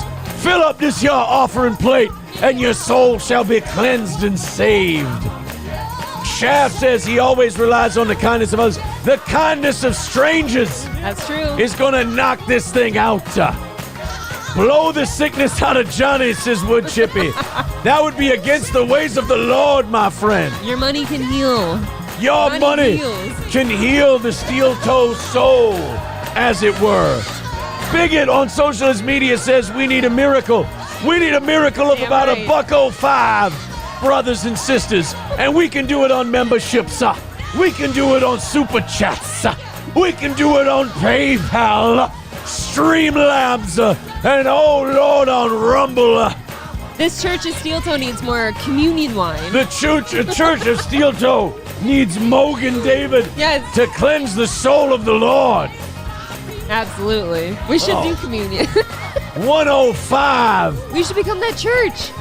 105 away from today's goal and 3.5 minutes away from having to call it. Cerberus says this is just weird. This is our new offering plate and our new music. He's trying to resurrect me today. I'm very sleepy. Yeah, it's way better. I'm going to put my hands on an elderly lady after this, and I'm going to push her to stop there. I'm going to push her to the ground and tell her cancer's healed. He's putting hands on ladies. Zen Rhino says the offering plate looks like an upside-down barbershop quartet hat. Kind of. Well, yeah, it does. It looks like you could flip it around. Yeah. Stevie J says, donate the demons away. $5 from Kyla. He says, ooga booga, hallelujah. Save Johnny. Ooga booga indeed. $100 away from today's goal. Only about 100 away from knocking it out. 3 minutes away. $5 from Mr. Approachable says, if you're the one healing Johnny, please Newmark this donation to go towards flowers for his impending funeral. $5 from Curly Adams says, deadbeat conservatives aren't willing to pull their weight. Thanks, guys. 95 away. We're in the double digits, brothers and sisters. Knock the shit out. We can do this thing. Only 95 away and 2.5 minutes left on the clock. Did I come on here for nothing? 95 away from hitting. Oh, I haven't shaken the offering plate enough. You got to rattle those coins in there and really get it going. Mr. Approachable. King Kong Dong with $5 over on PayPal says, can I get a side of Anne Franken beans with my Luftwaffles? Oh, boy. Scooter G says, y'all sad as shit. I'm sorry if having fun making some money makes you sad, buddy. That's too bad. I don't think this would be the place for you. Poor Scooter. Why don't you scoot on out of here? Oh, I think Scooter's been served. $90 away from knocking this thing out. Let's do it. We got a minute and a half. A minute and a half left. And $90 away from knocking it out. Are we starting this next week under? Better not. Are we starting under today? Nope. I tell you what, no more goal means it's over, right? I mean, that's got to be the end of Steel Toe. Right. I think so. I think Steel Toe's gone. Oh, boy. Here we go, boys and girls. My faith. Let's get there. Streamlabs, PayPal, YouTube. Cerberus with $20 says, preach the good word of the Steel Toe, brother. $75 away after Cerberus jumping in with 20. That means the rest of you get in there and knock out the rest of that 75 and hit that goal today. 1 minute away. 1 minute left. Hobo Chili with $2 says, tank empty. Fill up on Jesus, you godless cunts. Wow. That got aggressive. That got really aggressive. Thanks. $70 away from knocking out today's goal. Let's do this thing. Rattle the plate, rattle those tits, rattle it all to knock out that last 70. 20 seconds left. Can we do it? $70 away from knocking out today with that offering plate in the air. 50 coming in from Daniel. Jeez, thank you. And that's going to put us 20 away from knocking out today, which means we are doing overtime. Praise the Lord, says Freedom's Lunch. Thank you. And throws in $5. $15 away, and we're doing overtime. Cut the music. We had a whale in our church. Woo! There was a whale in the church, in Bless the him. congregation. Bless him. All right, guys, $15 away. You'll knock that out in the next half hour. It is a draw with our buddy MSO, unless we knock it out in the next half hour. All right. So we got to go find this Iowa thing. Rap says making money or begging for money. We've said that we're e-beggars. Isn't that the same thing? Yeah. How many times do we have to say we're e-beggars before you start to believe me, Rap? Come on. When are you going to learn that you can't get to Steel Toe? We're just too honest, buddy. It might just not be for you, pal. That's a possibility. I bet he's the same kind of guy who kisses his boss's ass. Probably a little. Nathan with $20 says, D's nuts, Curly. Oh, shit. Well, there you go, guys. The goal has been knocked out, and we're $5 ahead for tonight. Thank you very much for your generosity. Do it for the toe. Do it for Johnny. Do it for my severe lack of energy. Do it for Fred. Do it for Limp. Do it for Rock. Do it for Rap. Do it for Kid. Do it for Jay-Z. Do it just to do it. Fuck it. Do it for this guy and his beautiful tits. There you go. His dwindling tits. All right, guys. Thank you very much. We appreciate all of the effort. Now, let's bring up that Iowa. Now, if you don't know the backstory to this one, we had the #1 radio program in the sprawling metropolis of St. Cloud, Minnesota. Oh, boy. Wow. We had what, 30 shares, men 18 to 34, 25 shares, men 18 to 49. It got fucking weird. And at our peak, we decided, our boss had told us that if you become #1 12 plus, not just in men, but 12 plus, we'll get you syndicated. We'll get you signed up on other stations. And we were #1 for a year, 12 plus. We were #1 among men for like 3 or 4 years, but we were #1, 12 plus for a year or more. And we went to him and said, hey, are we going to do this? He was like, oh, well, no, we got lots of other shit to do. So he basically lied. Yeah. So I started applying for jobs to other radio stations, get them to hire us, and then send it to the boss and go, well, now go get us on that station. I got us the gig, get us on that station. So kind of trick it into syndication. You were basically. making it happen. I was making it happen. Forcing his hand. Curly Adams says, D's nuts, I'll stop giving if that makes you happy. Oh, well, Rap says, it's still a good show. Well, if it's a good show and we admit we're e-beggars, Rap, then what's the problem, right? We're exactly, buddy. You're fine. Don't worry so much about the internet. So this station in Des Moines, Iowa, we apply. Let me just type in Iowa here. Everyone loves there it Iowa. is. All right, we've got it. We got the Iowa show. So 1 hour and 13 minutes in, apparently, we start bashing the Iowa station. So this Iowa station in Des Moines, Laser 1033. I apply there, and they don't pick us. It's fine. It happens. Yeah, it's happened to me a lot in my career. They picked a guy and a girl who were just doing a dog shit, paint by numbers, basic guy-girl radio show. Gross, right? Not like the disgusting one we do. I mean like a shitty... what'd you have for dinner last night? Yeah, like worse than that. Like it was just gimmicky, and we're going to have a special caller with the 10:20 call of the day, whatever, that kind of shit. So Laser, pew pew, 103 FM. They had this show. We listened to it on the air and started beating the shit out of it. It was also my co-host at the time, Adrian Washington's birthday, and we were drinking apple pie moonshine that a listener had brought in for his birthday. And we were just drinking on a Friday and shitting on a radio station. I was in the shower. What ended up happening was the woman on the show started throwing a little shit back at us. The listeners were writing on their Facebook pages and shit like that, just saying terrible things. I was shitting on them. Yeah. Well, then the woman comes back and like, you guys all live in your mom's basement. So I was like, oh, she's fucking done. Right, that was enough for you. That was enough for me. So I just start saying ridiculous shit about her. Just horrible thing, calling her fat and ugly, and pit bulls should, whatever. She should be dropped off in a Crip neighborhood wearing all red. Things like that. Mean-spirited. They were mean-spirited, but they were ridiculously over the top and silly.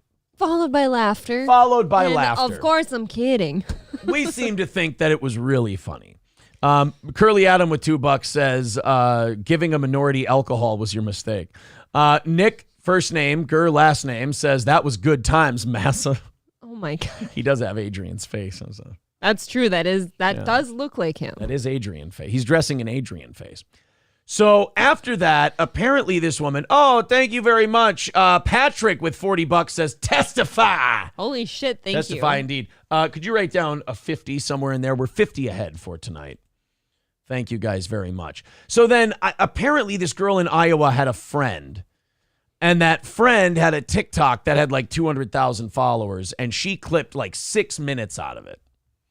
and just made us sound like the most racist, evil, not racist, the most sexist, evil, misogynist pieces of shit It was hard to listen to. you've ever seen. It was brutal. It sounded really bad. Yeah. The problem was it was about an hour and a half beating we gave them that was full of sarcasm and stupidity.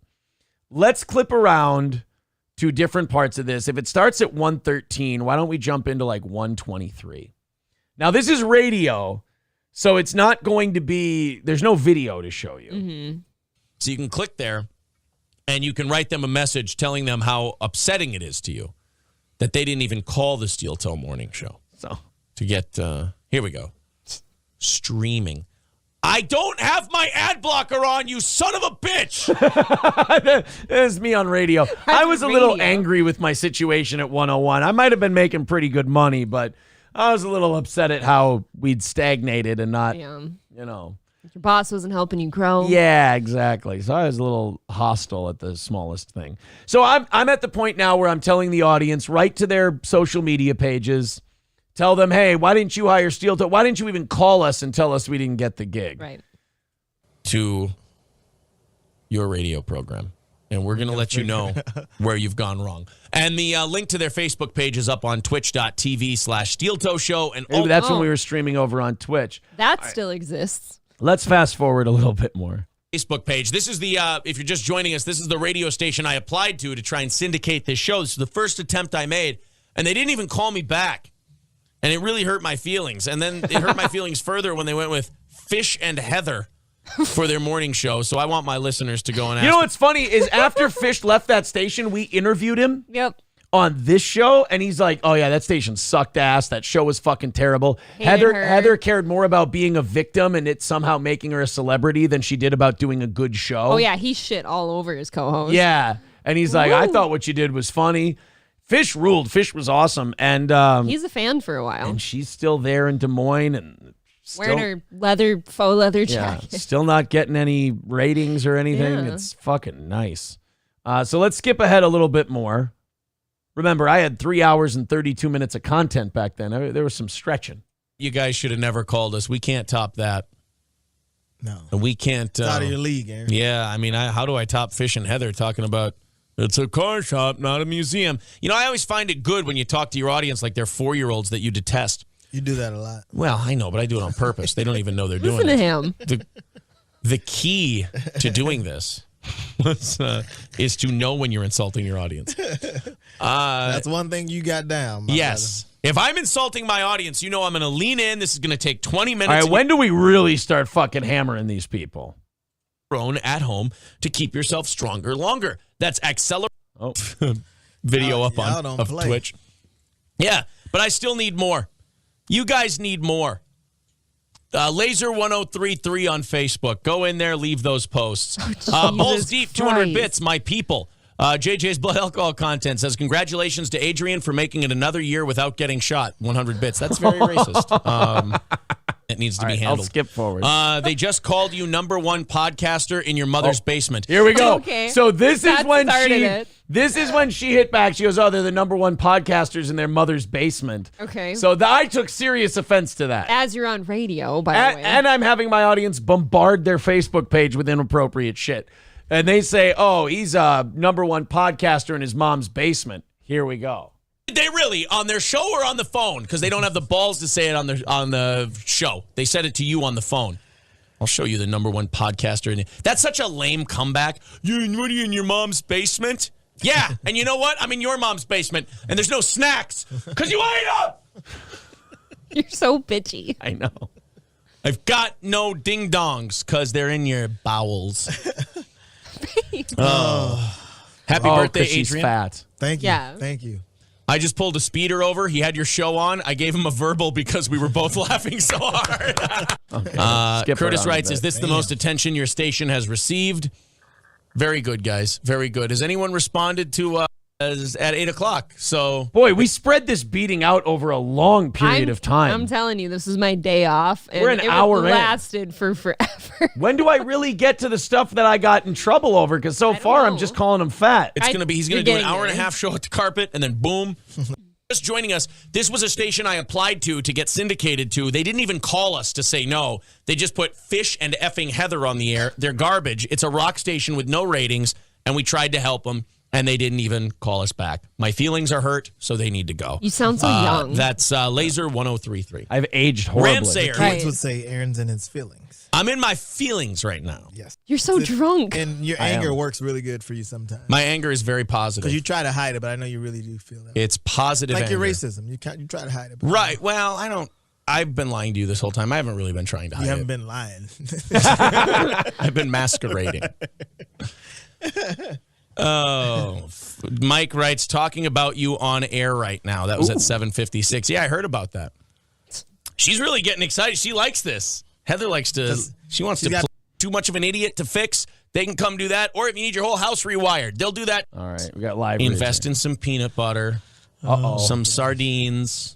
Get one of those Hitachi magic wands. Oh, boy. And ride off into the sunset of your old, lonely death. You're a bad person. Listen to you. Because it's over for you. You're finished. And you're no good. Let's see what else. Road rage traffic from the Delta Dental Traffic. We're listening to their. We're listening to their show now. Okay.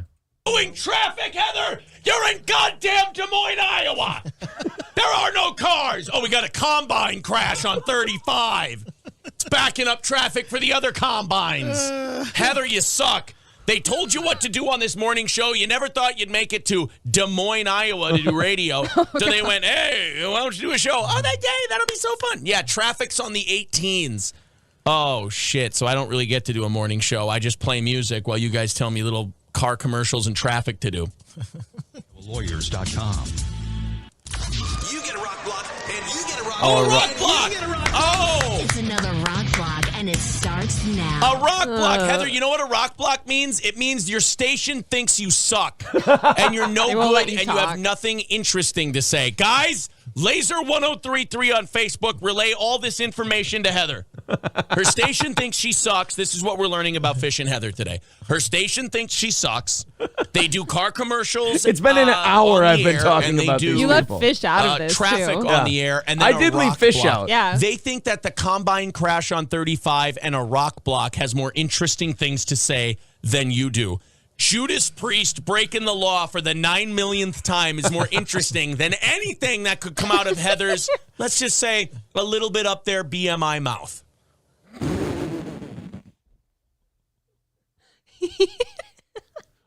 What a dick. I don't know if you guys know this, but he does not like women. Guys, I don't know if you know this, but I kind of wanted to be syndicated. Right. And this is how it was going to happen, huh? Nick, last name Gurr says, I was setting you up. You fells full my trap. Jive Turkey with $2 says, I just sent the TikTok lady clips to your email. Oh, thank you, Jive Turkey. Nice. Curly Adam with $2 says, this guy is a dick. Where did we find him? $2 from Curly Adam says, took a lot more to make you some sexist. Curly Adam, another $2 says, giving a minority alcohol was your mistake. $2.50 from Jake Hudson, of all people. All right, let's continue on with the Iowa stuff. Thank you. They say be in your mouth? BMI, body mass index. She's a pig.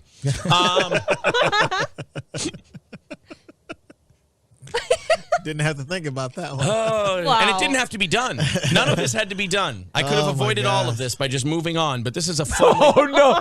We're learning in both my trouble segments today that there were outs. I had outs numerous There were times. always an out. And I just didn't take the outs. You're making your black co-host remarkably uncomfortable. Oh, my black co-host, but he's laughing. Oh, boss, that show is funny. Oh. To end of Friday, and it makes the drinking better. There we go. Where are the More toll boys trouble. on this? I mean, you guys are writing in quite a bit, but not nearly as much as you should be for what you usually. Did Laser 103 write back? Oh, no, it was Robert putting a clip up. Robert, you had me so excited. Oh, wait a minute. They did write back to Ryan's clip. Oh, hold on. I have to hit refresh. Laser 1033 commented. I need to see what Laser 1033 wrote.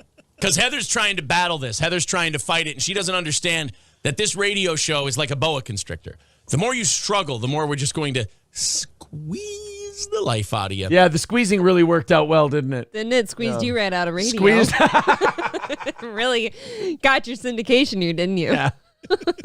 Laser 1033 on Facebook. Let's see what she wrote to Ryan. I was drinking quite a bit for this show. Where the hell is Ryan's thing here?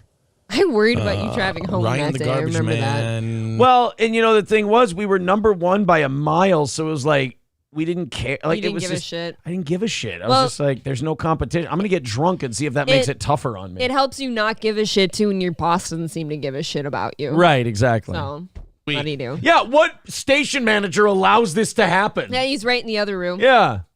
This was weak, Heather. What we call a cope. Oh, I was a gay internet guy back then. You were kind of gay. That meant I was losing. If you use the word cope, you're losing. I kind of miss this. I was getting frustrated and losing. I kind of miss this young bitchy you. He's still sometimes. Me all the time, and I go,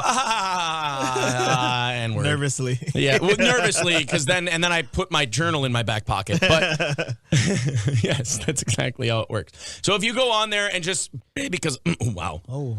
I've been yelling too much. My voice is going. Mr. Ball's dropping.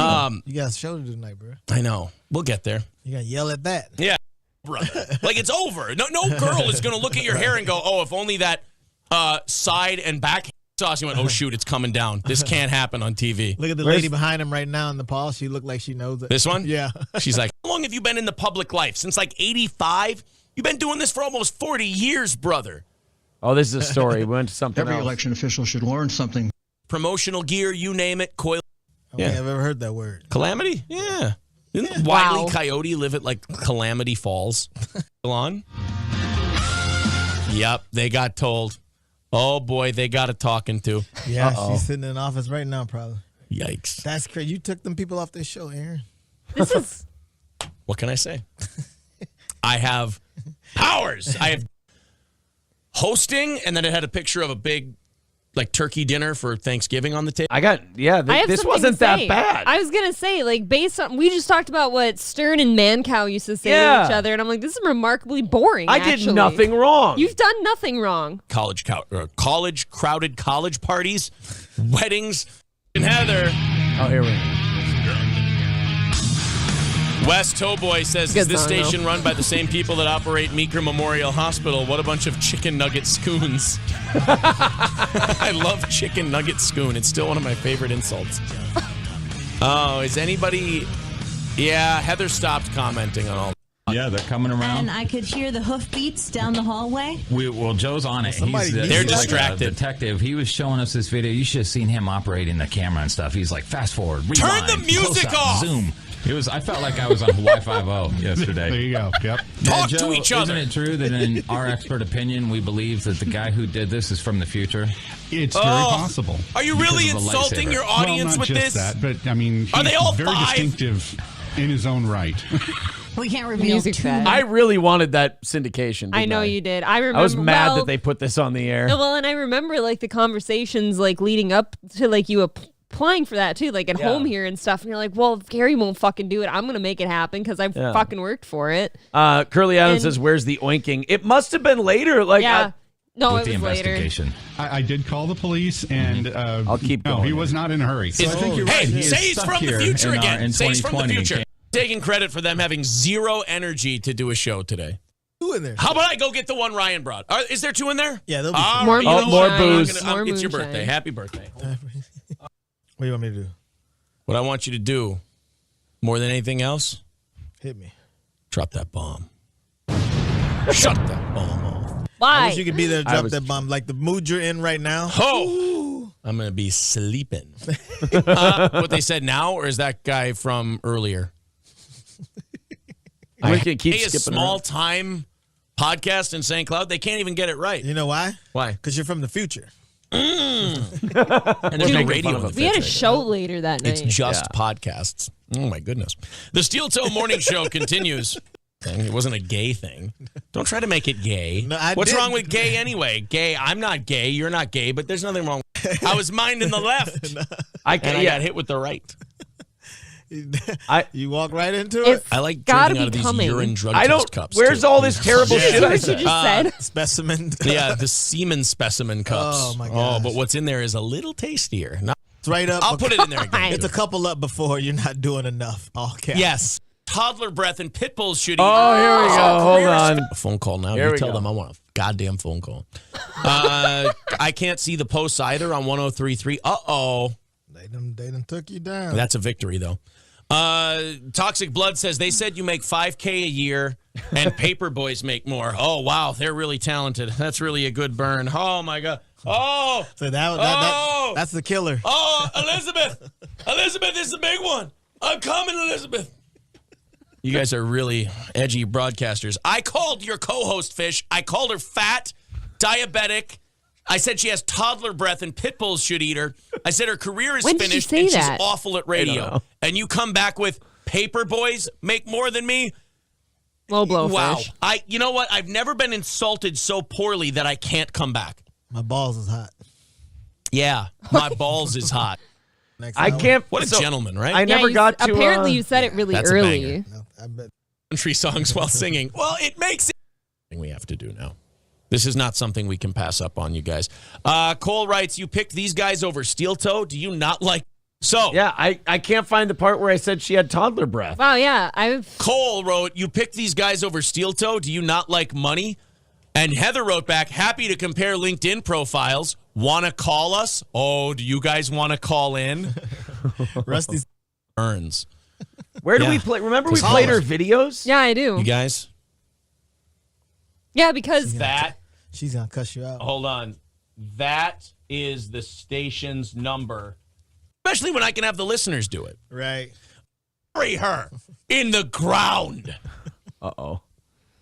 Anyway, Wes on their Facebook, she gave us the number, 515. Oh, got a little. I got to let him drink it I first. almost went back to 2013. It was worse than a fetus in the toilet bowl. Steel Toe show should have been the winner. Casey Anthony writes, if your show was any good, my getting rid of the Moose Knuckle show, however, Steel Toe show would have been a better replacement. That's absolutely Where right. did I say all this horrible I don't know, shit? because- Oh, Oh, apple pie is too smooth. Are you drinking apple pie too? You watch way too- videos of her like in a car with I dogs. hope she's alone. Yeah. Oh. You guys, thank you for the birthday wishes. Yes, happy birthday, There it Adrian. is. Whew. New Country. This is a 51-second clip from her on New Country. Oh, here we go. The Bull, number 1 for New Country. Lindsay. You know what? I've got a bull for her. She's on the bull. I got a bull for her. BBC till a D-I-E. Oh. That's a I don't love you. Listen to her I pukey want somebody to voice. say this to me. Wow. Because I would reply with, luckily, there are 4 other vowels. Ugh. Yes, F and U. Enough of this broad. They put her on a rock. I'm playing more of this, Heather. This is what Laser 1033 should be done with. They shouldn't be allowed to broadcast. You know, GPS Girl is good, but 98.9 The Bull is getting you from East Main Street, Tacoma to Main Street, USA, Disneyland. So when you hear Maren Morris, pull over. Call 833-822-BULL. She's got toddler. You like that line? I'm still stuck on that. Adrian, I'm not disappointed. I'm just upset. You already A little said bit. top. Okay, I'll go back. 98.9 Thanks. The Bull, number 1 for New Country, celebrating No Pants Day on Friday. It's You're a pig! a legit holiday. Because all I want to do is zoom in my living room. I'm going home. Shut it down. I might not be back tomorrow. It's Saturday. You know. And you weren't back tomorrow. Oh gosh. You weren't back. It took All I a wanna week. do is zoom. In my living room, you know what I want to do? Zoom you into the doom room where I have an Iron Maiden and you can stand for making it another find year the without Pitbull getting one. shot. I wanna find the That's Pitbull very one. racist. Getting rid of the Moose Knuckle show, however, Steel Toe show would have been a Your problem. jumping is missing it, I'm sure. Oh, it's a video thing for the radio station yeah, and they're putting pit bulls in a car? Good. Sick We them are on our Heather. way to the Come on, Heather. landing to have a little adventure day, a wags day out with our friends. Is that Heather? Because she needs some work. He said, sick of them. Yeah. Let me put it this way, Heather. It's not good that the gyms are locked down. Yeah. Shouldn't be locking down those gyms. Should be gifting you a DDP yoga. subscription. Gay. Friends, Noah and Miley. They are definitely pop stars. You hungry, boys? You hungry, boys? There's lots of meat in the front seat. There's lots of meat in the front seat, boys. Get her. She has toddler breath. Get her. We do like 20-ounce mocha. Of course, you're ordering Starbucks. A lot of calories in those drinks, Heather. A lot of calories. Where is she? Nuts, dude. Where is the culture of yes and philosophy of more. Yeah, of course, it's about food. She has a podcast. We're so Xmas. We're so extra. Is this really her? Ew. Oh, I hope she's alone. You guys, thank you for the birthday wishes. Yes, happy birthday, Adrian. He's New desperately trying country. to This is a change 51-second clip. From So now we're caught up. I'm sorry. That was not that bad. It was very boring almost. Like, Yeah. it was funny when it was happening. Right. But like going back to listen to it and then like everybody wanted your head for it. That Right. seems a bit rich. Curly Adams with $2 says, fun to listen to Adrian jump ship. Yeah, he pretended he was never part of this when it happened. I swear to God. And did you hear how many times he tried to get off that conversation and like blame it all on you? Like, oh, Aaron is whoo. Yeah. Well, no, then Outta here. he was repeating funny lines. I said, he goes, toddler breath. That was funny. Yeah. $2 from Rusty Grammar says, Fish called you to say he quit. Radio is dead. Yeah, he did contact us about quitting. And then we had him on our show. He went to be an author. That's, oh man, that fucking day was a lot of fun. Do you want to listen to that clip from that bitch on TikTok or not really? You know, it sounds a lot worse without the context. I'll show you guys how she clipped it up. This is the TikTok lady and how she clipped up our segment. Couldn't preview the file. There was a problem playing the video. Ruh-roh. That's no good. All right, here. We'll click on this one. Media player. Let's go. Who wants some messy TikTok? This is Heather. Heather just got a job on a morning show on a rock station out in Des Moines, Iowa, Laser 103.3. In getting that position, she beat out several other candidates. She One of looks them being the this part. guy named Aaron. Aaron also has an existing morning show. And because he's so upset that he lost a job to a woman, he's taken to bullying her by name on his existing morning show in a different city. Not even just bullying her, like being downright malicious and disgusting. Look at that face. Oh, she is an angry broad. She looks the part. She really By the does. way, she also told like strangers to attack his advertisers and, everything. Oh, yeah. Tori didn't play fair. Tori definitely, I just talk shit about a station. Tori's like, go after their advertisers. She was like original cancel culture at that point. Tori was very pouty about this. Yes. Disgusting. With the Rotate. Nike swooshes. Fat, diabetic. I said she has toddler breath and pit bulls shooting. And then there's this. Oh, look at those. Look at how hard those clips come in. I know. First of all, I'm upset that a girl was allowed on a morning radio show. Number 2, yes. Oh, and this too. Stay on Friday. You're a pig. This man has not. Just everything's cut Just out. everything's just chopped right there. And I like how she would put a trigger warning bully. Oh, yeah. You on got to her have a video. bullying trigger warning, you fucking lame ass. Ever met Heather. She is not a willing participant in some morning show war. She did not ask for this. Yes, she did. She said I was a podcaster making $5,000 a year and the paper boys made more. And Tori, that's bullying and it hurt my But that's feelings. part of the shtick. Let's cut out all facts and context here. Right. And, just make him look bad. Right. He is targeting her because he's pissed off that His he morning lost out on shows. a job that he didn't deserve in the first place. You're like me and you think this behavior is unacceptable. You can send an email here to his managers. I hope you'll join me in doing what TikTok does best, canceling bitches. Look at that. Pro cancel culture. you Look at stupid Tori cunt. canceling. What Do a better show. Oh, wait. In part 2 of A Misogynist Gets What He Deserves, here's the rest of the audio. Let's listen to Brad the bitch and Heather the hyperthyroid condition. Drinks, we're teasing some people and we're trying to send a woman to the mental hospital. That is so fucking ridiculous. That if you think that's serious, you are out of your mind. It is a bit over the top. It's a Like, little it over should the be top. Pretty clear. Yeah, this is fun. I want. If this is the bull, I want to dress you in red. And an engagement rings is and drop you off in a bull pit in a crypt neighborhood. Go there and write posts that say, Oh my God, I can't believe Heather uses the N-word in her private time. Well, that's just an expose of her, really. Yeah, that's just kind of funny. Come on. Prove you don't. Yeah, right. Please do that. Fish and effing Heather on the air. Heather's garbage. She's finished. She's done. She has no career. She's deaf. Young Heather. Here's my advice. Buy some cats. Buy some cats. Invest in some peanut butter. Some sardines. Get one of those Hitachi magic wands. Ride off into the sunset. Oh, come on. That was it? You just showed me being really funny in that last one. Back then, when this was all going down and you and I were like facing the backlash of what you've done and it was terrible at the time, that shit was so hard to listen to for me that I never got through it. That was so fucking nothing. I have heard so much worse since then. Like, think about how much worse has been done to you and I personally compared to that shit. The Mood says, you did the world a favor. Fat shaming is important to get the fatties to go to the gym. Wow, I cannot believe how boring that was almost. I admire your... Oh, they were... Mayor Vaughn. They were saying... Mayor Larry Vaughn says, that's a 20-footer and 3 tons of her.